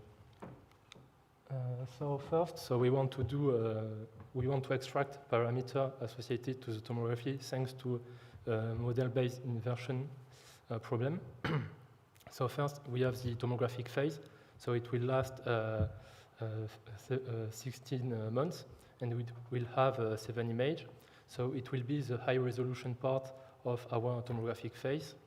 So if we assume that we have a model that can be associated to our measure, so we can say that there is a model called M7 because of the 7 image, and we say that the model depends on some parameter like the ground position and the reflectivity function. So also you need to add additional parameter as the baseline associated to the acquisition parameter. So from this measure, so you can say that you have a covariance matrix of size 7 by 7 if you take only a single polarization. And from this matrix, so if your model is right, so you can inverse so that you have your estimated descriptor associated to the ground and the function of reflectivity. Also, you can add additional information with a priori. So yeah, there is an interferometric cycle. So one of the benefits of the interferometric cycle is that we will have cycle every 8 months, so you can monitor in time. But one of the issues is that you use low resolution because you use only 3 images. So you apply the same method with, you inverse your model by taking as an input so your covariance matrix of size 3 by 3 if you are in a single polarization. And then, as the output, so you have your estimated parameter. So in fact, because of the interferometric cycle, we need to choose a model with low dimensionality. So for the tomography or the interferometric model, so we are going to use the forest response model. So in fact, so you have 2 scattering mechanisms associated to ground and to volume. And from this model, so you take the covariance matrix of size m by m, so it will be 7 by 7 or 3 by 3. And one of the key point of interest is the interferometric coherence, which associate to the interferometric coherence the reflectivity profile associated to volume or to ground. So in fact, so you are going to do your inversion, and you are going to estimate your reflectivity function of volume or ground using a few parameters. So in order to do that, we use the PolInSAR campaign of 2009 from ONERA. So it's a P-band radar like the biomass, and we'll have 6 passes. It's like similar to the 7 passes of the biomass mission. Also, we take the Parakou test site. So it is located in French Guiana, and if you add also additional information like LiDAR associated to the Parakou, you can compensate the ground. And if you compute the Kaplan tomogram, so you can see that a large reflectivity is associated to the ground, and you have also reflectivity associated to the volume that is close to the LiDAR. So first, we want to, because you want a low-dimensional parametrization of your model, so you need to estimate the model order for single polarimetric tomography. So first, so you use the Kaplan tomogram, so using the covariance, the measure covariance matrix, and then so you can estimate this covariance matrix using adaptative basis, so using wavelets. So in that case, you also need to do sparse signal estimation. So from that, you have two components: one component associated to the ground, and one component associated to the volume. Also, if you don't want to use an adaptative basis because it takes a large computational time, you can use a fixed basis, like an exponential volume and a ground, and you will obtain similar results with a ground associated close to the LiDAR and a volume below the upper limit of the LiDAR. So in fact, so you are going to fix a basis with two components that will represent the ground and the volume. So we used different four models with two components each time. So the first one is the most used model with an exponential and a Dirac. Then we have a model with two Dirac. Then we have a model with two boxes. And after we have a model with two Gaussian. So from each model, so you want to retrieve your volume, your ground, and also the reflectivity profile for a single polarization data. So first, for the exponential model, so you have on the top the original tomogram, and below so the reconstructed tomogram associated to the exponential model. So you can see that you are going to overestimate the volume, and you are going to underestimate the ground. So this is due to the fact that you use a coefficient associated to the exponential that is quite small, so that the volume will be wide. So then, from this exponential model, if you constrain a value associated to the extinction coefficient, alpha, so you will have if you constrain to higher value, so you will have a narrow exponential, so that you will have a good estimation of your ground, and also, like for the adaptative basis, so your estimation of the volume will be below the LiDAR. So in fact, you need to restrict to narrow exponential profile. However, we can note that there is a difference in terms of reflectivity between the original tomogram and the constraint one for the exponential model. So, as I say, so without constraint, so in fact, in both cases, you are going to be the height of the volume associated to the exponential will be similar for both cases to the height associated to the real volume. So in fact, when you have a small alpha, so in fact you are going to be above the LiDAR, and also you are going to take into account parts of the ground because your exponential will be large. So you will have an ambiguous estimate of your ground. However, if you use a large alpha, so you will fit to the value close to the real height of the volume. But as I say, without constraint, we have a reflectivity fit that is mainly close to the original. But for the constraint, we have not the reflectivity fit could be improved. So then, if you take into account a global decorrelation term, so and you take one transect, so and you have also a constraint associated to the alpha, so you can see that your ground is well estimated, the volume is still the same below the LiDAR, and the reflectivity fit between the original and the reconstructed tomogram are similar. So yeah, you need to include this global decorrelation term associated to noise and to range geometry. So if you take a model with 2 Dirac and this decorrelation term, so you will have a good result associated to the ground, to the estimate of the ground, to the estimate of the volume, and you will have an excellent fit between the original and the 2 Dirac component model.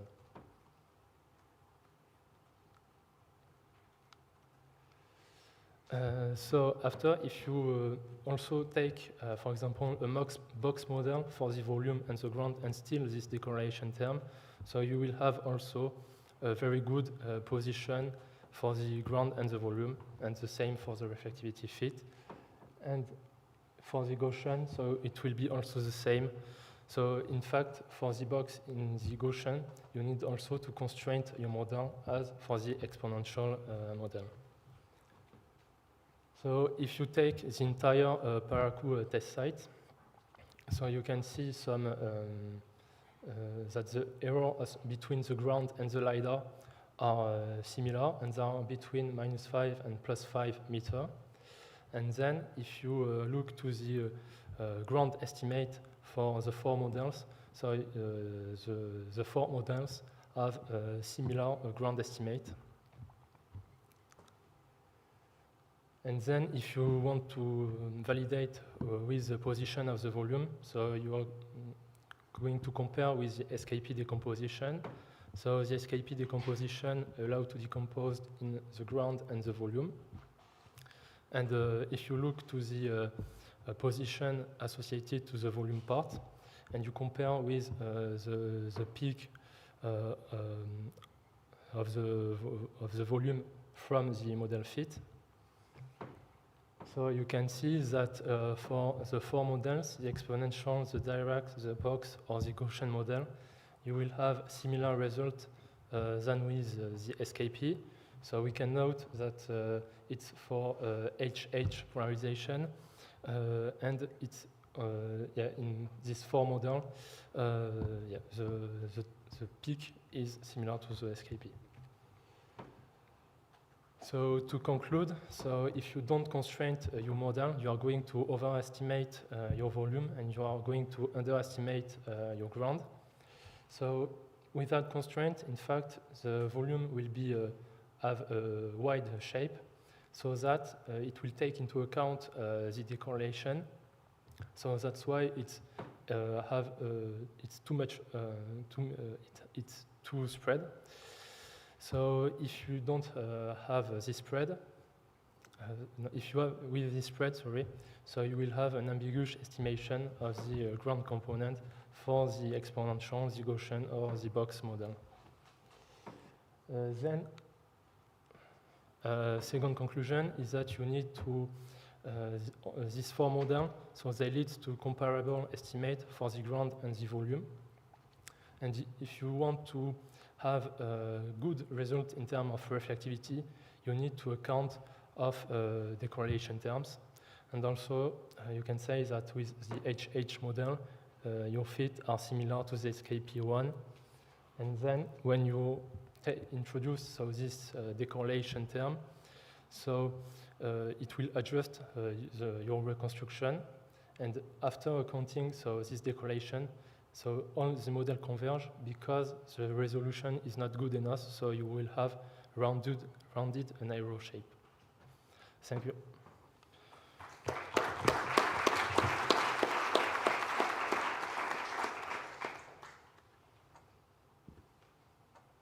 Any question from the public?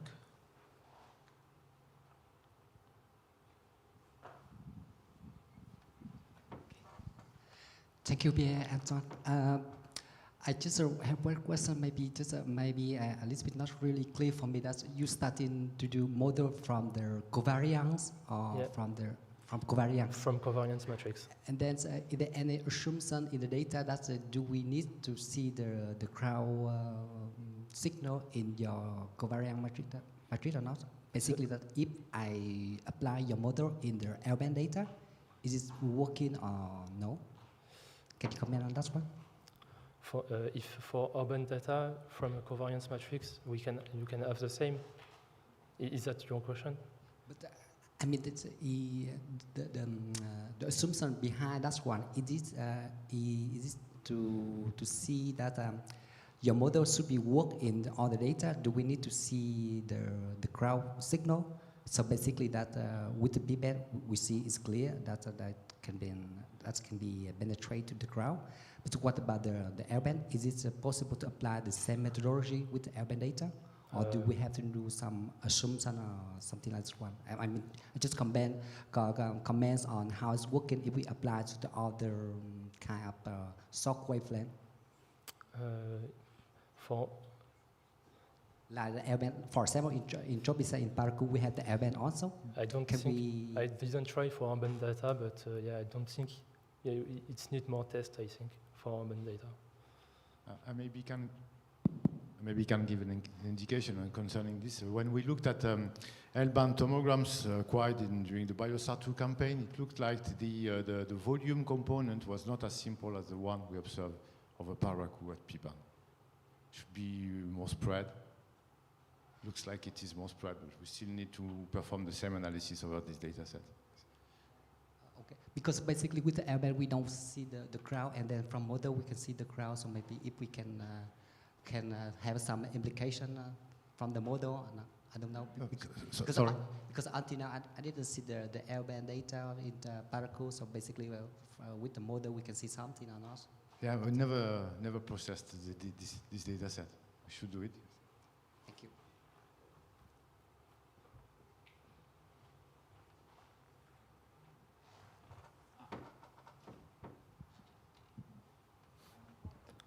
Thank you for your presentation. Just one question. It is a limitation of the vertical resolution, or it is also a limitation of the sensitivity of P-band to the volume layer?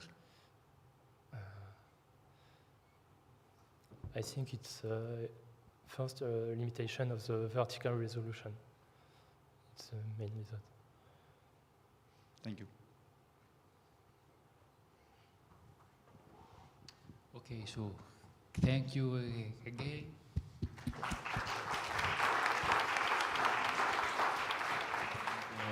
We can move exactly on time to the third paper of this session. The title is Tropical Forest Parameter Estimation using P-band star tomography in both airborne and simulated biomass configuration, presented by Yue Wang. The floor is yours. Thank you. At 15 minutes, Okay. make a gesture. Thanks. Okay.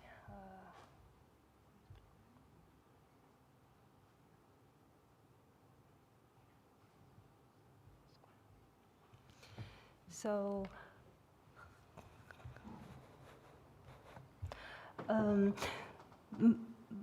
my name is Yue Huang. It's my pleasure to present my research work here. And in this presentation, I'm going to show you some results of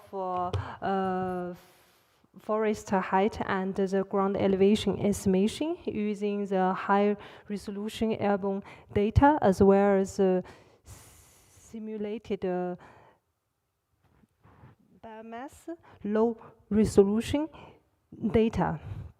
And in this presentation, I'm going to use two methods of the polarimetric tomographic estimators. So one is the established SKP method by Stefano, and the other one is using the single polarization low rank model estimation. So these two methods, they can both provide a 3D imaging of the forest, and they can estimate the parameters of the forest and to provide a separation of ground and volume.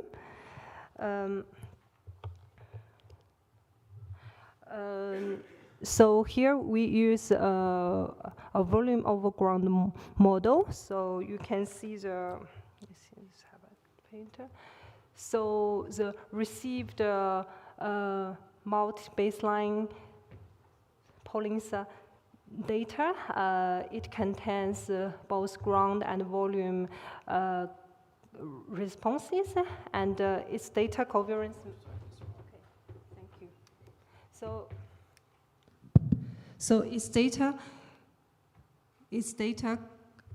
its covariance matrix R. It can be modeled by the two Koniger product in this way. So we can using the established SKP2 decomposition to do a volume ground separation. So we can have the volume and ground tomograms, and from which you can easily estimate the tree top and the ground elevation heights. So, okay. And okay, in order to compare with the SKP method, we will use a single polarization low rank model based estimator. So the multi-baseline INSA coherence, it can be linked to the vertical function Fz, and this Fz, it can be modeled in a low rank way by using the vertical structure of the ground and the volume. So to keep simple, here we just use a direct impulse for the ground and a narrow exponential shape for the volume. And then we can have a fitting between the measured INSA coherence and the modeled ones, and we can apply a weighted least square solution to obtain the estimates for the tree top, for the ground, as well as the tree heights. Okay.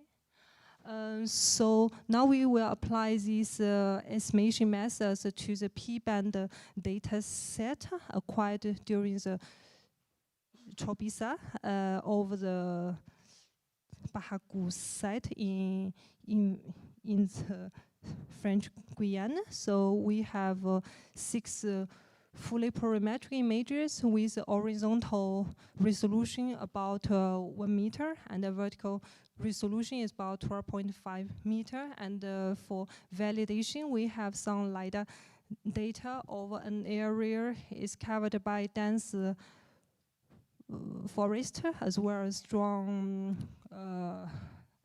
hilly ground. And in our processing, we use 200 lux to do the estimation for the ground elevation and the tree heights. And at the end, we do some states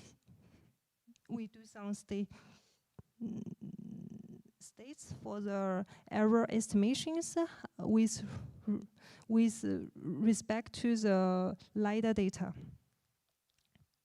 Okay, so here is the results for the DTM is estimated by using HH, the HH fitting method, as well as the SKP method. So on the left you have the LiDAR data, and in the middle is results from the covariance fitting method, and on the right is SKP results. So you can see the 2 methods can provide a very good estimates, and we also calculate the estimation errors using the LiDAR data. So we can see the histograms of estimation errors has almost 0 bias, and we have a standard deviation of errors about 1.3 meter for the covariance fitting method and 1.7 meter for the SKP method. And then we estimate the treetop height using this method, and we can see these 2 methods provides similar estimates, and the histograms of estimation errors are perfectly overlaid. For the tree height estimation, we still use these two methods. And we can see that the SKP method shows on the estimation. This is proved by the histogram of estimation errors here. We can see some large errors, on the estimation errors. However, the fitting method, it can still provide a very small bias and STD of error about 2.4 meter. So we simulate the biomass lac data from this airborne data set. So in this case, we reduce the bandwidth to 6 megahertz, and the range azimuth resolution is degraded to 25 by 12.5 meter, and to do our tomographic processing, we use 60 lux to achieve 200 by 200 meter resolution in ground.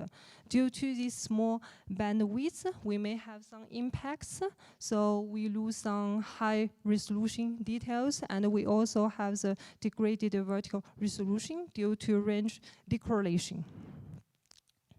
And here is the same slides shown by Laurent. So it is the interferometric phase and the coherence for the airborne and the simulated biomass case. So on the left is the airborne case, on the right is a simulated case. So we can see in this simulated biomass, we can have some reduced values for the coherence, and we also have some interferometric phase artifact, especially in the near range. Okay, so over a test line, we did the tomograms, and we can have this for the airborne case on the left and the simulated one on the right side. So let's have a look at the tomograms in this biomass data. So we can see very coarse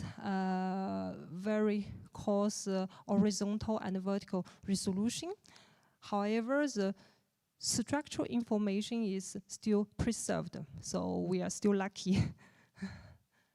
And now we do the estimation for the ground elevation using still the two methods presented previously. So one is the covariance fitting method, and the other one is the SKP method. So you can see these two methods provides nice results, but the SKP method it obviously estimated at somewhere for ground elevation. So it is shown by the histogram of estimation errors that we can have some overestimation by the SKP method. However, the covariance method, it works well with 0.3 meter error in bias, and the STD of error is about 2.7 meter. Is almost 1 meter larger than the spaceborne case. And for the DSM estimation, these two methods, they show similar results. For the tree height estimation, using the simulated data, so we can see the SKP method on the estimated tree height with some large errors. However, the covariance method, it shows an overall small errors and some small uncertainties. And we also applied this fitting method of several polarizations. So here I have the results for the DTM and DSM estimation. So on the left is the estimation error for the DTM, and on the right is for the DSM. So we can see overall the polarization. HH can provide the best estimator with almost zero bias, and HH is able to catch both ground responses, including the single and double bounce reflection and the canopy responses. And here are the 2D histograms of the tree height estimations. So on the left you get the airborne estimation, and on the right is the result from the simulated data. So we can see the tree height estimated from the simulated biomass data has a slightly higher STD than the airborne case. Okay, so these are the results about the tropical forest. So here it's interesting to see if this method can still work for the temperate forest. So here we use data acquired by the TomoSense campaign in 2020 in the Kermit site in Germany by MedSensing. So we have 28 full polarimetric images. To compare with Tropisa case, we only choose 6 images, and we have a vertical resolution about 16 meters. And we also have some LiDAR data for validation. Okay, so here is the estimation of the ground elevation. So on the top you have the LiDAR DTM, and in the middle is the one estimated by the covariance fitting method, and on the bottom is the results from the SKP method. So we can see using this covariance method, you can always have a more robust and smooth estimation for the ground elevation. And here is the tree height estimation. Okay, we also make a comparison of the estimation errors for the DTM and the DSM using these 2 methods. So over the temperate forest, these 2 methods can both provide excellent estimation for the DTM, but with some uncertainty for the tree height estimation, and the covariance method, it works never worse and sometimes better than the SKP method. So let's come to the conclusion. The single polarization covariance fitting method, it can be equivalent to the SKP method in the airborne high resolution data case, and it works better than the SKP method in the simulated data case. And in the future, we will still use this kind of model-based approach, but with some improved vertical structure models. For example, we can incorporate some decorrelation effects, and we will also simulate some biomass-like data of other tropical site and apply the DTM and apply the DTM and the tree height estimation. And thank you for your attention.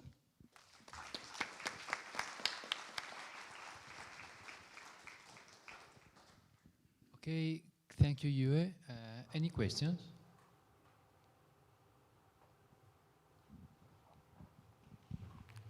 Thank you, Yue. Just a very simple question. Is there any improvement possible, and how can we do that with the multi-polarization covariance fitting approach? I'm sorry.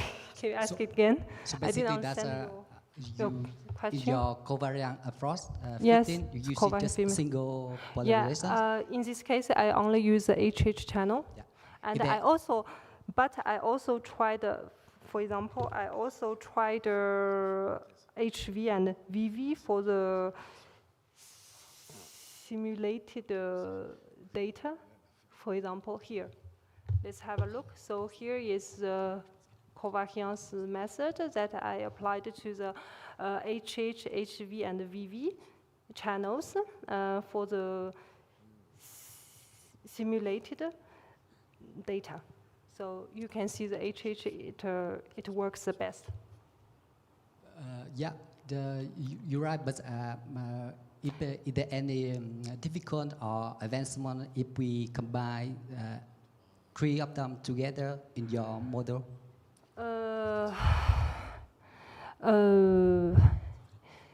Yes. Actually, that means we have to introduce some polarimetric parameters in this model. So at the end, I think it will be similar to the SKP model. Okay, thank you. Mm-hmm. So if there is no further question, I do have a quick one. Yes. I'm a bit confused about the sorry. link of this work with the previous one. So Yeah. you say that your fit is a delta for the terrain plus an exponential for the volume. Exactly. But in the previous work, I got that if we use 2 deltas with some decorrelation, this will do. Mm-hmm. So can you comment a little bit on this? Yeah.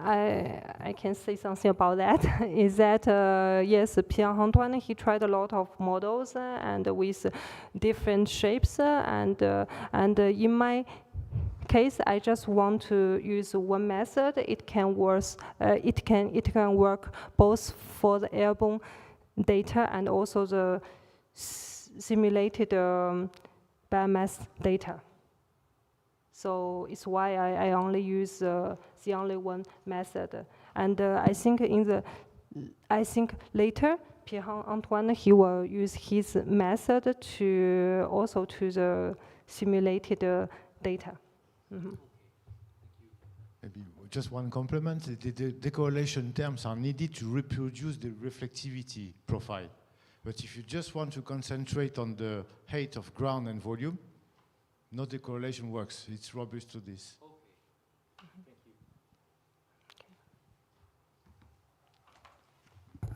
Thank you. Thank you very much.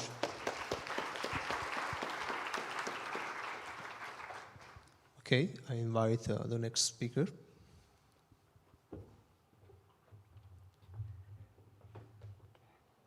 Okay, thank you. So, go ahead. Yeah. Okay. Let me just. Good afternoon, everyone. My name is Den Ho Tong Minh from INRAE.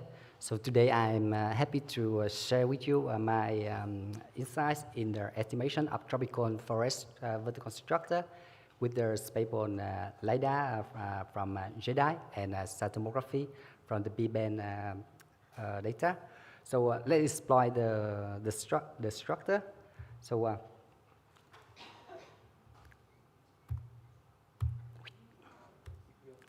okay. Remote control. So we have to go to next this one. That's this one. Okay. So and for the point. Okay. Thank you. So for the context of this work, so basically that's everybody know already for very well about the biomass. That's upcoming biomass will give us a remarkable data set for the forest study, and also currently we have also the spatial LiDAR data from the NASA. So basically that JEDI mission, they also offer a spatial active data for study forest in vertical information. So with the cytomography, it will be the first time that we have the tomography data systematically from the space with the biomass data. So basically, that's with both data, we are there is a possible to observe the same thing, but with a little bit different point of view. Because with the JEDI later data, we have the just single point, that is spark measurements, and with the tomography, we have the two-dimensional continuously image. So if we put together to see how it can be complement together and how it's performance. So that is the idea of this work. So the main is just we try to understand, to investigate, to have a better idea about the performance or about the complement between the two data, the JEDI and the ThermoSAR acquisition. So to understand about the vertical structure tropical forest. So the study area, so basically that during the biomass mission, during the phase for study the performance, for the algorithm retrieval, for example, we have two main campaigns. So basically we have more than two campaigns here, but these two campaigns, TropiSAR and APRISAR, they dedicated to understand better the forest, which is very thick, which is very dense in the tropical climate. So basically that during the TropiSAR, we get a lot of knowledge over there. That is the first time we can see that with tomography, we can see something in the volume, something related to kind of say quite well with the biomass. That is the main objective of the biomass. And then we have a little bit issue with the TropiSAR data is we don't have the low high forest over there. So that's why we want to change to the APRISAR to have something complement for the full range of the biomass, for the full range of the height, and also the biomass mission is something related to global map. So that's why we need to go to another continental to understand how well it is. That's why we have to combine TropiSAR and APRISAR into different continental. So for tomography processing, so basically that's I do very classic processing. So basically that you heard a lot about how to use in the tomography data, using the different polarization we combine together with the HV, and VV we put together in a certain covarimetric, and then we try to decompose it in such a way that, for example, we synchronize in a big matrix, and then we decompose it in sum of chronicle products, and then we try to synthesize. That's one related to the crowd and volume contribution. So basically the idea is just mathematically it's just the single value decomposition, and then we try to keep the two highest value, and then we try to associate with the crowd and the volume identifying contribution. And then the idea to use in SKB, why we want to use this one, because from the SKB we can retrieve the crowd contribution, and from that one we can retrieve the optical bus from the sensor to the target on the crowd, and then if we are able to retrieve the optical bus like this one, we can able to remove the disturbance motion which related to the navigation of the aircraft motion, we cannot be possible to localize.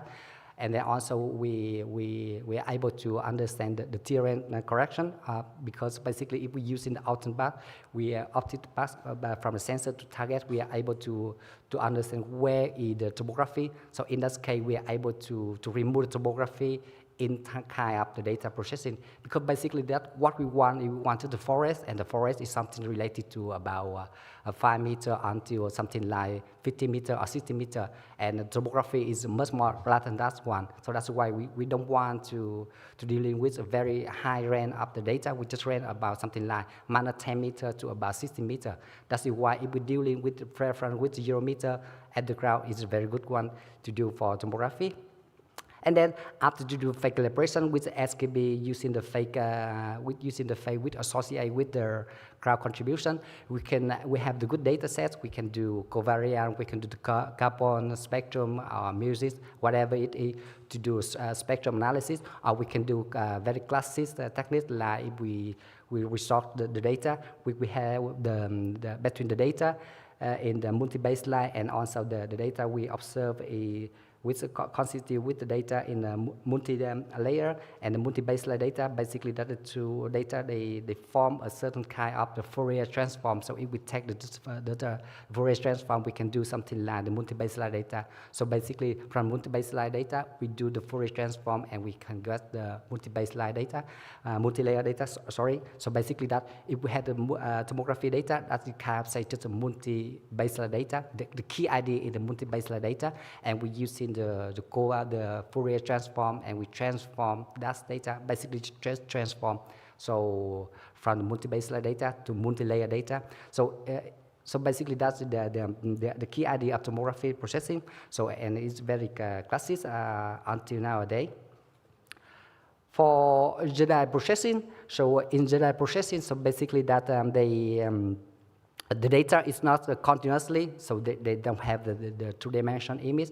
They have to pawn by pawn, and each pawn is characterized by something like 25 meter diameter, and they have to measurement something like what we call the coverage power and the full power. And usually that's with the full power, they have the better energy to see the crowd. That's why usually the sensitivity of the full power is very good to see the crowd with the laser data.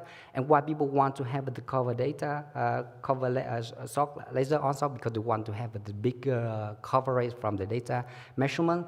So basically with the Jedi data, we have two measurement of full power and coverage power, and the full power is much more be better than the coverage power. And each sock, they usually characterized by 25 meters. So remember, each sock, they have a 25 meter, and a long track that we have separate something like 60 meter, and the cross track is something like 600 meter. So that is the Jedi measurement. Jedi measurement is interesting because why? Because at a single sock, we can see the vertical information, like the figure on your right.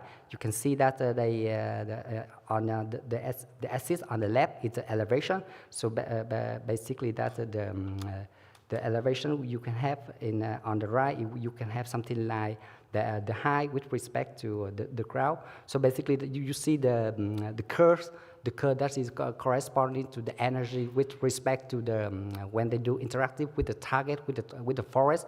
We see something like in the volume here it's capped in one example that when the forest is about 30 meter top high. So we see that they do some interactive in the canopy, and then they go and the signal is going to a little bit decrease due to attenuation, and they have a little bit response in the crowd. So basically that they have the curve, they have the vertical information like this one, and in the Jedi data, they try to use this information in a certain kind of what they call the cumulative energy within the waveform. So basically, they divide the cumulative energy by 100%. So if they localize the reference relative high with respect to the crowd as a function of the energy. So for example, if we're talking about the relative high 50%, it will be corresponding to the location with respect to the crowd at the 50% of cumulative energy within the waveform. So that is the idea of Jedi data processing. So basically, we don't processing anything with the Jedi data because the mission, they provide unrated data. So we just try to understand it's very well with data we should to extract to understand. Okay, so we put together two, and we focus on, first we just try to understand a little bit detail for the spectrum of what data we have. So we focus on Tropisa in South America and Africa in Africa. So basically that in South America we have the Paracu and Nuras, and the spectrum you see here, the spectrum of the canopy high is something very just usually in the 30 meter, a very low sample, very low measurement can be can be observed less than 20 meters. That is why we get a lot of knowledge in the tropics, in the South American, but we have to move to another continent because we don't have the spectrum in low range high. So when we move to the Africa, we have a quite full spectrum of the high, so less than 20 meters, we have many measurements. So we put together, you see here, on the middle, you see, if we see all the measurements with respect to the JEDI data, we see the spectrum like this one. But if we consider the good quality data, that's what we try to understand the performance of JEDI here. So when we're talking about the good data of JEDI, we're talking about the full data, the full power source, and also with sensitivity, that is probability that they are able to penetrate to a certain tree cover in the forest greater than 98%. So if we consider the own measurement and the other one with good quality data, what will they can guess? So you see here is in the figure. So we already mentioned that with the JEDI data, they provide the relative heights with respect to the crowd, but it doesn't mean that it gives you the direct measurements of the canopy height. So basically, that just gives you a very 100% measurement. And what we do is we try to understand which kind of metric which should be related to the height. So and then in a certain case, in a certain study area, you have to carefully validate that one, because some kind people using the 100% like the curve you see here. Like we have considered two scenarios with the relative high 100% and the other one with full power and sensitivity greater than 98%. And you see here, for example, if you have many measurements, so sometimes people crazy. Oh, we need a lot of data. But be careful. We have to worry about the quality rather than the quantity. So you see here, if we consider just the full power and the sensitivity greater than 98%, we can get a better performance with respect to the LiDAR data. So basically, with the JEDI data, if we carefully select the good data, we can get something like 5 meter performance with respect to the LiDAR airborne data, which we have to collect the same time which we do with the data. So we put together with tomography. So basically here we join work with the group of Laurent. So Laurent and Jules just helped me to use in the Polarimetry with the carbon to do the estimation of the best for the crowd measurement and for the canopy measurement. So basically we put together the LiDAR data and the tomography data and LiDAR data and JEDI data. So basically that's compare with the tomography and JEDI for both ground measurement and for ground elevation, and for the canopy measurement. We can see that the ground measurement is some kind they have a good performance. In all case with the ground and with the canopy, that's the more tomography with the airborne scenario, or they have a better performance. Why? Because maybe they have a better sensitivity to the target. They have the better penetration to the ground, so that's why they can better characterize to the forest. So but basically that when we compare to JEDI and tomography with the perfectly scenario of tomography with the airborne data, we can see that the tomography is kind of say outperformed with respect to JEDI data. So that is about the performance which we understand very well. That is the tomography, and that is canopy high, so that is very quantitative, very easy to quantify. The next one is we talking about the vertical profile. So basically on your left, you have the JEDI measurement, and the other one is about the tomography with the vertical profile like this one. And you see here to both data, they are very sensitive to the volume matrix, and we usually that we can capture some information from 10 to 40 meters, and usually that the peak of the tomography is usually consistently low with respect to the JEDI data. And the next one, we focus on the the reflectivity. So basically, we have the ground elevation, the canopy height, and the profile, and we try to understand the sensitivity here. So to understand what can they do correlate, so we try to normalize in certain way at the maximum of each single shock in the vertical is equal 1, and we put together to see here. And we see that if we take the JEDI data about the layer about something like 30 to 35 meters, and we do correlation with the tomography at the function of height, and we see the figure on your bottom, and you can see here the very good correlation at about 30 meters. So basically, that if we can see, if we're able to get some vertical information, we always can see that we can capture more or less the volume information like this one, and they're quite consistent. So we go to a little bit with the simulation with the biomass data. There's no need to discuss because a lot of presentation talking about that one. The main message is even going to the low resolution, we are able to survive and would answer very good performance with respect to the biomass simulation. So here is my summary. So maybe a little bit out of time. So maybe class we have talked gratitude for the end now. So thank you for joining. Thank you a lot.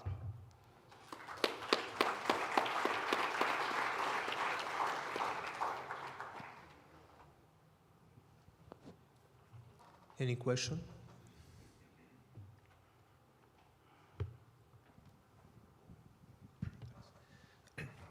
Yes, so you mentioned that the JEDI it doesn't have enough sensitivity or poor sensitivity, but did you address the geolocation accuracy of JEDI? Did you find that the JEDI can have geolocation errors? In Gabon, we found some horizontal shift between JEDI shots and Elvis shots, which you don't seem to have. Did you do anything to correct? Yeah, you're right.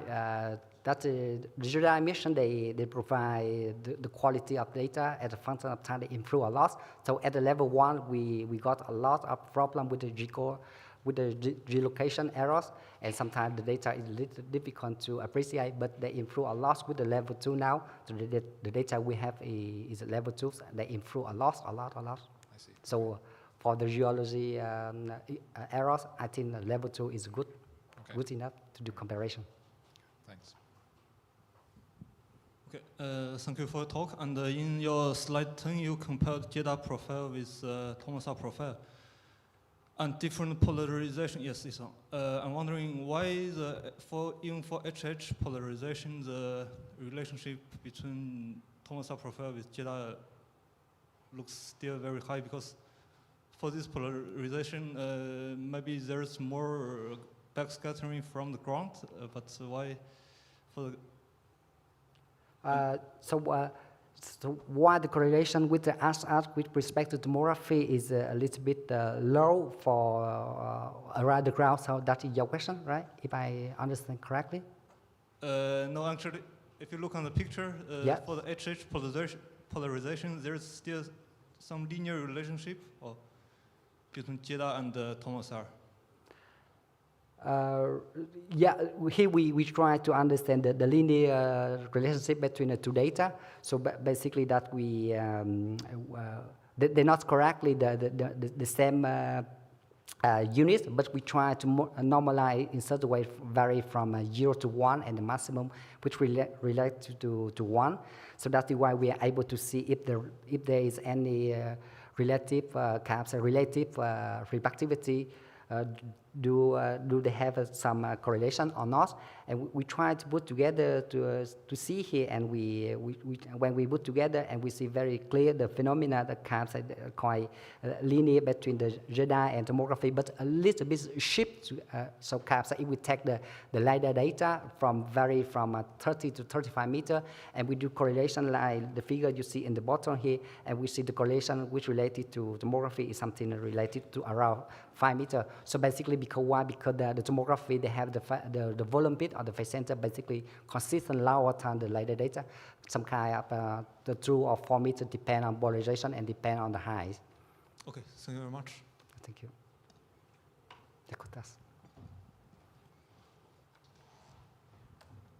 How do you interpret this correlation? the one are 70 centimeters side looking and the other one is nanometers nadir looking. Why do you expect that they correlate? So basically that we try to do we try to do G-coding to be sure that two measurements should be the same point of view. Basically, we try to G-code in the slant range data of radar data to the vertical with respect to the nadir look like the radar data. So basically, we try to match it perfectly before to do some analysis like this one. But of course, we have to very carefully for the pre-processing step to be sure that everything should be matched together before to do before to do comparison or to understand subsequent analysis later. I don't speak about surrogation. I speak just why you expect that a 70 centimeters reflectivity should correlate with a nanometer reflectivity at this height. No, we don't expect that one. We just try to understand, put together to see if there any anything to capture the volume volume information or not. We don't expect at the beginning of this work. We don't expect anything. We just try. Okay, here is the data we have, the radar data available. We have the tomography available. We just put together to see if there anything we can learn something about that one. And then not really we expect this one, but we see something like this one. Thank you. Maybe, just to be clear, what do you exactly correlate here? Because for tomography, you have radiometry, so it's a number that tells you how much power is in that voxel. For JEDI, you have a point density, I think. So you correlate radiometry with the point density. Is that it? So yeah, that's the right point. So basically that we try to normalize in such a way that the very units is from 0 to 1. So basically that with the JEDI data, like at the beginning, you see the JEDI profile, that we have something like this one. So they we have something like this one. The volumetric, the vertical information that we vary from 0 to 1. We normalize this one, and we try to normalize the tomography from 0 to 1, and we put together like this one to see the linear correlation if they have, and we see something like this one. So it's already a miracle, yeah. that image. Thank you. Okay, so thank you very much, Dave. Thank you.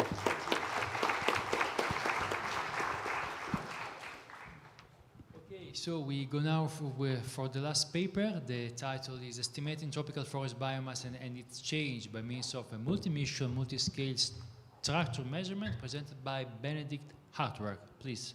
Thank you very much for the introduction, and welcome to my talk on estimating tropical forest biomass and its change by the means of multi-mission and multi-scale structure measurements. So my co-authors are Lea Albrecht and Islam Mansour from our working group at the DLR. Then we have Rico Fischer and Andreas Huth from the Helmholtz Center for Environmental Research. And finally, my supervisors, for once, Professor Lukas Lehnert from the University of Munich, and well, he needs not much of an introduction, of course, Kostas Papatanasiou from the DLR. So, I don't want to lower any expectations, but just for the sake of accuracy and yeah, just for the sake of accuracy, it might be convenient to add a little towards up front. So, why doesn't it work? How can we actually measure biomass? Of course, we can go into the forest and start measuring every single tree, and then we have the estimated or some approximated biomass by just taking the volume of each trunk and multiplying it by its own density, the wood density. But of course, if you want to go to a global scale, this is very hard to do, or not to say it's quite impossible. So what do? Is we want to look at forest stand level, and for this we can use so-called allometric functions. So let's dig into the allometric function. So basically, the allometric function in its more purest way, is this what you're going to see here, consists of an allometric factor, which according to literature accounts to the density variations, an allometric exponent, which accounts for the species composition or growing conditions, and then, which is the focus of this talk, we have the upper canopy height. So now we want to actually fill this allometric relation or this allometric function with some life. So first of all, we need some alpha and beta parameters. For this, for instance, we could use the JEDI data. So we have at footprint level, at 25-meter footprint level, estimates for alpha 0 and beta. But of course, we still need a canopy height map. And this canopy height map we can, hopefully in the future, derive from biomass data. So directly you can actually see kind of a scale issue there. So we are trying to actually use JEDI data at a 25-meter resolution scale and apply it on a forest side map that we retrieve on 200 meters. So the main question of this talk will be is, can I actually do this? So can I actually apply an allometry that we learned or we trained on 25 meters and apply it onto an biomass map which was retrieved at 200 meter scale? Just for the sake of actually like isolating the effect of this scale issue, I want to keep alpha 0 and beta constant for now. So this way we can really isolate the effect. So let's look into the data sets. First of all, I have the NASA ELBUS data, which is publicly available, of course, and it's a continuous waveform LiDAR data set. So we're looking at the AFRISAR campaign from 2016. We have a 25-meter minimum resolution for the canopy height product, and also the raw waveforms are accessible. Just to give you like a little hint on the ecology of the Lope Forest, or Lope National Park, or Lope test site that we are looking here on the right, on the eastern part of Gabon. It's a monsoon forest, and the very special thing is that it's in the connection and direct ecology together with a savanna and direct approximation. Thankfully, just to give you like an insight on how this forest actually looks like, Irina Heinzek provided me with some photos of when she visited the site last time, and as you can see, it's a kind of a dream come true to do forest inventory in, or rather a nightmare. So we can move on and go to the second data sets that we are going to have. So it's from the Umweltforschungszentrum, and we can actually use simulated forest data. So this is Formind data. Just to keep it short, Formind simulates individual trees based on like a forest gap model. Each tree is calculated individually. You have high diversity forests. I have 500 years of available, and the very, very cool thing about it is that you actually have disturbances. So you can have like fire, landslides, loggings, or droughts. So let's keep going. And the very essential question is, which tree height is actually right for us? So we know that the biomass is a very sensitive and very complex parameter in the real world, and like our only real chance to like address it, using the allometry of course, is that we have to get the tree height very, very pinpoint and very accurately. So for this we have to like go into two questions. Yeah, first of all, we need to ask ourselves which tree height are we actually able to see with SAR data, and the second question is which tree height expresses the variability or also the absolute biomass in the best way. So what you see here is actually a time series plot of simulation data from Formind. So on the x-axis we have the individual model years, so we go from somewhere in between year 3 to year 500. On the y-axis on the right, we have the absolute biomass that was accumulated in each year. So for instance, in year 100, you have an accumulated absolute biomass on these 9 hectares that were modeled of, let's say, 260, 270 tons on these 9 hectares. On the left y-axis, we have the tree or the canopy height in different metrics. So for now, I just want to like focus on the red versus the blue line. So the red line is the canopy height that was calculated using the so-called H100 rule.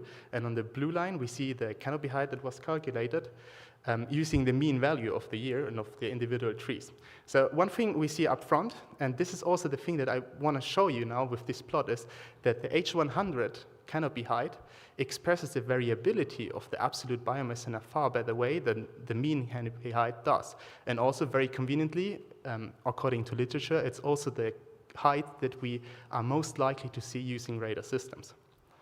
So, keep going. Let's talk about the sampling process, because this turned out to be a quite challenging task in the last months, and it's costing me the rest of my hair, honestly. So we kind of start up with some with the easier way, or the supposedly easier ways to go from individual point data, so from model data or from the data that is provided to us by the Formind model, towards a canopy height map.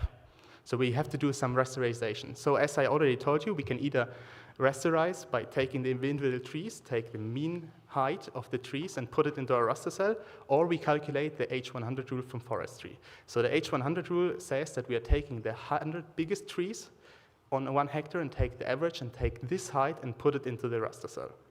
And then the little more complex thing is to do it coming from already rasterized data or from continuous data, for example, ELBUS data or TANEMX data. So how can we actually kind of simulate an H100 rule using this? So for now, I just took a very simple approximation. So I'm basically just taking the 25% percentile. So I when I do the downsampling of the data, I just take the 25% of the highest values, because of course the H100 rule by itself is on an individual tree scale, so I can't really approximate it directly towards rasterized data because I have no information on how many trees are actually within that cell.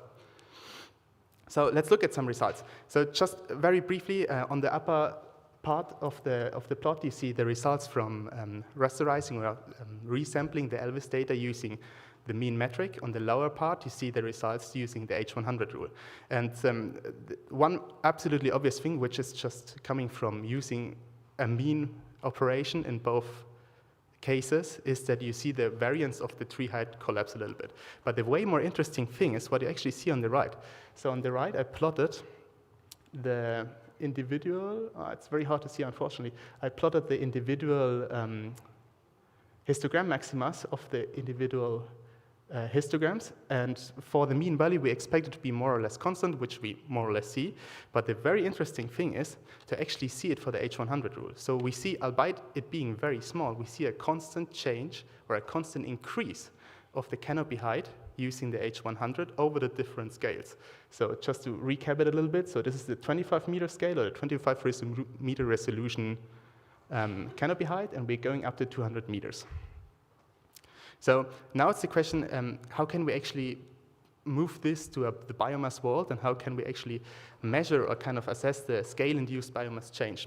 For this, I had to define some kind of Elvis or some kind of baseline scenario, which I do using the Elvis data.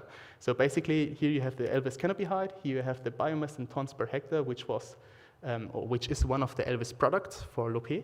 And I basically just fitted an allometric function into this, and now I have an alpha and beta parameter which I can use and which I have for the Lope National Park or for this test site.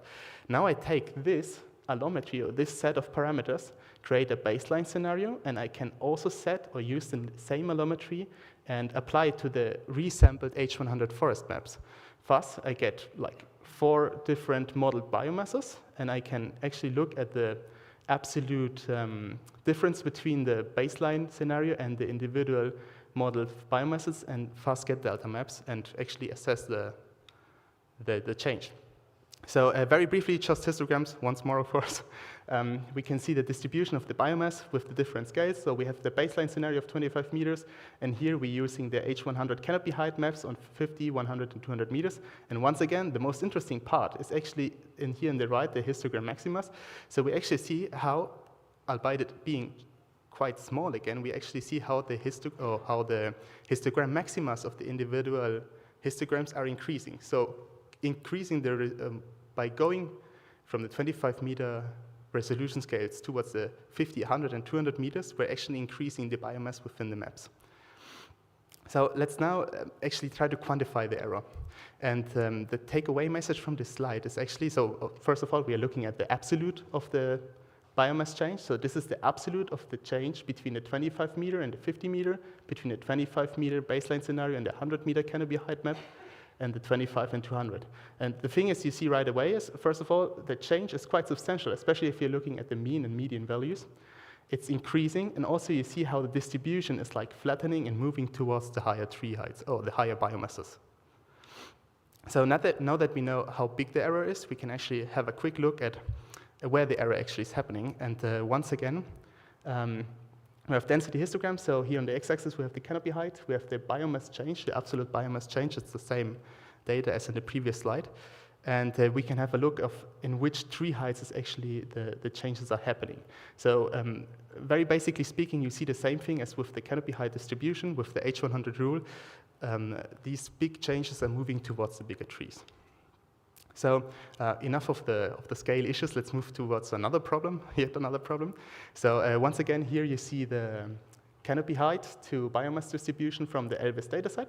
I once again, in the golden color, plotted the fitted allometry, and I also want to point out this 40 meter class. So if we zoom in a little bit, you can actually have a look at the huge variance in biomass values. So basically for a 40 meter high tree stand, you can range anywhere from, I don't know, 30 tons per hectare up to like 500 tons per hectare in biomass. Here on the right, I plotted the residuals. So it's basically the change between the difference between the baseline scenario, which is the Elvis product, resampled to 50 meters, and my predicted biomass, which I calculate using the fitted allometric curve. And we see that with the different canopy heights, we get different distributions of these residuals. So how can we actually proceed on this matter? How can we actually reduce the big variance that we're seeing in the data? First of all, we have the biomass variance. So we actually know from this that we are really in the urge and the need for a spatially dynamic allometry. So there are now more or less two parallel ways to address this change. So the first way would be to just, well, not just, but to use remote sensing derived parameters, for example, some kind of structure index, some kind of wavelet statistics, maybe a hint for later. And the other way would be to look at it by the means of like the tree and stand parameters. So to actually go to the individual tree scale and look at this. And for this, we have the perfect tool at hand. We have the four-mind model, which gives us like the perfect sandbox to actually search for these interconnections and try to build new indices. So the same, wrong one, the same plot, just now with four-mind data. So again, we have the canopy height, again, we have the biomass in ton per hectares, and again, we see a huge variance. So we can work from that. So once again, I did the residual analysis. So we are seeing the canopy height classes down here, and we're seeing the relative change in biomass between the modeled biomass done by four-mind and the predicted biomass that I did using the fitted allometry. And now the good thing about using a model is that we actually have a lot more additional parameters which we can use free of charge because we don't have to go in the field and actually measure, which is very convenient. So for instance, we could use the DBH, so the diameter at breast height or the crown radius. And then if we look at it again from like a 2D perspective, it's rather boring. It looks like the other plots as well. So there is some kind of correlation, so be it nonlinear or be it a linear correlation, whatever, between the DBH and the modeled biomass. The same for the canopy height, which we've already seen, but the variance is huge again. So, but what happens now if you move to 3D space? If we actually combine DBH and the canopy height to somewhat explain the resulting biomass from the model? Well, we see the variance decreasing drastically. We have actually now a chance to actually fit a plane through this and drastically reduce the variance or the residuals. So for this, bear in mind this is very much work in progress. So I'm just started doing this more or less. The model one is basically just what we're doing all the time. So we're trying to fit the alpha and beta parameters with the only input variable, which is the canopy height, towards getting the perfect fit for the above ground biomass, and we get an R squared of 0.22. So this R squared was actually calculated on the logarithmic residuals because it won't work with nonlinear regression. But anyway, it should give a clear picture of where we're moving at. So what I'm doing now is I was just slightly changing the allometric formula, and bear in mind it's just one way to do this. So basically I just add the DBH term, and I have to have some exponent in order to be able to fit it. And on the logarithmic basis, we get a little increase of the R squared. So just by adding this simple parameter of DBH, we can actually increase or increase our understanding on the residuals that we are seeing within the biomass. So enough of that. Let's move to the other way that I was showing you. 2 minutes, thank you. To the other path that I was showing you is to actually use directly derived or parameters which were directly derived from remote sensing data. So these slides should be very familiar to you because these slides and the work is from my former colleague at DLR, Chan-Yung Choi. So basically he built, or basically speaking to make it short, he built a horizontal structure index which he derived from Tanix data. So, and thus he was able to actually account for these density variations which are happening in the horizontal structure. Let's look at some results. And the by far most interesting plot is down here. So basically we see the Tanamix forest top height plotted against the reference biomass. Once again, we see like the basic same allometry, same distribution. But the very cool thing now is actually that he colorized the point cloud using his horizontal structure index. So now we can actually see one point cloud in red here, one green or yellowish one there, and one blue one there. And thus, just by adding this horizontal structure, we are now able to actually fit 3 different allometries through the point cloud and address the variability in a much higher way. And just to make a little advertisement for Leah, she's working on the same issue and doing like the upgrade to it, to say it in easier words. And so I just can recommend you to go to her talk tomorrow morning on Wednesday, estimating forest structure and change by the means of wavelet statistics. So finally, let's go to the conclusions. First of all, with resampling and rasterization. Okay, so the top canopy height measures is what PolInSAR height inversion allows. One possible way is to actually use the H100 concept, albeit it being an individual tree measurement. The implementation and approximation of H100 from raster data can be done in different ways. And we see from the model data, at least, that it's way more sensitive to biomass than other height metrics, but yet it's very challenging because it's scale dependent. Then we have the scale-induced biomass change. So we see very clearly that there is a scale dependency on the biomass when modeled with the H100 data. It's weak, but it's clearly visible. And albeit a really small error, so we're talking at the moment with our implementation of H100 of like 80 tons per hectare, the scale-induced change must be taken into consideration.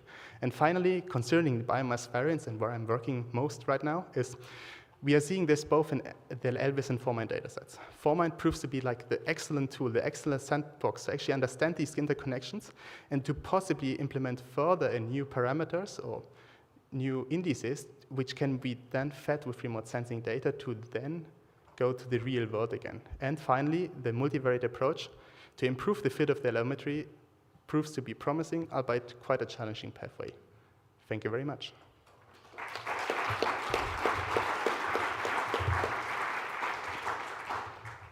Question? Over there.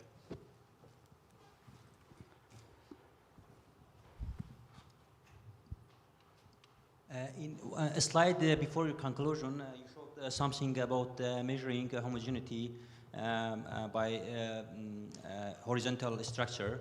I think this is very interesting for forest biodiversity. I think you can measure like diversity by having that kind of metrics that you proposed there. This was very interesting. Just a comment, not question. But I think for biodiversity, I've seen some study that using LiDAR that they look into, for example, forest height differences, and then they can use something similar. Okay, well, then you should definitely go to Leah's talk tomorrow. Yeah, yeah, I have got something to discuss.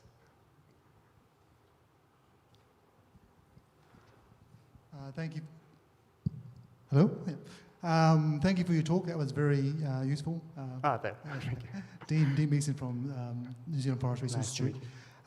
First, a comment. H100 index is more of a stand level description of dominant tree height, so you can say that is on a bigger area than an individual tree basis. We usually talk about that on a per hectare basis, so that works really well when you're talking on a bigger scale. So for the forest model, you use the allometry that was in the model. Was that based on the trees from Gabon?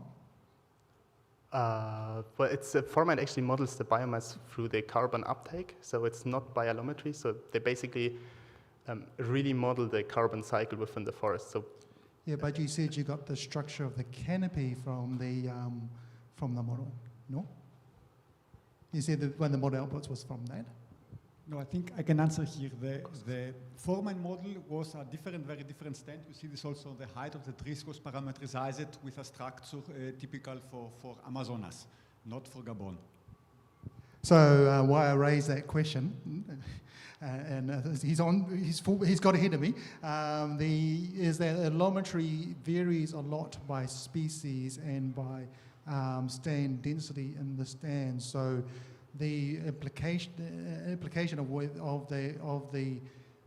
the biomass is can be wildly different tree species determining of the volume of the tree, where the trees branch, and where that and how wide they go. And I guess one of the comments I want to make from the session is that it's really good to see this really work with biomass and work in the height, but it's not just simply, hey, we've got the height, we just apply the algorithm, there's the answer.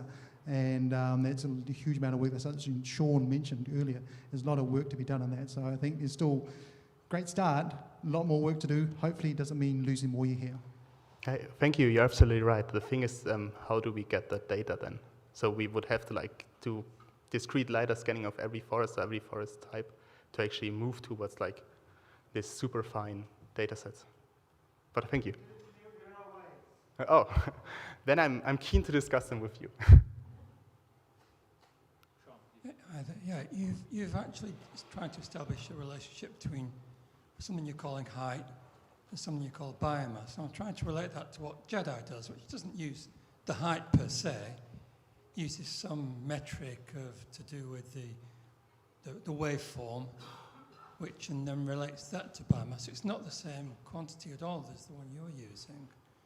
So what does your work have to say about what JEDI is doing, and whether you'd have the same variance that you were seeing this huge dispersion? Would you say that then JEDI would have the same level of dispersion, even though it's using a quite different way of doing the relation? I'll be honest and upfront with you, I'm not an expert. My forte is not JEDI, so for the moment I'm mostly working on these scale-induced issues. So Kostas might be better to answer that question probably, but anyway, the variation is, at least we suppose it is, caused by the stand density variations. So what you were seeing, like these huge variations in biomass, are probably mostly related to the stand density. Part of what I'm trying to get at is whether when you try and recover this height parameter, yes, it's not the best parameter to convert to biomass. That's what I'm trying to say.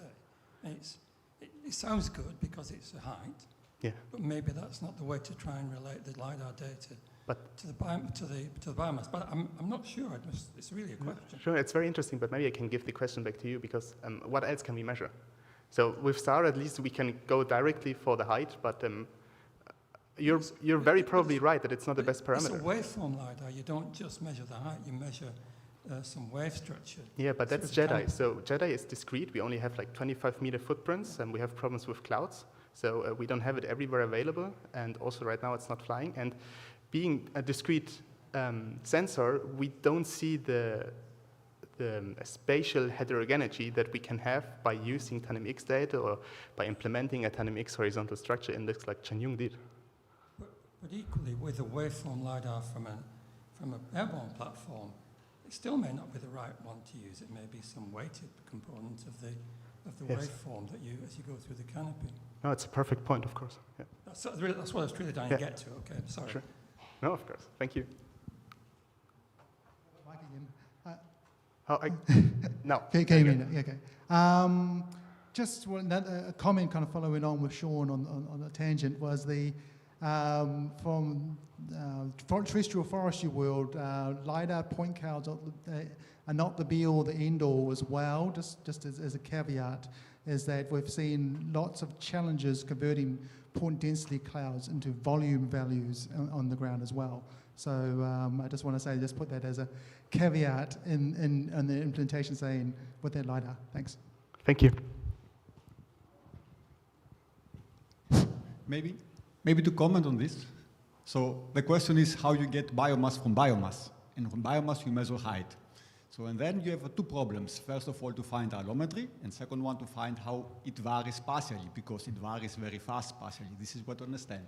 So from ZI, you get the mean allometry. And if a point of ZI is there or not, that's not critical for the whole concept. And the question is, first of all, can you judge on this? And the point is, but I hope that someone from the ZI team will show up tomorrow and verify this, that the footprint metrics in height and in biomass are more accurate than the extended ones. So we are there at 25 meters, and then you have 200 meters biomass measurements. And that's the question, how you address this. And there are, beyond all the other problems, is of course the problem of scale there too.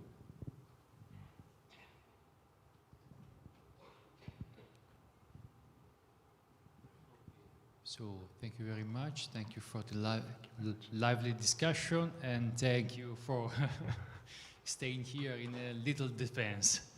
Thank you. Thank you again. This closes the session, so thank you very much, and we wish you a nice coffee break. Or a final one announcement. So on the Padlet, we put the recommendations that we discussed yesterday.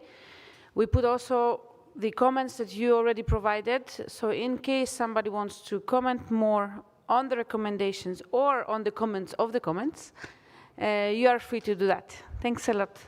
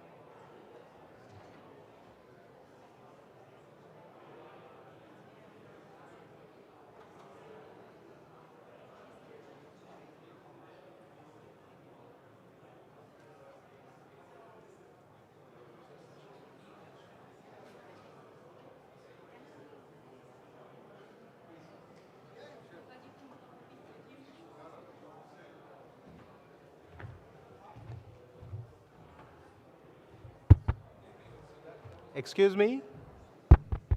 Excuse me, can we start the next session, please?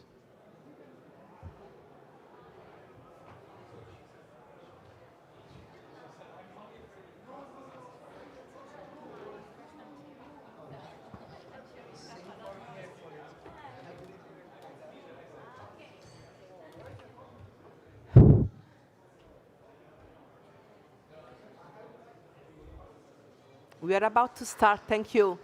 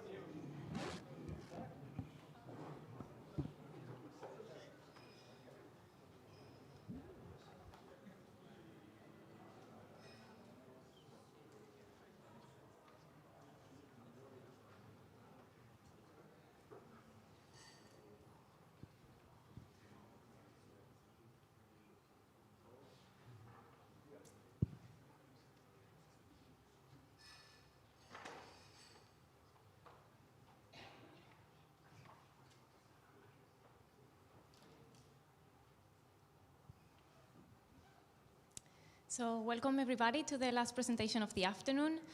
And we have some interesting presentations for forest applications. And it is my pleasure to introduce the first speaker, Islam Mansour. He's coming from DLR and his work is titled Machine Learning in Model-Based Forest Height Inversion. So Islam, the floor is yours now. Hello everyone, good afternoon. Thanks for the introduction. Today I will present to you my work, which is related to the machine learning in model-based forest height inversion. This work is part of my PhD, and it wouldn't have been possible without the support of my supervisors. So today I will introduce to you a very unique approach, how we can integrate machine learning with physical modeling in a modeling approach which is called hybrid modeling. Just to start, to give you a brief introduction about the forest height inversion from INSAR data, I was glad for the last session that it gave us some information about the TOMOSAR and so on. So you might have an idea that we have the vertical reflectivity profile. But for the INSAR application, to estimate the forest height, usually we don't really have a tomogram. So we need to invert our forest height in a smaller subspace with a fewer observations. And if you can see here our interferometric coherence model, we have our volume decorrelation, which we can use it to model, which we can use it to model that we have our vertical reflectivity function, which you can see here, and we have, which is a function as well of the vertical wave number. And one of the key parameters to have a good inversion for the forest height is that we need to have an accurate measurement for the vertical reflectivity profile, which you can see at the bottom here. And for that, that's one of the key challenges to invert our forest height. And as you can see that if we would like to estimate our forest height, it's a function of the vertical reflectivity profile, the volume decorrelation, and the vertical wave number. And last but not least is ground phase. So the idea, if we would like to imagine our model in a schematic, so we will have our physical model, as you can see here, as you can see over there, and we have 3 inputs. We have the kappa zeta, we have the gamma volume, and we have our vertical reflectivity profile. And most of the cases, we have some limitation regarding that. And if we have it, then we can invert our physical model to estimate the forest height. So as you can see, we have here some limitation. In the real application, when we have tandem X acquisition and we would like to invert our forest height, we need to assume our vertical reflectivity profile. We can assume it's a box, it's a random volume over ground, or we can actually, in the state of art, we can derive a mean profile from GTI, and then we can ingest it here in our physical model to invert the forest height. But all of this have some limitations, since for all the pixels to invert the forest height, we have only one profile because we don't have more information. And as you can see, that the problem which comes here is that we don't introduce any spatial variability in our vertical reflectivity profile, since it's constant.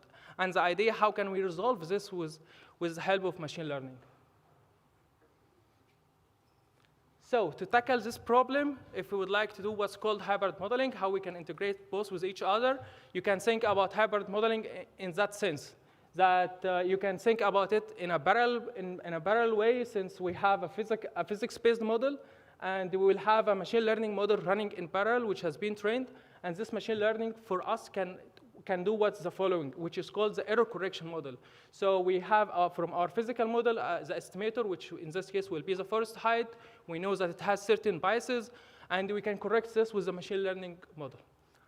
Another approach which we can think about as well is that we have sequential hybrid model. In that case, we will have our input for the physical model, but we have some underlying assumption for the physical model. So the idea how we can use machine learning actually to improve those assumptions. And that's what quite unique and what we will be using here. So in that case, you can imagine that the machine learning will enhance the underlying assumption of our physical model.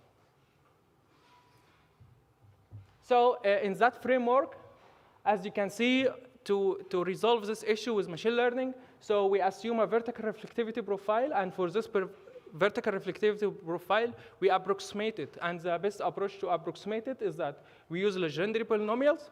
And from this legendary polynomials, we have our legendary polynomials, and you can see here. And from machine learning, we can estimate our legendary coefficient. So we can estimate our underlying vertical reflectivity profile.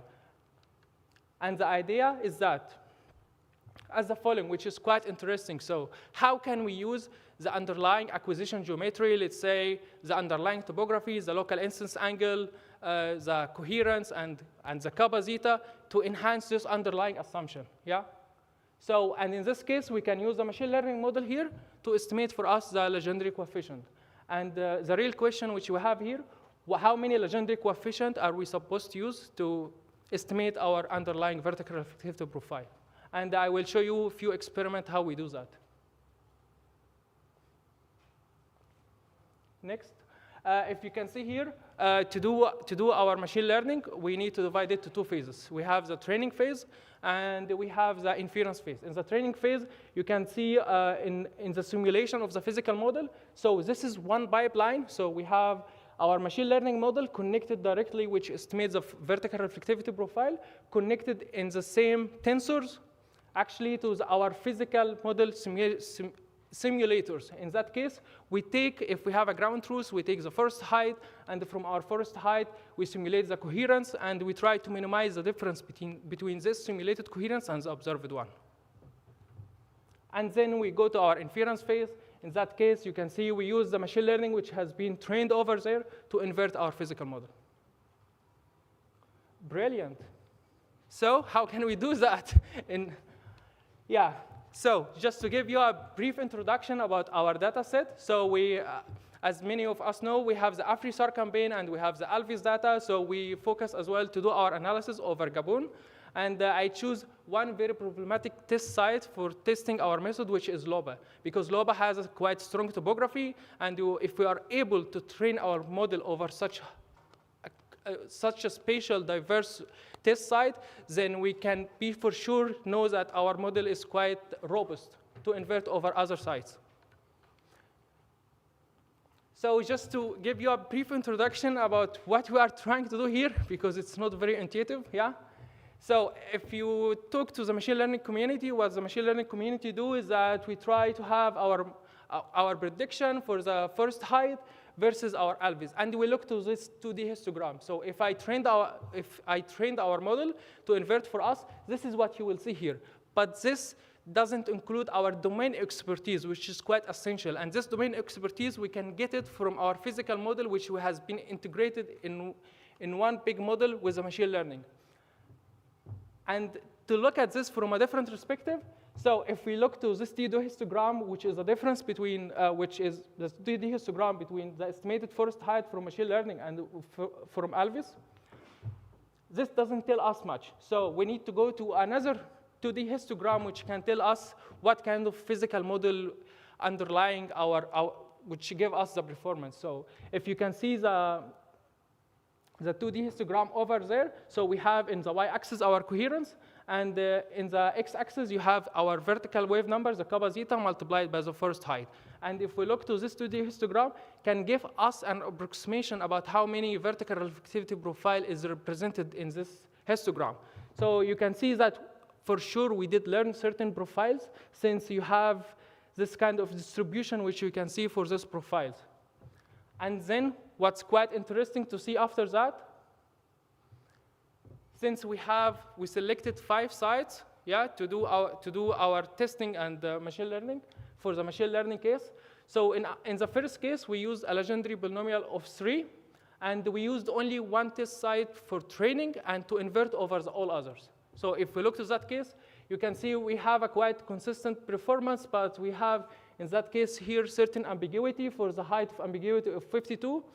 And we have an overestimation for the case of 95 height of ambiguity. And in between, it's quite similar behavior. And highlighted in red, this is the scene which has been used for the training. So if we would like to see if we can actually integrate more additional data in our training, what kind of behavior we will have. If we look to this 2D histogram, it doesn't tell us so much, but you can see that since we started to have additional data set for the training, you can see our 2D histogram started to be squeezed for the machine learning, as you can see in this direction here. And that tell us there is more parameters actually we can still learn. So in that case, this can give us an indicator that we can increase our number of coefficients to learn more parameters. And this is what we have done in the last case. So you can see we have the three histogram, which is highlighted in red. This has been used for training. And for the 2 cases in the middle over there, you can see we have done the inversion for this data set without seeing it before. But given that, it already have a different height of ambiguity, which is great.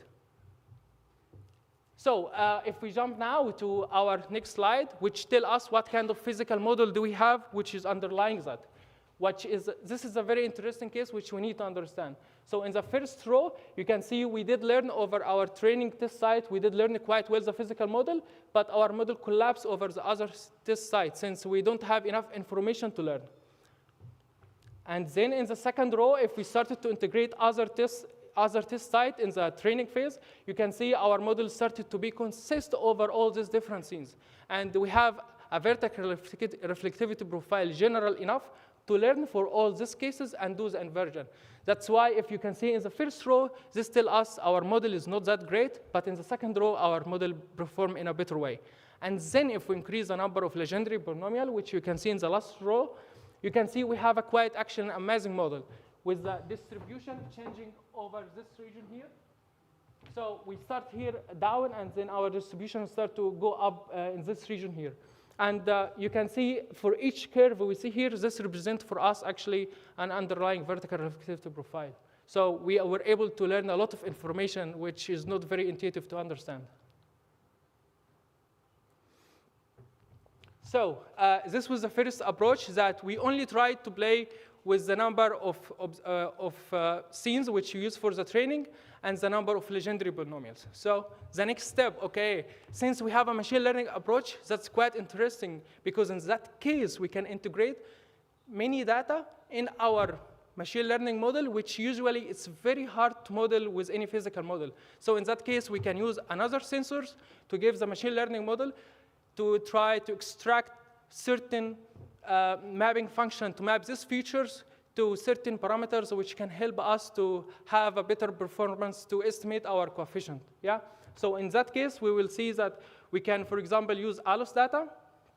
In that case, we use entropy, isentropy, and alpha. And in another scenario, we use entropy, isentropy, alpha, plus the eigenvalues. Yes, so in the first row here, this is our optimal case, which using only the tandem X acquisition geometry. And in the case number 4, this is our experiment number 4, we use only the entropy, isentropy, and the alpha. And in the 5th case, we add the 3 eigenvalues. If you start to look at this case here, you can see that in the 4th row and the 5th row, we start to have some issues. So you can see that the ALOS information is not fully random because it has a certain contribution, but it's not very sufficient for us to invert our model in a good way. And if we'd like to understand this more, why, we can look to our physical model, which can tell us, can give us additional information regarding that. So you can see we have, in the first case, quite stable physical model.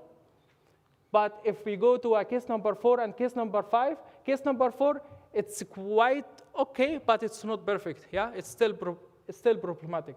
But if we jump to case number 5, you can start to see that our physical model is collapsing in all the cases, which means we have a certain information, but the correlation between that and the underlying forest height, which we would like to estimate, it's not very consistent.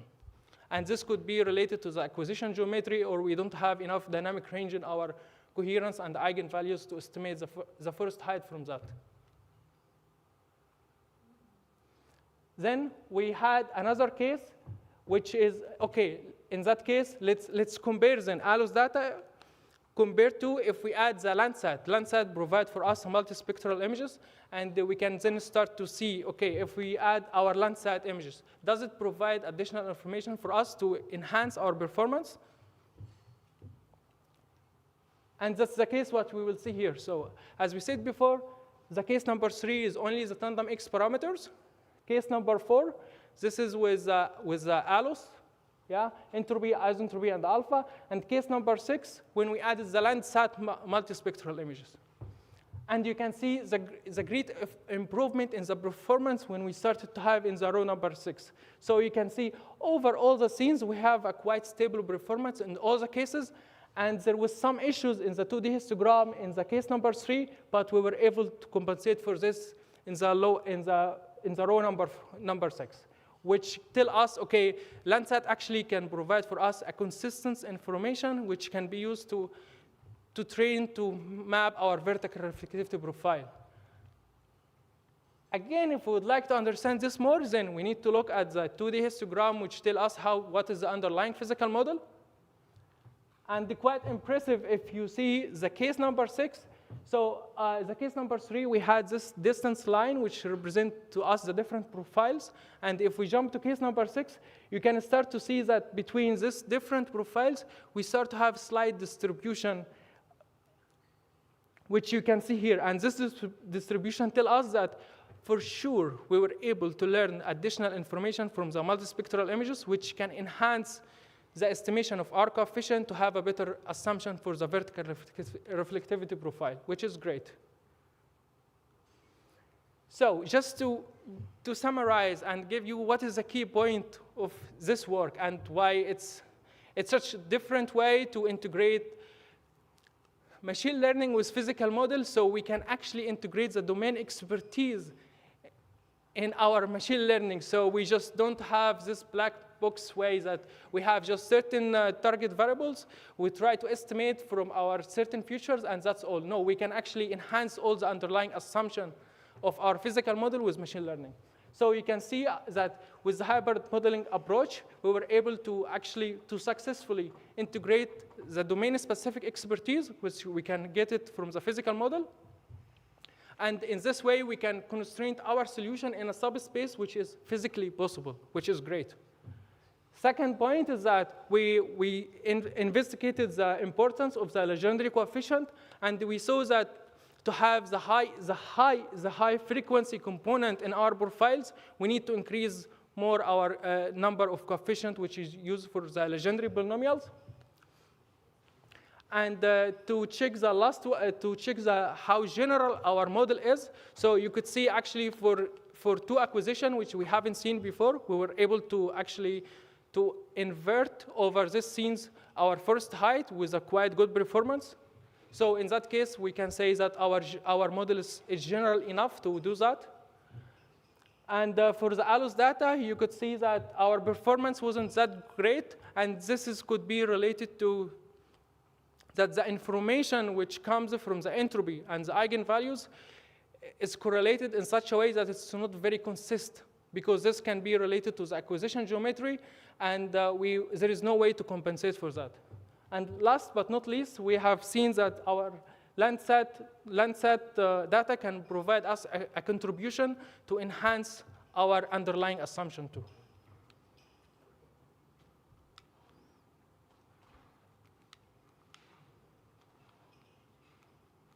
Yes, and yeah.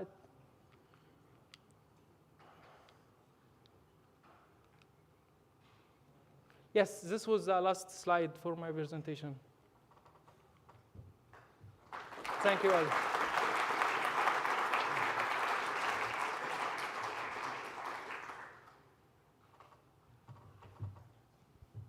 Thank you, Isla. So, are there any questions? Yes?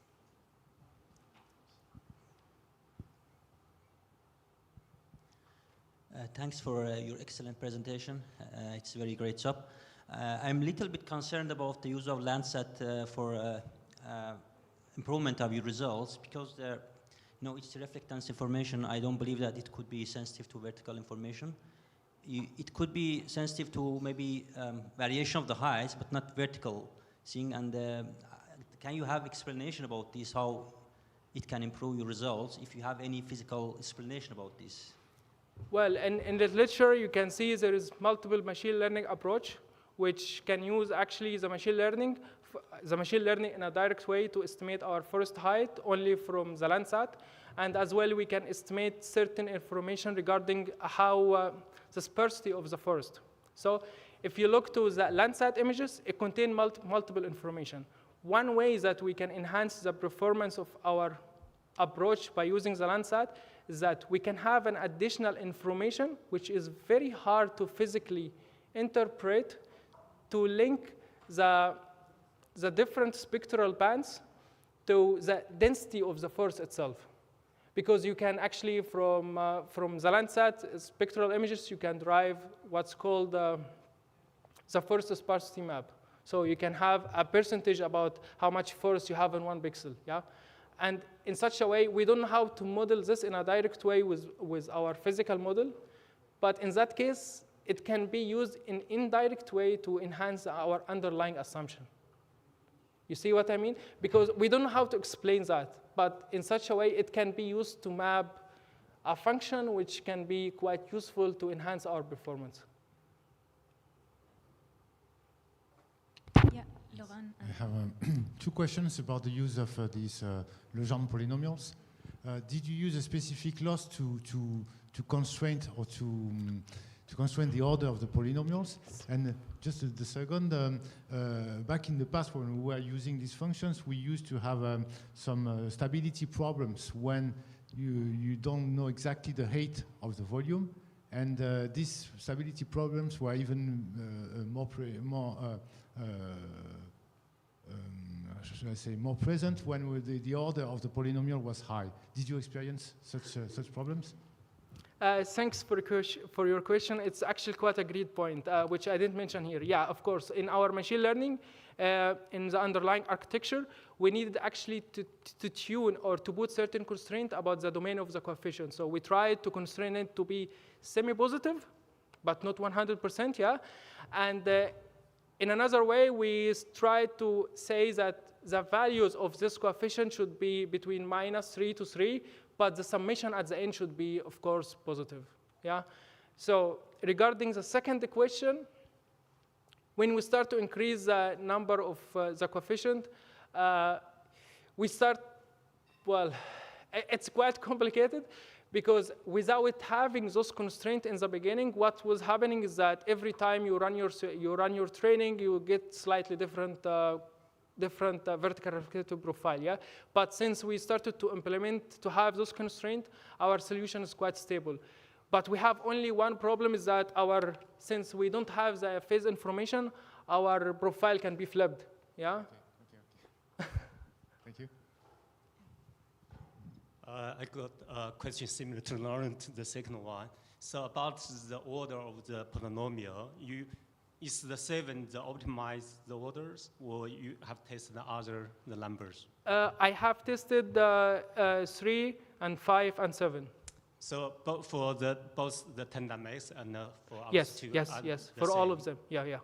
So a lot of questions about the height of the ambiguities. Why you particularly select these 5 numbers, but they seem separated 2 groups? I selected those 5 numbers because this 5 number is quite representative for quite diverse kind of acquisition geometry, which we get from tandem X. So in that case, we have a domain of acquisitions, which in that, so we have tandem X can have different baselines, yeah? And we try to select a few baselines that is quite far enough that we can actually invert for any height of ambiguity in between.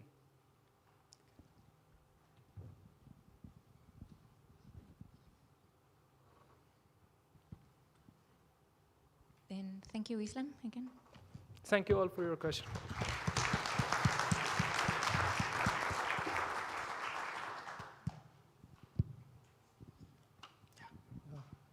Hi, good afternoon. My name is Unmesh Khati from IIT Indore. So the next presenter we have Samira Hossain, who would be presenting on dual frequency approach to detect forest height and structure using PolInSAR technique. Thanks. Hello everybody, I am Samira Hossaini and I'm working for a research company, Santima. Today I want to explain to you about my recent research, which is about a dual frequency approach to detect forest height and biomass forest structure using PolInSAR technique.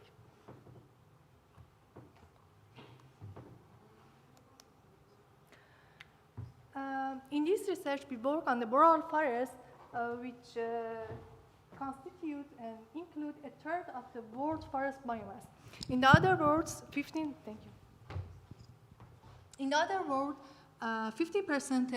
of the Earth's land surface. This kind of the forest has a relatively low biodiversity, and its distribution and its ability to capture atmospheric carbon is not well known. That's why we use PolInSAR technique to detect forest biomass in this kind of the forest.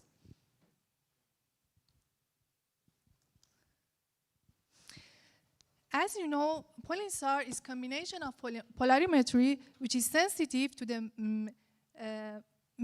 scattering mechanism, and interferometry, which is allowed to detect vertical position. Then polarimetric interferometric, or PolInSAR, is able to detect, localize the polarimetry phase center vertically. This phase center will change from one frequency to another frequency. That's why in this research we use dual frequency approach to exploiting different interaction with forest. In fact, the penetration in the vegetation layer and the scatterers in the tree can be changed in the function of the frequency. For example, as you can see, at L-band, we have more interaction with a smaller structural elements in compared to the P-band. In this research, we used and we investigate forest vertical heterogeneity too, because information of forest vertical heterogeneity in addition to the forest height can be used to constrain AGB, above ground model. Then I will start with the data that we use in this research, and after I will show you the method, forest structure inversion with the GVB Gaussian vertical backscatter model. After I will show you the result at L-band and P-band and AGB inversion strategy, and finally I will finish my presentation with conclusion and perspective. The data that we use, it was acquired at L-band and P-band by ISRAR.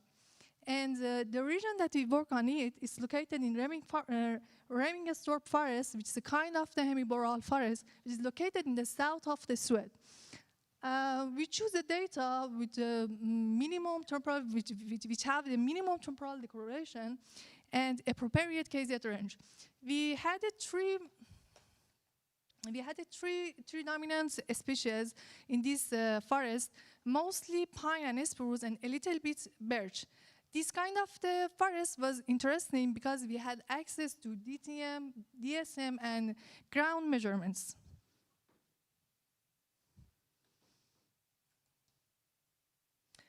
In this research, we use classical two-layer forest, the volume and the ground, like RVOG model. Here is the equation of RVOG model, and here is the representation of this equation in the complex plane. Each line is, each curve is corresponding to the volume per side. And during the line, extinction will change between 0 and infinite. The phase center can be changed from the medium up to the top, which includes, in the complex plane, it is equivalent to the angular positioning change, and volume decoration can be changed radially.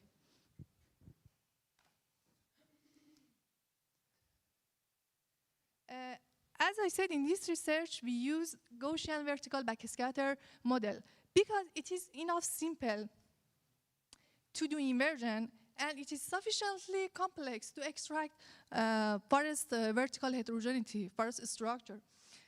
It's easy because with this model, it's possible to extract maximum backscatter, which is located at the top or at the bottom of the canopy.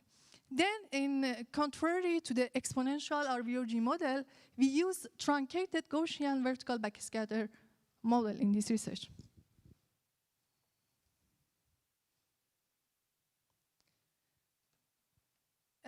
Here is a just illustration.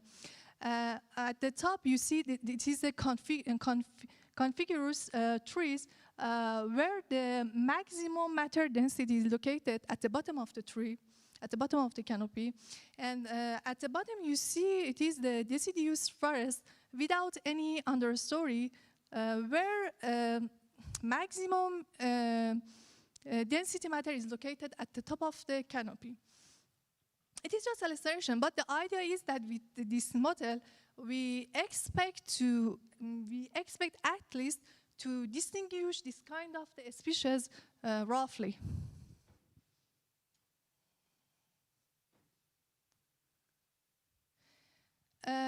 To show you quickly how this model behaves, I show here in this figure a three-profile backscatter where the volume elevation is changed and the standard deviation is fixed. This kind of case in the complex plane is equivalent that we change the angular position, but the volume decorrelation radially is fixed.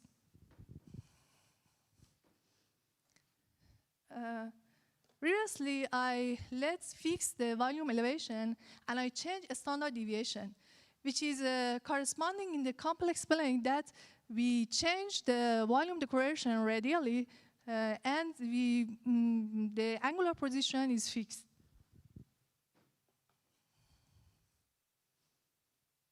And here, finally, it's presentation of Gaussian vertical backscatter model ensemble solution for all the relative standard deviation values and all the volume elevation values.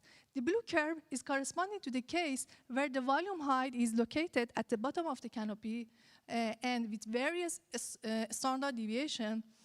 And here, this is equal to the Dirac function, and this one is equal to the uniform function.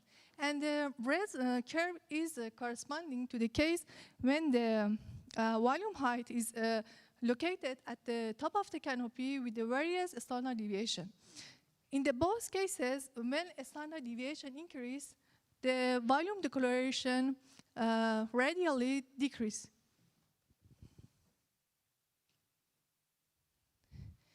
And I want to say, if the volume elevation exceeds or is higher than forest height, we achieve to the half of the Gaussian, which can be corresponding to the exponential vertical backscatter model, RVOG model.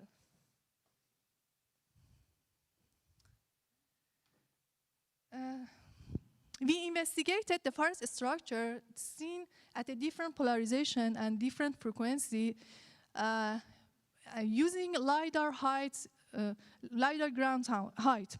But why we use this? Because we wanted to avoid to have any bias in our result to estimate ground phase.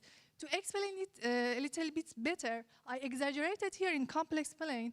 And in this complex plane, you can see if the forest structure seen differently in the different polarization, the line regression at the polarimetric interferometric coherence can lead to the bias. Then to avoid this kind of the bias, in this research, we use the LiDAR ground height to estimate ground phase. Now I will show you in the future the result for the Gaussian vertical backscatter model in the different polarization, different frequency. To do this, we intersect the line with the Gaussian ensemble solution. And here you can see 3 examples of 2D delta key for each different color that can be indicator of a structure, forest structure.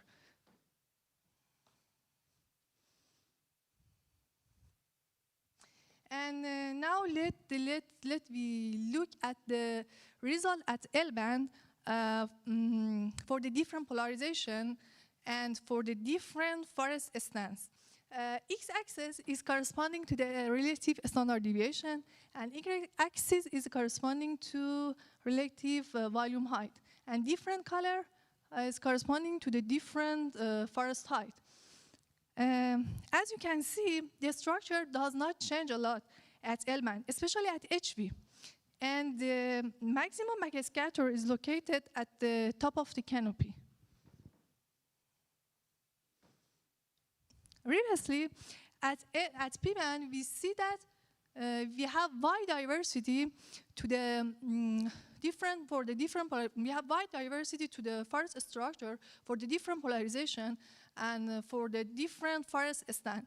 That can verify that P-band is more sensitive to the forest structure.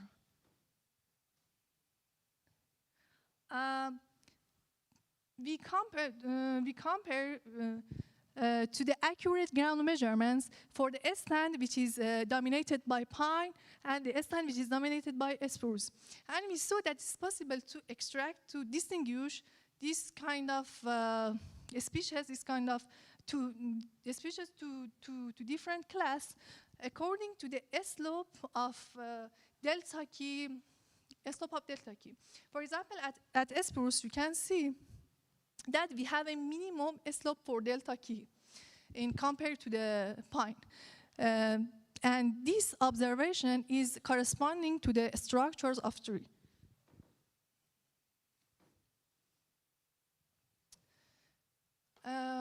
Then we saw that we have a low, we verified that we have a low sensitivity to forest structure at L-band, especially at HV. Then we take advantage of this opportunity, and we take a meaning of the curves at L-band at HV. And after we injected this equation to the GVB model to extract forest height, and we achieved to have a relatively good accuracy, RMSE, approximately 2 meters. And then we can see that low sensitivity to the forest structure at L-band can be used as a good opportunity to estimate forest height.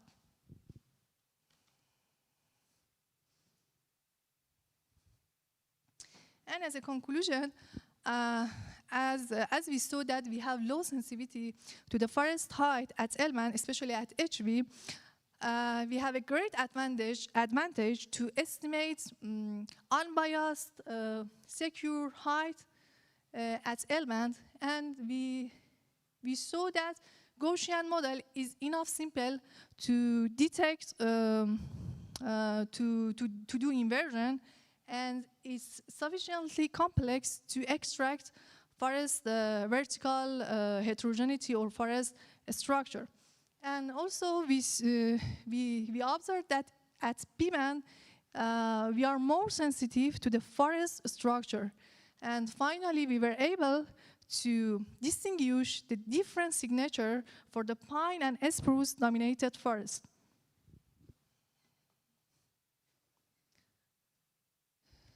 And as a perspective, it's possible to apply this method for the future space-bound sensor like biomass that will be launched in future, or you can use with a higher frequency like tandem X.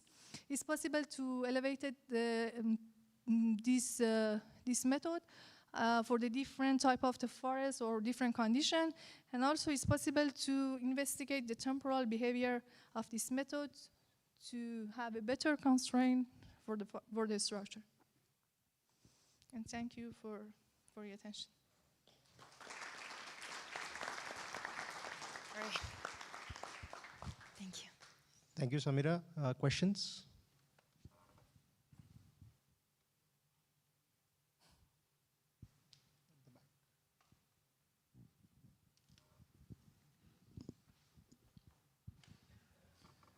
Thank you for your presentation. That was really good. Have you tried to, have you tested your above ground biomass equation, which is in L and P band, compared it to the ground measurements? Sorry, I don't understand. To use the equation for P band? Yeah, so you've said on your conclusion slide that you can get the above ground biomass with L plus P band. Have you tried that yet? At P-band, yes, we tried. In fact, we try with two frequency, L-band and P-band. We detected that P-band we are more sensitive to the forest structure, but L-band it is more secure to detect forest height, and we are sensitive. We are not sensitive to the forest structure. Then we use this method with P-band to distinguish the two species for the forest site, for the forest structure. I don't know. I understand your question or not. Thank you. Yes. Thank you for your presentation. You, if I understood correct, you invert X band and P band independently. So you use a profile and the P-band data to make a P-band solution and the L-band with the L-band Gaussian to get an L-band solution. Mm-hmm. Did you try to make adjoint? So because both have the same height and the same phi 0. So did you try to invert commonly using just a different or a scaling in the vertical reflectivity in your Gaussian? You want to, for the ground space at P-band and L-band? Or yes, you want to say without taking LiDAR ground height to estimate for forest. You want to say this? Let me. Yeah. I don't know what you mean this to estimate. In fact, beside of the estimating ground phase with LiDAR ground height, we try to detect ground phase with different polarization, with quad pole and two pole. But with quad pole, we saw that we have a bias. It will coherence, it will be like a triangle. Then it was not possible to fit the line regression. We had lots of bias. Then we checked with dual pole, and we saw that in HV at P band we had a I show it with red color. We had a less bias. Then we verified independently like this too. And this is single baseline inversion. Sorry? Single baseline inversion, one vertical wave number. Yes. And what was the ratio of the two? For the L band and the P band, they were the same, or? The ratio for? The vertical wave numbers, kappa zeta. The baseline. The baseline, I don't know. Some part of the pre-processing, it was not me. I did with someone and with my colleague, but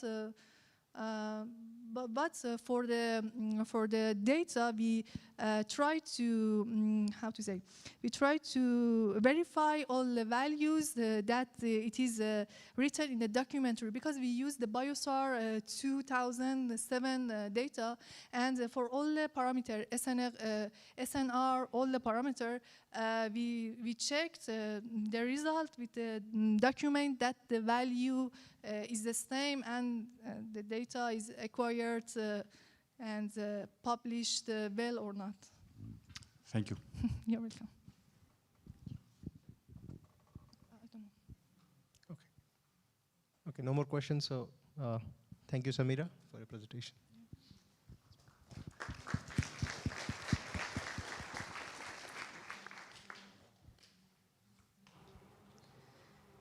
Then we welcome our next speaker, Santiago Ariel, and he's going to present an assessment of SAOCOM L-band PolInSAR capabilities for canopy height estimation, a case study of a managed forest in Argentina. So. Okay, so this works, okay? Yeah.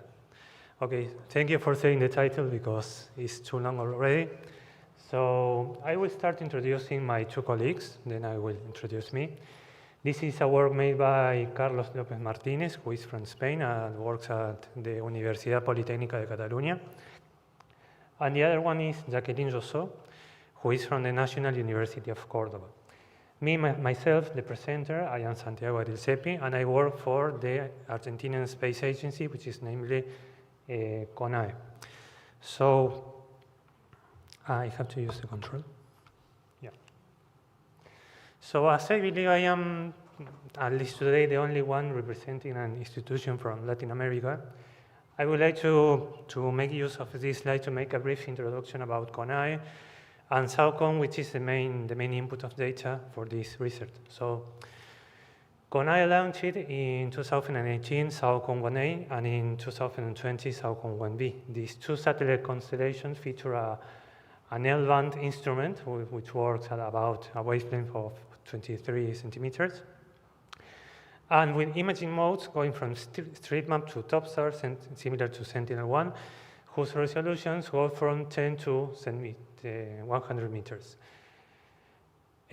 Something very particular about this constellation is that it allows a revisit time of up to 8 days. Each nominal revisit cycle is of 16 days, but with the combination of SAOCOM 1A and 1B, we can get an 8-day revisit cycle, which is quite interesting from the point of view of the application in forestry.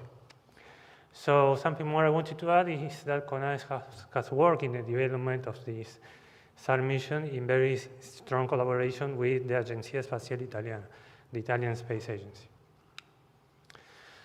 So what is the general motivation of the research we are carrying out? In first place, what we want is to somehow in an exploratory way to assess the PolInSAR, not only INSAR, the PolInSAR capabilities of this constellation in order to map forest stand heights in Argentina.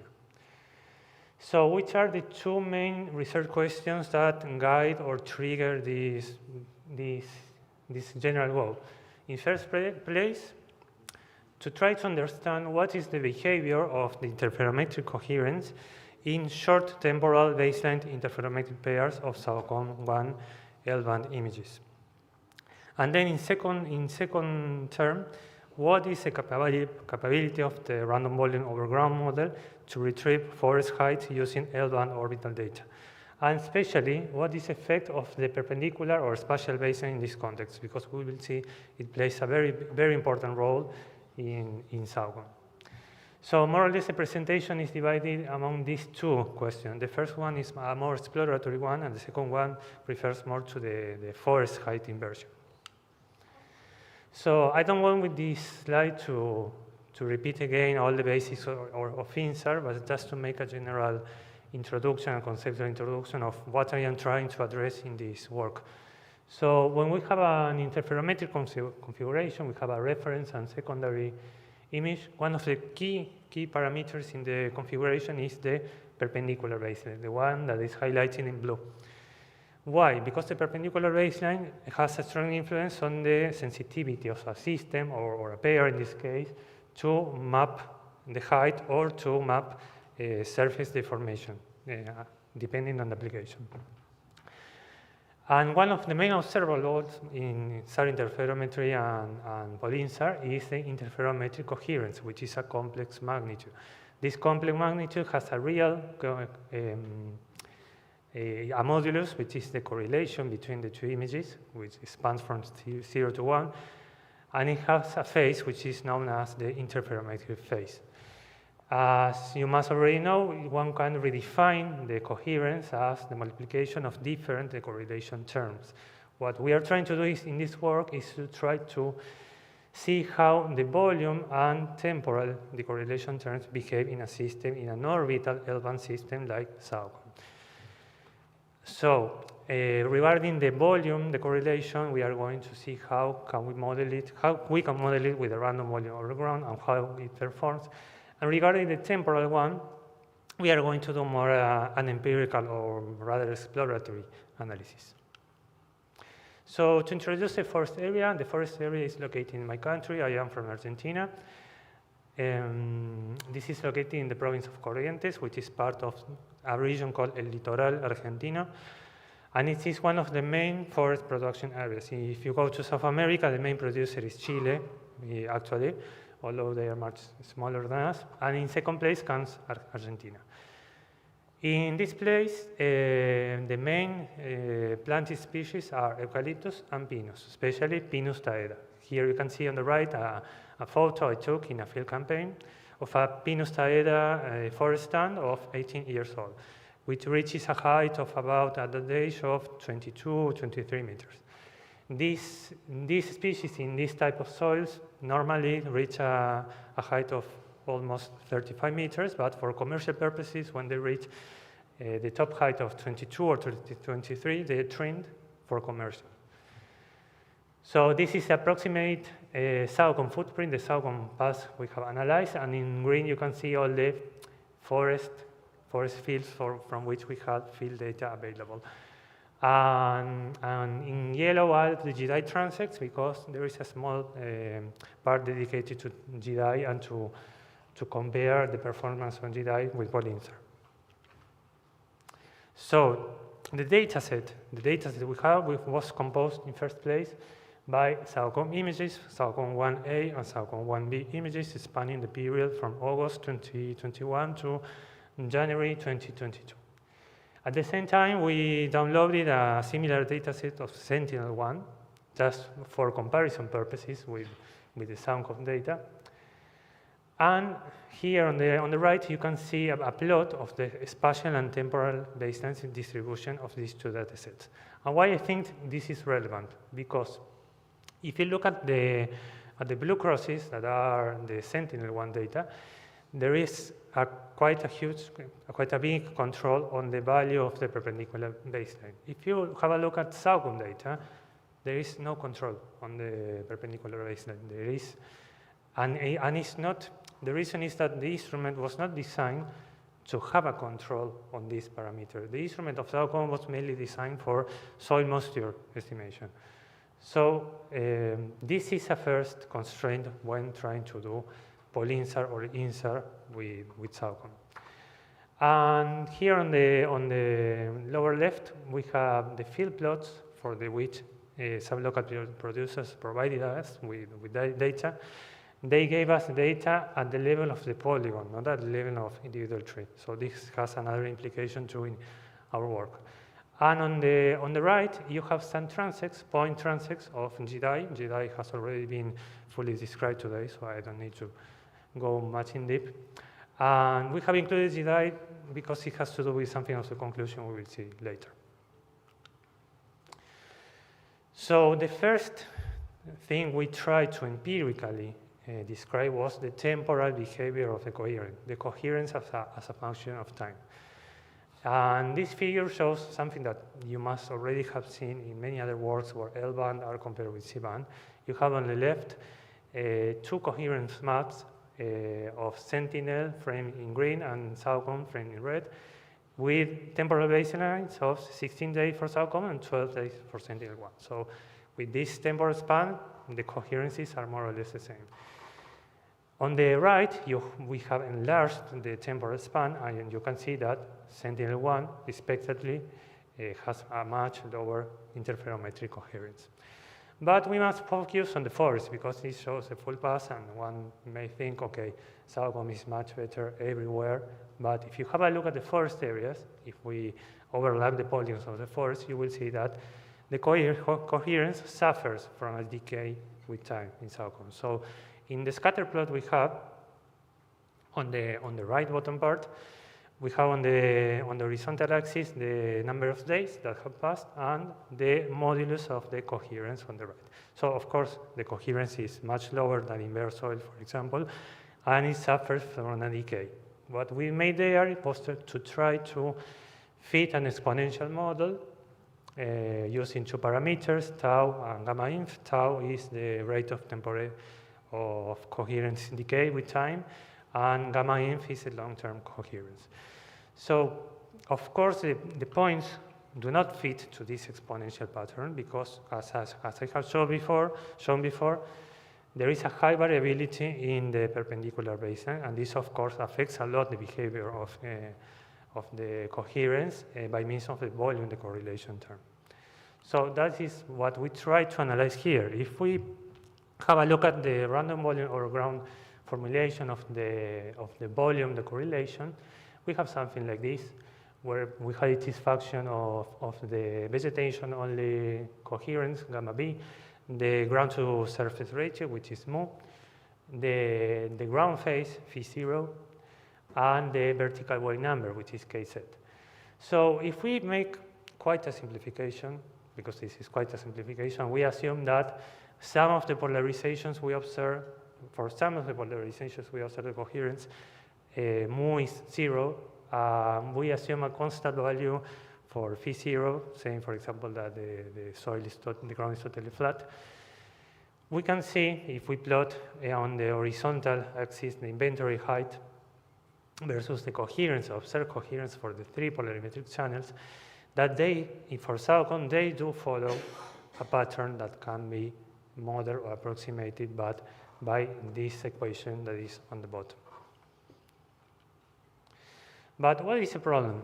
I showed that example for one interferometric pair with one vertical specific wave number. The problem is that we don't have control, as I said before, on the perpendicular basis. This is what the scatter plot on the left is trying to show. And on the right, we have taken an example on an RGB Pauli composition of a pixel that we know that has a mean height, tree height of 12 meters. And the other three plots are examples, representations of the random volume over ground solution on the unit circle. So all the cloud of green points you see are all approximations, the possible solution combinations of HB and extinction that the random volume performs until it finds the closest solution to the observed coherence, which are the red crosses in each plot. And the three of them refer to the same point and different interferometric pairs. So you can see that even for this point, first, we don't get a very up-close solution to the actual height, and also each of them gives a very different approximation. So This is a constraint, but also I think an opportunity to try the combination of multiple baselines. Instead of performing height inversion based on one single pair, to try to combine or to fusion different baselines. So here starts the second part of the presentation. So to make this baseline combination, we based our approach on a work by Michael Dembina and Simar from 2018, where they defined the problem of selecting the baselines as a classification problem, where the class is the baseline value, or if you prefer, the interferometric pair to select. So we have a polarimetric SAR dataset, in this case SAUCON dataset, from which we extract a number of not only PolInSAR features, but some PolInSAR features among them. And from this SAUCON dataset, we generate a number of random volume over ground height maps. Using the field data we have, we get from this stack of maps for each pixel, which is the optimum height. So we have a list of the optimum heights and the optimum baseline for each pixel. Then, using these optimum heights and the PolInSAR features, we generate a training and test dataset. A training set where X, where the variables are the PolInSAR characteristics extracted from a SAUCON pair, and the labels come from these optimum heights. We perform the classification with this label dataset. In this case, we use a random forest classifier. And the output of this is not directly the height vegetation map. It is a selected baseline map. So for each pixel, we have selected a baseline value. This is very similar to what Michael and Mark made in this work. So after that, just by looking pixel per pixel, the selected baseline, we recover the height value and get a fusion map, which is the final output. So this is more or less what we got in one of the fields. This is a field we use for training and testing. So on the left, you can see the fields plotted according to the stand age. So one would expect to have higher trees for for older stands. So more or less here, at least visually, you can see that on the right, that the colors, the higher heights, more or less corresponds to the older stands.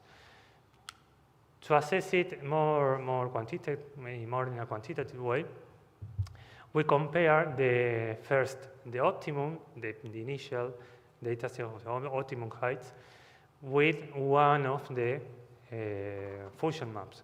You have to understand that here I am showing only one fusion map with features generated from one pair, but I had 12 different things. I have 12 pairs, so I could generate 12 different fusion maps. This is only one example. So as you can see here, the R-square, I prefer to measure this by the R-square. The R-square is very good in the fusion map, and it's very close to the optimum height data set. And here comes the comparison with JEDI. If we compare the same with JEDI, this comparison was much smaller because it was only where we had common data between PolInSAR and JEDI and field inventory. This methodology seems to have performed much better than the estimation that JEDI provides. But here comes a problem. These metrics seem to be too good. This sounds like more than a problem of overfitting, because it is not possible to have something like this, almost the same like the Optimus map. And the problem here is that probably, although all the metrics have been calculated on the test, is that the training and the test for sure are very correlated spatially. Why? Because to perform this, I had to work at the level of pixel, but my inventory heights were at the level of polygon. So maybe when selecting the samples, I took two samples that were very similar. So somehow I am contaminating the test data set with very, very similar data to the training data set. So in order to really assess this, we took another field for which we had field inventories, and which we did not use for this, and we tried this classification selection of the baselines to assess the accuracy. And we got something like this. So an R-square, which was much lower than the other one, but from my point of view, is much more realistic. So I think this is very relevant because it shows the actual accuracy that this technique with this kind of data can have in a data set that has not been used nor in the training nor in the test of the combination of baselines, in the classification problem, in fact. So in order to sum up, we can get some conclusions. The first one, which is something that is already known, I think, when working with L-band orbital data on forested areas, to avoid large temporal decorrelation, we have to work with the shortest possible temporal baseline. Then, the high variability we had in the perpendicular baseline in SAOCOM has imposed the need and the necessity of making a combination of multiple baselines. The proposed classification approach I use here, in the way we have the data, can suffer from overfitting due to the spatial correlation of the samples, given the way the field data was provided. So it is very important to have independent validation fields. Then there is something that we have not talked about here in this presentation. Here we used a fixed value of temporal decorrelation, but in order to effectively assess the validity of this model, the value of this temporal decorrelation must be addressed, and we should start thinking about switching from a fixed value to something that is more dependent on the height, or at least a pixel-based or pixel-dependent value of temporal decorrelation. And that is something we are working on at the moment. The GDAI large footprint data we use here, although didn't show a very good fit to the inventory height, can still play a very important role, both in first place, providing more granularity to the data, to the field data, in order to avoid the problem of having very correlated samples in the training and the test, and also to try to assess the estimation of the temporal decorrelation with more granularity, in the sense of having a pixel-based temporal decorrelation. And of course, all the findings we are here and the work we are carrying out addressing these issues has a quite relevance in the context of orbital L-band missions, because at the moment the only operative L-band orbital missions are SAOCOM and ALOS-2. So thank you very much for your presentation.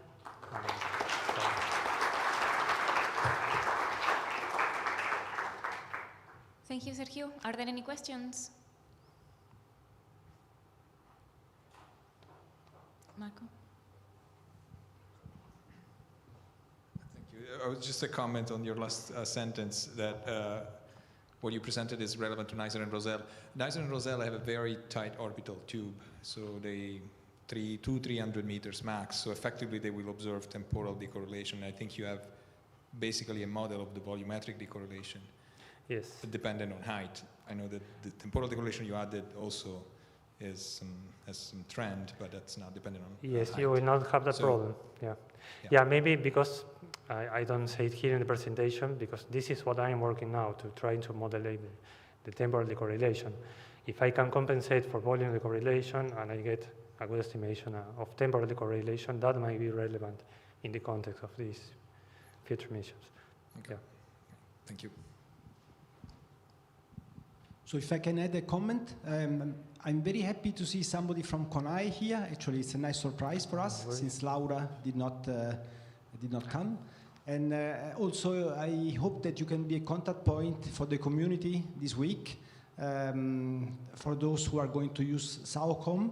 As you have seen, we have this cooperation now with the CONAI to provide the SAOCOM data via ESA, this PUMAS cooperation.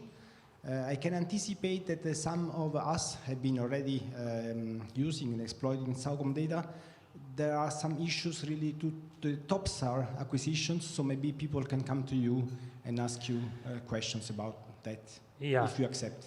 Yeah, indeed, all this work is based on street map acquisitions because TOPSAR has quite an issue with the synchronization between bursts. It's not only about the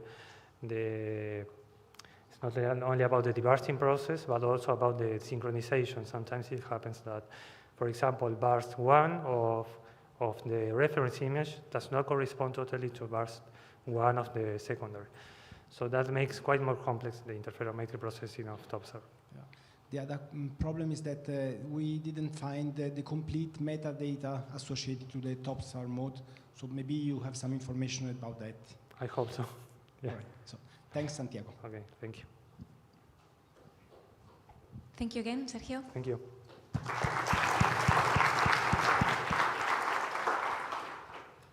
The next presentation is by Chiara on L-band interferometric coherence time series for forest parameter retrieval. Thank you very much. Good afternoon. I'm Chiara Telli, a PhD student from Sapienza University of Rome, and I'm here to introduce the work on L-band interferometric coherence time series for forest parameters retrieval, which was conducted under the supervision of Dr. Marco Lavalle from NASA JPL and Professor Nazareno Pierdicca from Sapienza University of Rome. So most of the SAR missions are designed to deliver dense time series interferometric data which are acquired at almost zero spatial baseline. Those data sets are affected by temporal decorrelation due to the changes that occur in the scene between the acquisitions. Over vegetated areas, those changes are caused by different factors. For example, the vegetation dynamics during the season. But most of all, those changes are caused by the movement of the scatters due to the wind speed, as well as the variation in the soil moisture and the vegetation water content. So the decorrelation effects are related to the land parameters. So our goal is to define a model-based approach to estimate forest properties from the time series of interferometric temporal coherence. The random motion over ground model is a physical model of the repeat pass polarimetric interferometric coherence over forest. It captures the decorrelation effects due to the movement of the scatters both at the ground level and within the canopy, as well as the changes in their dielectric properties.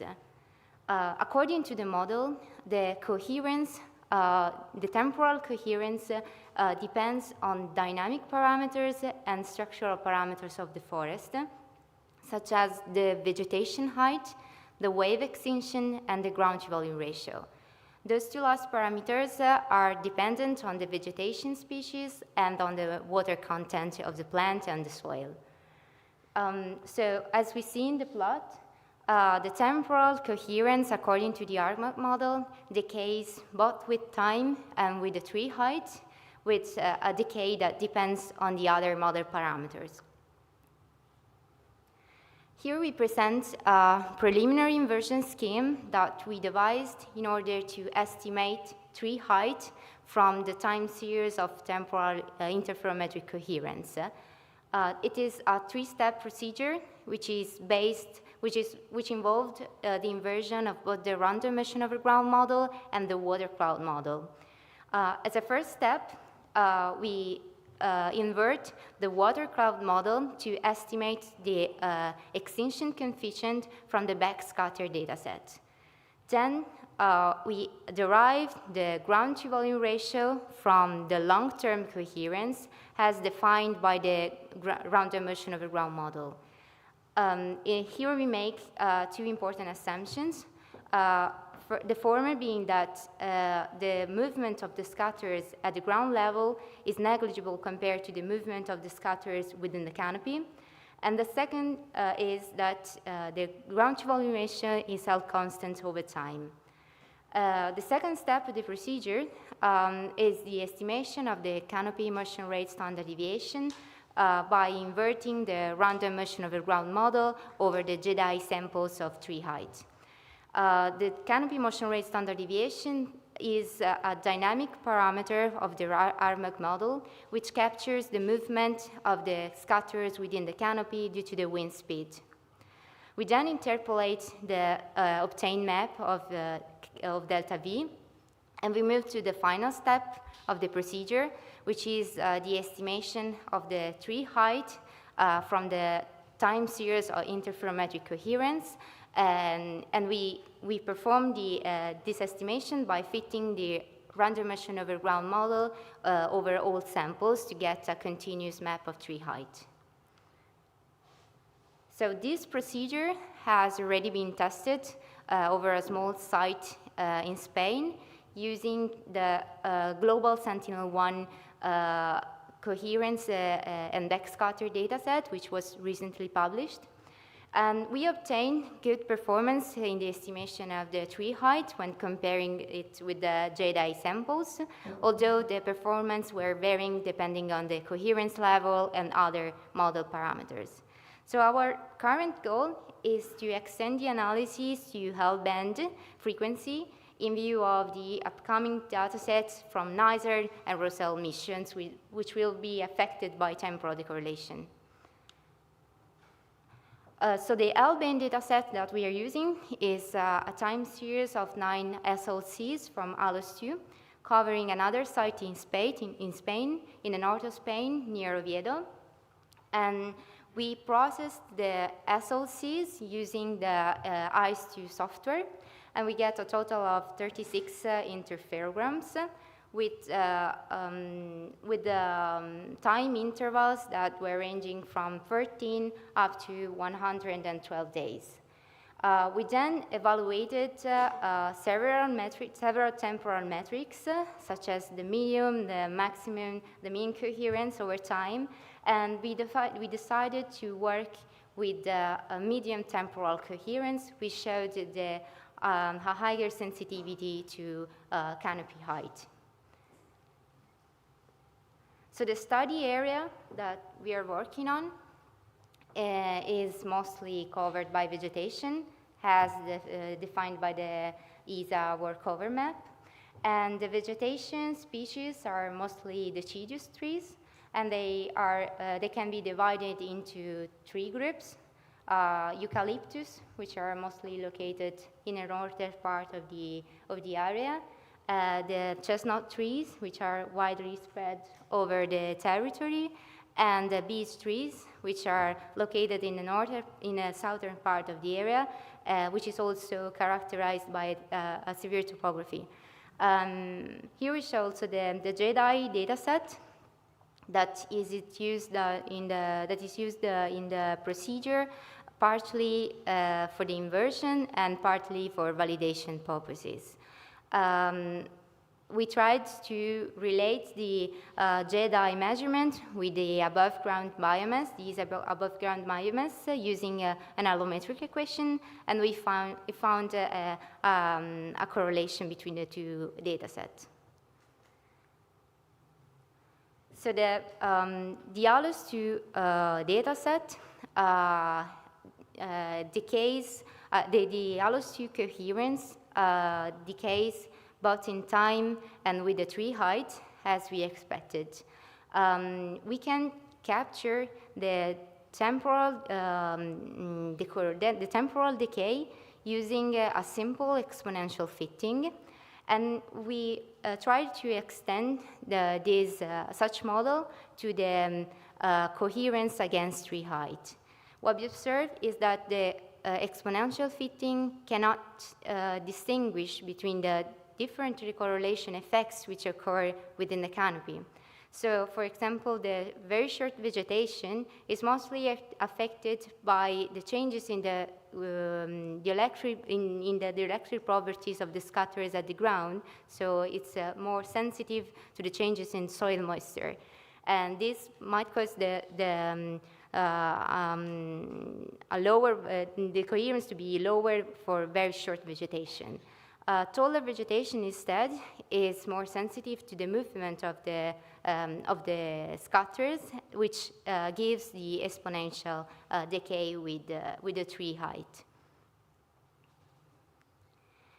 So the first step of the inversion procedure is the estimation of the extinction coefficient from the backscatter data by inverting the water cloud model over the J-dye samples of tree height.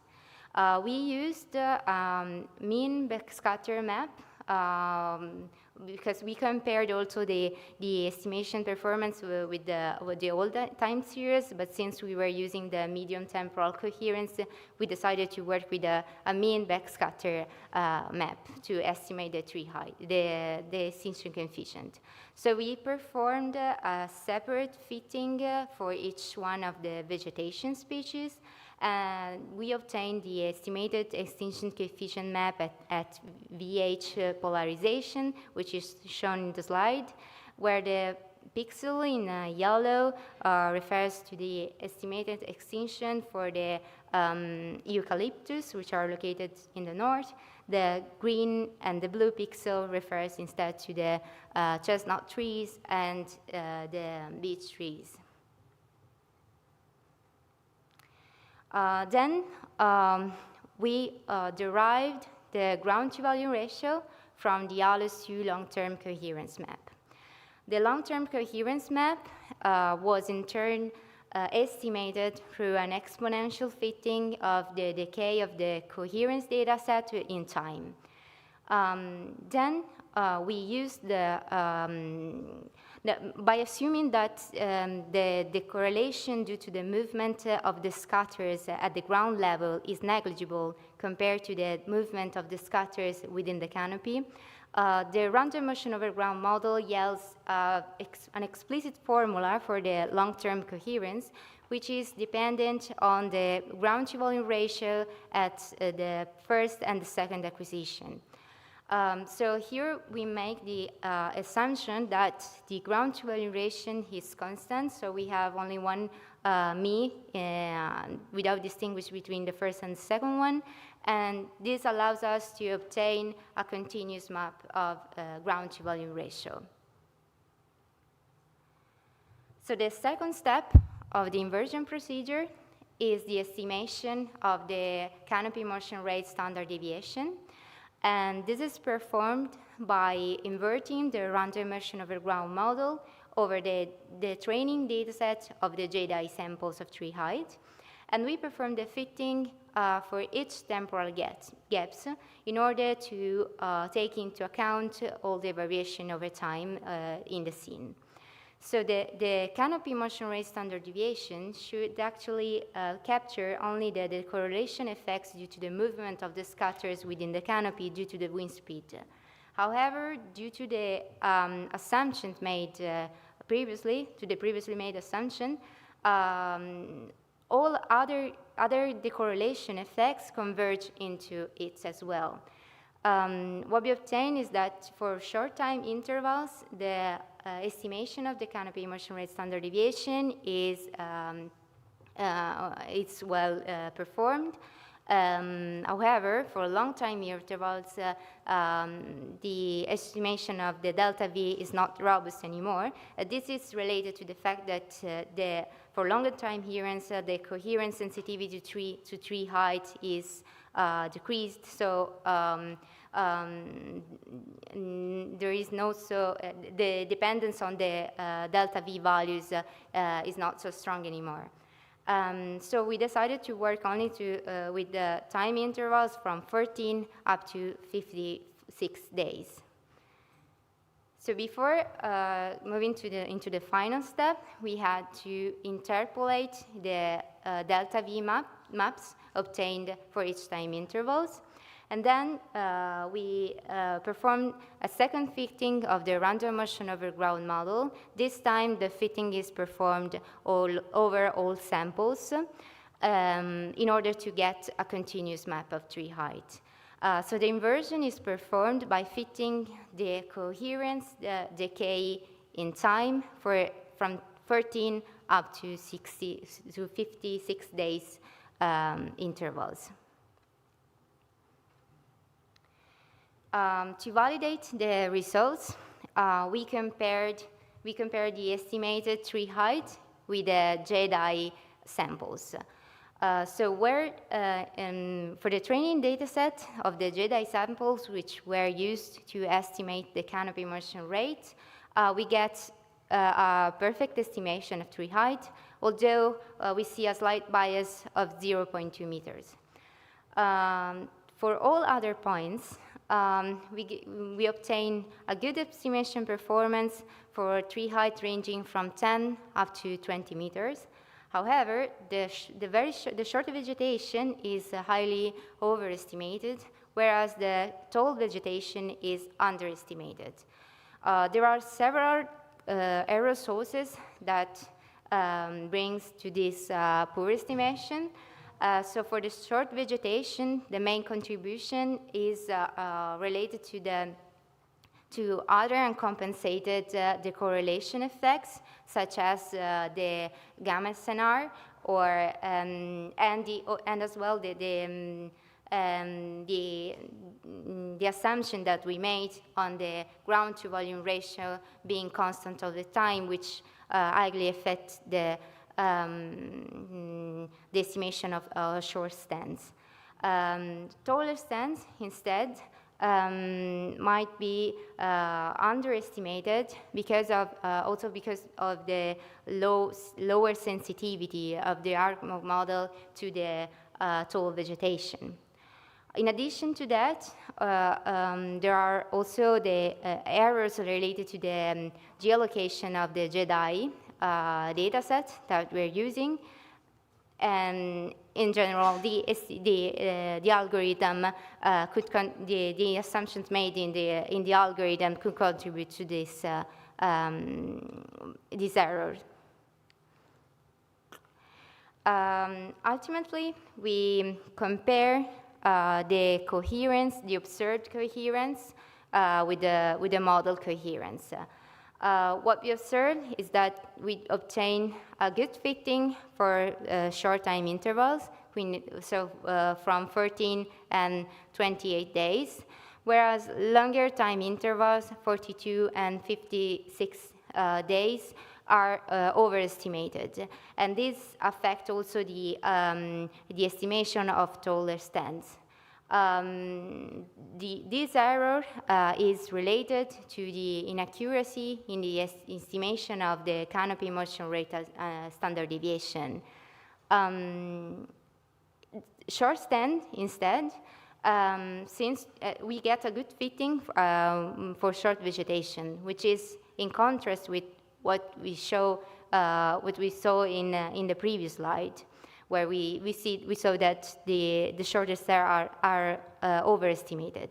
So what's happening here is that the tree height is estimated to be higher than its real value, because it's compensating for the assumptions made on the ground to volume ratio that is held constant. So if we introduce, we modify the model assumptions that we made, and we also introduce, we compensate also for other decorrelation effects, we might mitigate this error. So to sum up, the objective of this work is to define a model-based approach to estimate forest properties from the time series of interferometric coherence at near zero spatial baseline. From a preliminary attempt to retrieve tree height from time series of L-band INSAR coherence, we observed good performance for tree height from 10 up to 20 meters, but we get that the short and tall stands are not properly estimated.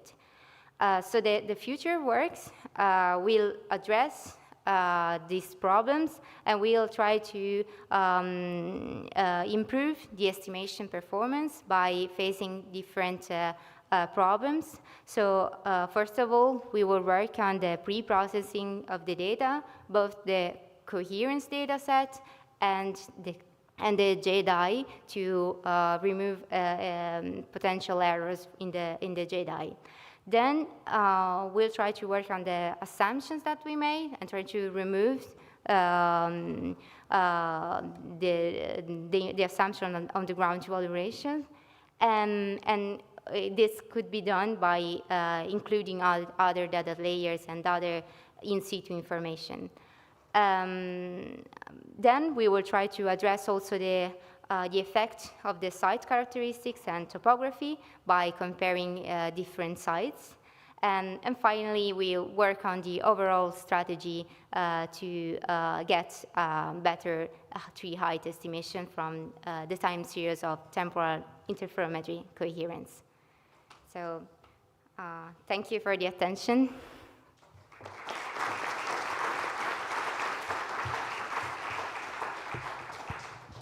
Thank you, Chiara. Questions?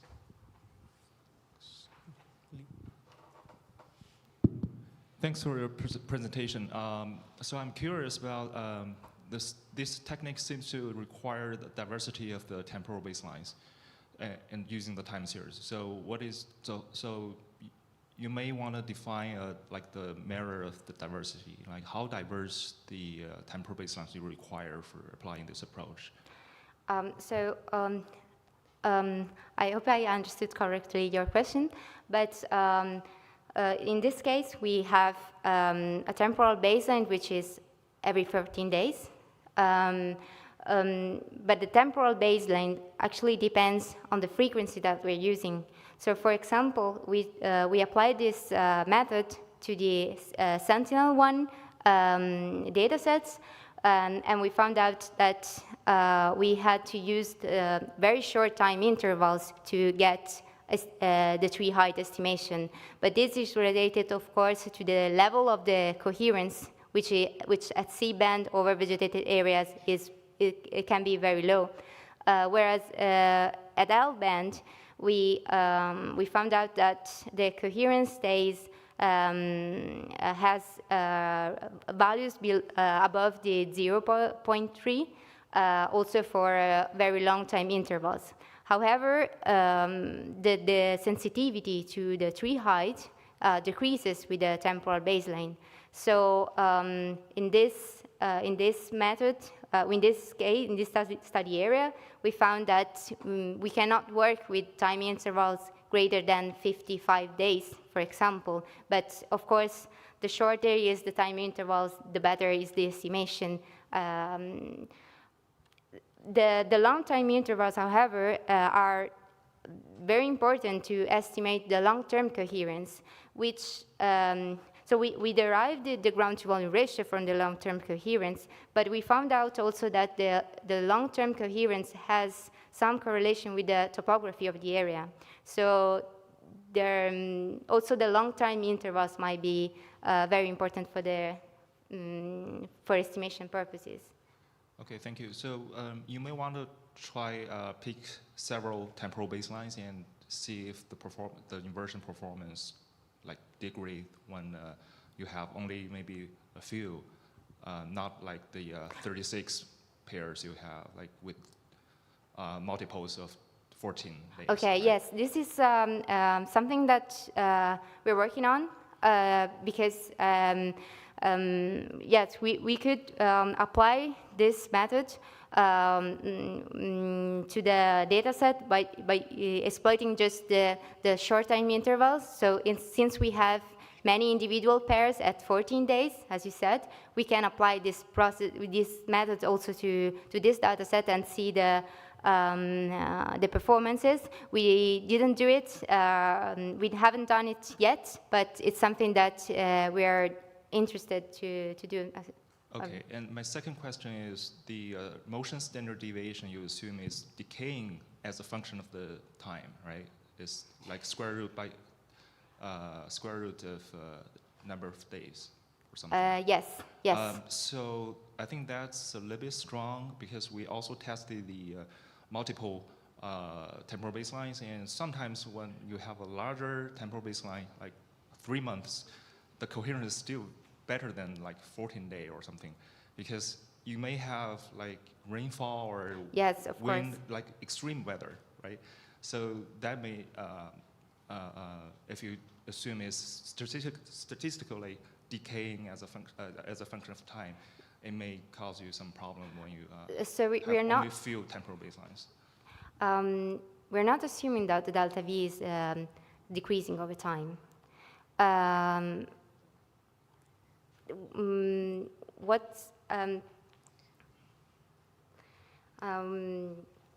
We're not assuming that the delta V is decreasing over time, but since we are not working on the individual pairs, I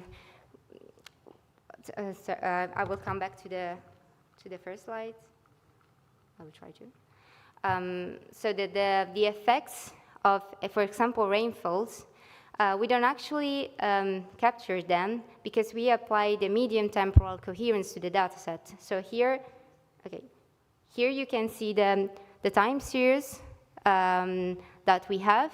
So we have multiple time series with time intervals ranging from 14 up to 112 days. But then we applied a medium temporal coherence to the dataset. So we don't actually see the oscillation of the coherence due to meteorological conditions, as you said. But we are working on the delta V and also on the refining the ARMA model, because we are trying to understand whether it should actually change over time or not. But it shouldn't decrease in time. So you assume it's constant right now? No, for the C-band dataset, we assumed a constant delta V, but in this dataset, we had to make it varying over time to capture all the other decorrelation effects. But it shouldn't actually change over time. Okay. I'm very sorry, but I think we need to really move, because we're running a little bit of time to the next speaker. Maybe you can continue the interesting discussion in the coffee break. Yeah. Thanks. Thank you. Thank you, Chiara.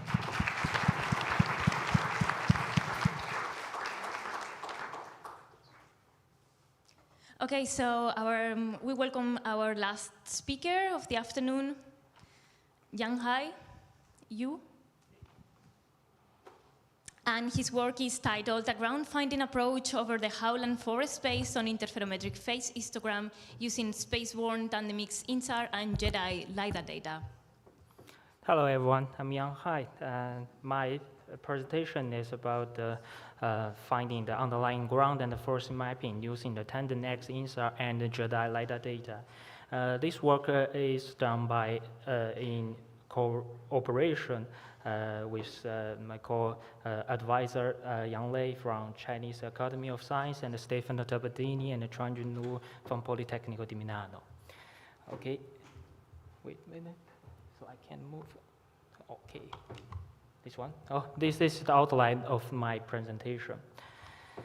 Okay, let me give me some basic background of the remote sensing methods for featuring the forest. The first one is the multi-spectron and multi-angle optical remote sensing based method. The second one is the LiDAR based method.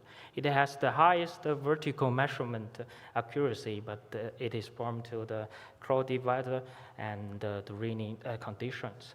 And the last one is the synthetic aperture radar-based method. It provides a well balance between the vertical mapping and vertical measurement accuracy. And the greatest added value, I would say, is the great penetration capabilities at a lower frequency. Let's go deeper, go further in detail about the SAR-based method. At first, the poor SAR information can distinguish and classify the multiple targets based on the scattering mechanisms. And second, we used the INSAR acquisition, which used two different look angles to measure the dominate height, the height of dominate target or equivalent height of the distributed target. And the PolInSAR combines the advantage of the former two technology, and it can finish the height inversion for different scattering mechanisms. At last, the B-band, the TOMOSAR, it's a 3D direct imaging technique, and we can do a 3D interpretation of the forest parameters. And here we show the comparison between the spaceborne Jedi sampling and the album LiDAR sampling. We can show that the Jedi sampling looks much sparser, and whereas the album LiDAR samples provides wall-to-wall mapping. Okay, let's give a brief, short review of the based on the spaceborne observation. So spaceborne LiDAR has the highest vertical accuracy, but it provides sparse sampling. And the PolInSAR backscatter-based information provides wall-to-wall mapping, but it's subject to the saturation problem at a higher biomass area. So it ends up with the coarse accuracy. The PolInSAR technical has the best accuracy, but the data availability might require a lot of payload resources. So how to use the repeat pass INSAR and the single pass INSAR? So for repeat pass INSAR, we have to confront the temporal decorrelation, and for single pass INSAR, we have to resort to the X-band tandem X data, but X-band data has a limitation of the limited penetration, and the TOMOSAR-based acquisition, the mission is forthcoming. But this study mainly focus on using the INSAR approach and single pass INSAR approach, and introduce a little about the repeat pass INSAR approach. Okay, so we are using the high frequency and the high resolution field look INSAR phase histogram. The core idea is that high resolution and the high frequency radar signals is possible to penetrate the gaps in the midst of the cluster hard targets, and it can use kind of statistics of the field look in surface center height over a horizontal local window to obtain LiDAR vertical profiles. So at first, Robert Chuhat in 2008 to find these by manual interpolation, and furthermore, the ghost double and the transient using the L-band data to use the statistics of the INSAR-derived height over a horizontal window to obtain a tomogram like these profiles. And the young lady in 2021 using the accelerate field data and the coherent EM simulation to find the ground, and furthermore to do the forest mapping. Okay. The first one gives the equation for forming the phased histogram, and then we, out of this phased histogram, we can kind of use a statistic-based function to find the underlying ground. For example, we use the first statistical moments of this INSAR histogram, the mu and the sigma, and we use the linear combination of these two parameters to find the ground. But actually, these these parameters depend on a lot of factors, such as canopy height. We use it as a rougher indicator of tree types, and the wavelengths like C-band, L-band, and X-band. And also the azimuth and the range resolution, because we would like to point out when the frequency goes lower and the resolution goes coarser, the older targets might more distributed targets will present, and some random-like behavior will present. So it will be dangerous, and this will present by our co-author Chuan on Thursday. And also the topography also play an important role.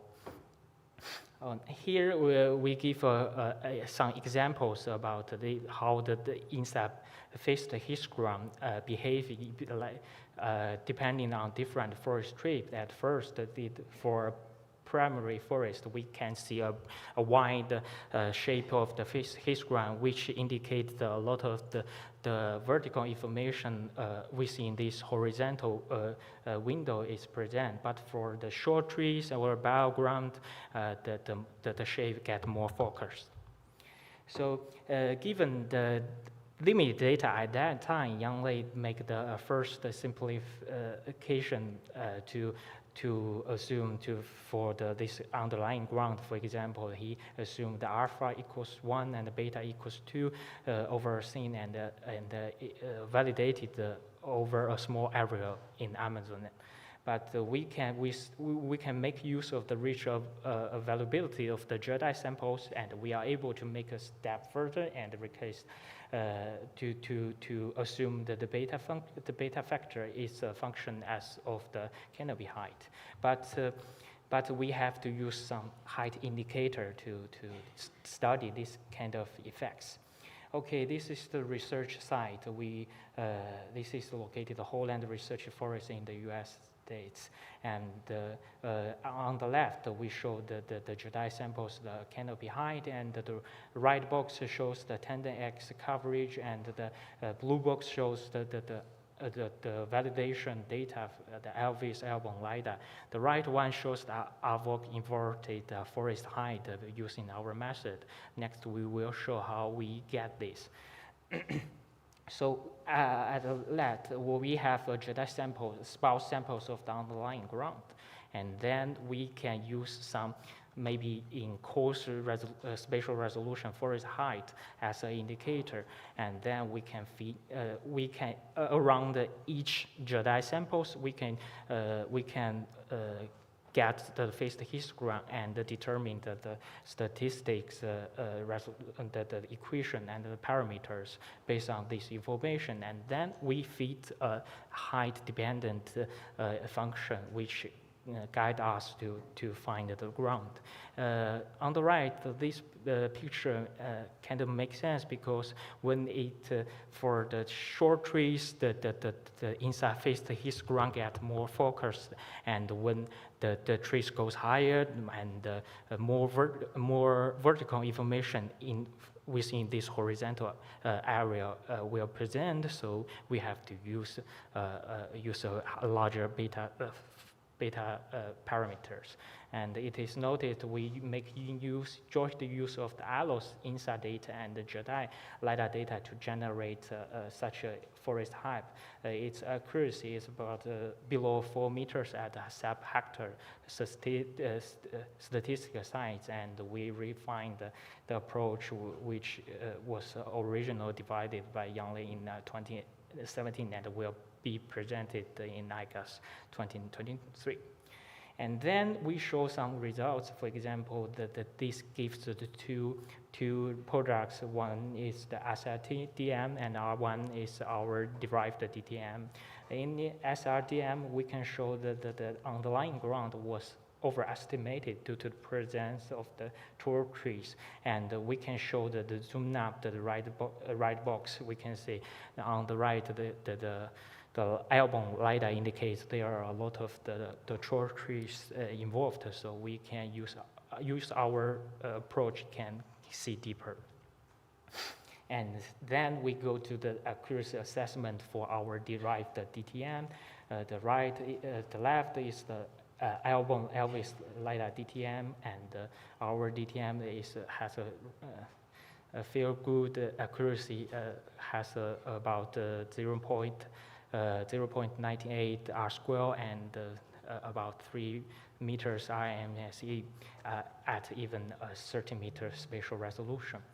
And then we compiled our efforts respect to the method in the previous effort using a constant factor assumption.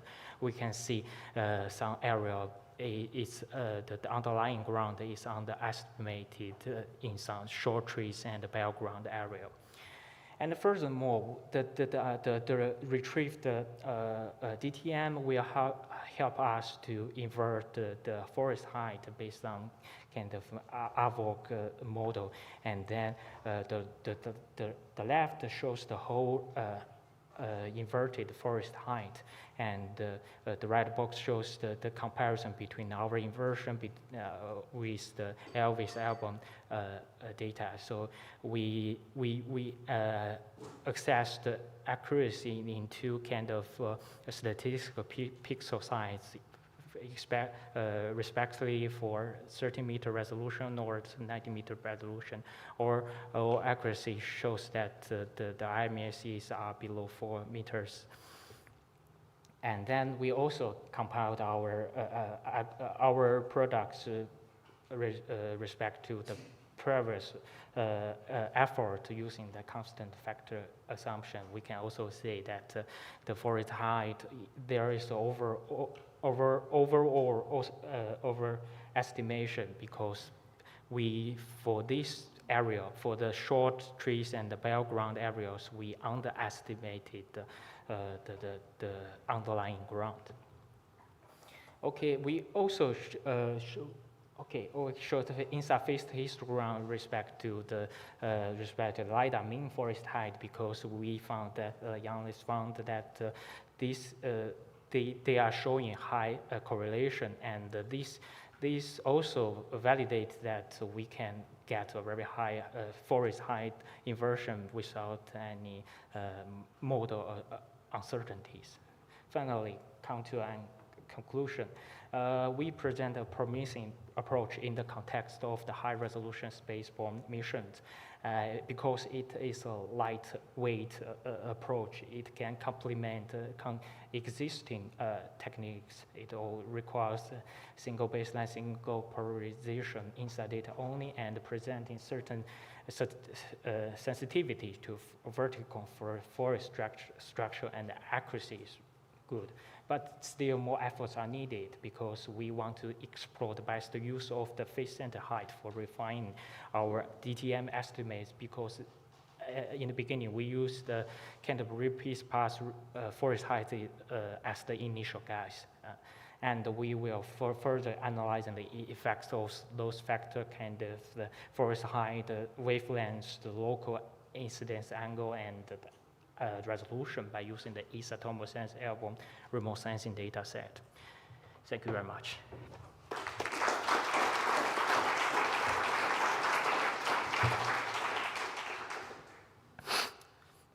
Okay, they're telling us that we need to finish, so, but if there are, I hope you can have your questions in the break, maybe. Then at least one, or... Yeah, at least one question, Kostas. So, yes, you need to have one question. So, can you comment about the role of the vertical wave number of the baseline? So what is the trade-off? You like to have small vertical wave numbers or large ones? You like to have... I would say the selection of the wave number should be proper. In our test, we choose about the 0.2 kappa z, and then we have the height of ambiguity about 50 meters. But if, okay, the improper wave number would, I would say, would have also some influence our performance. We will further explore this kind of effect. Thanks. Thank you.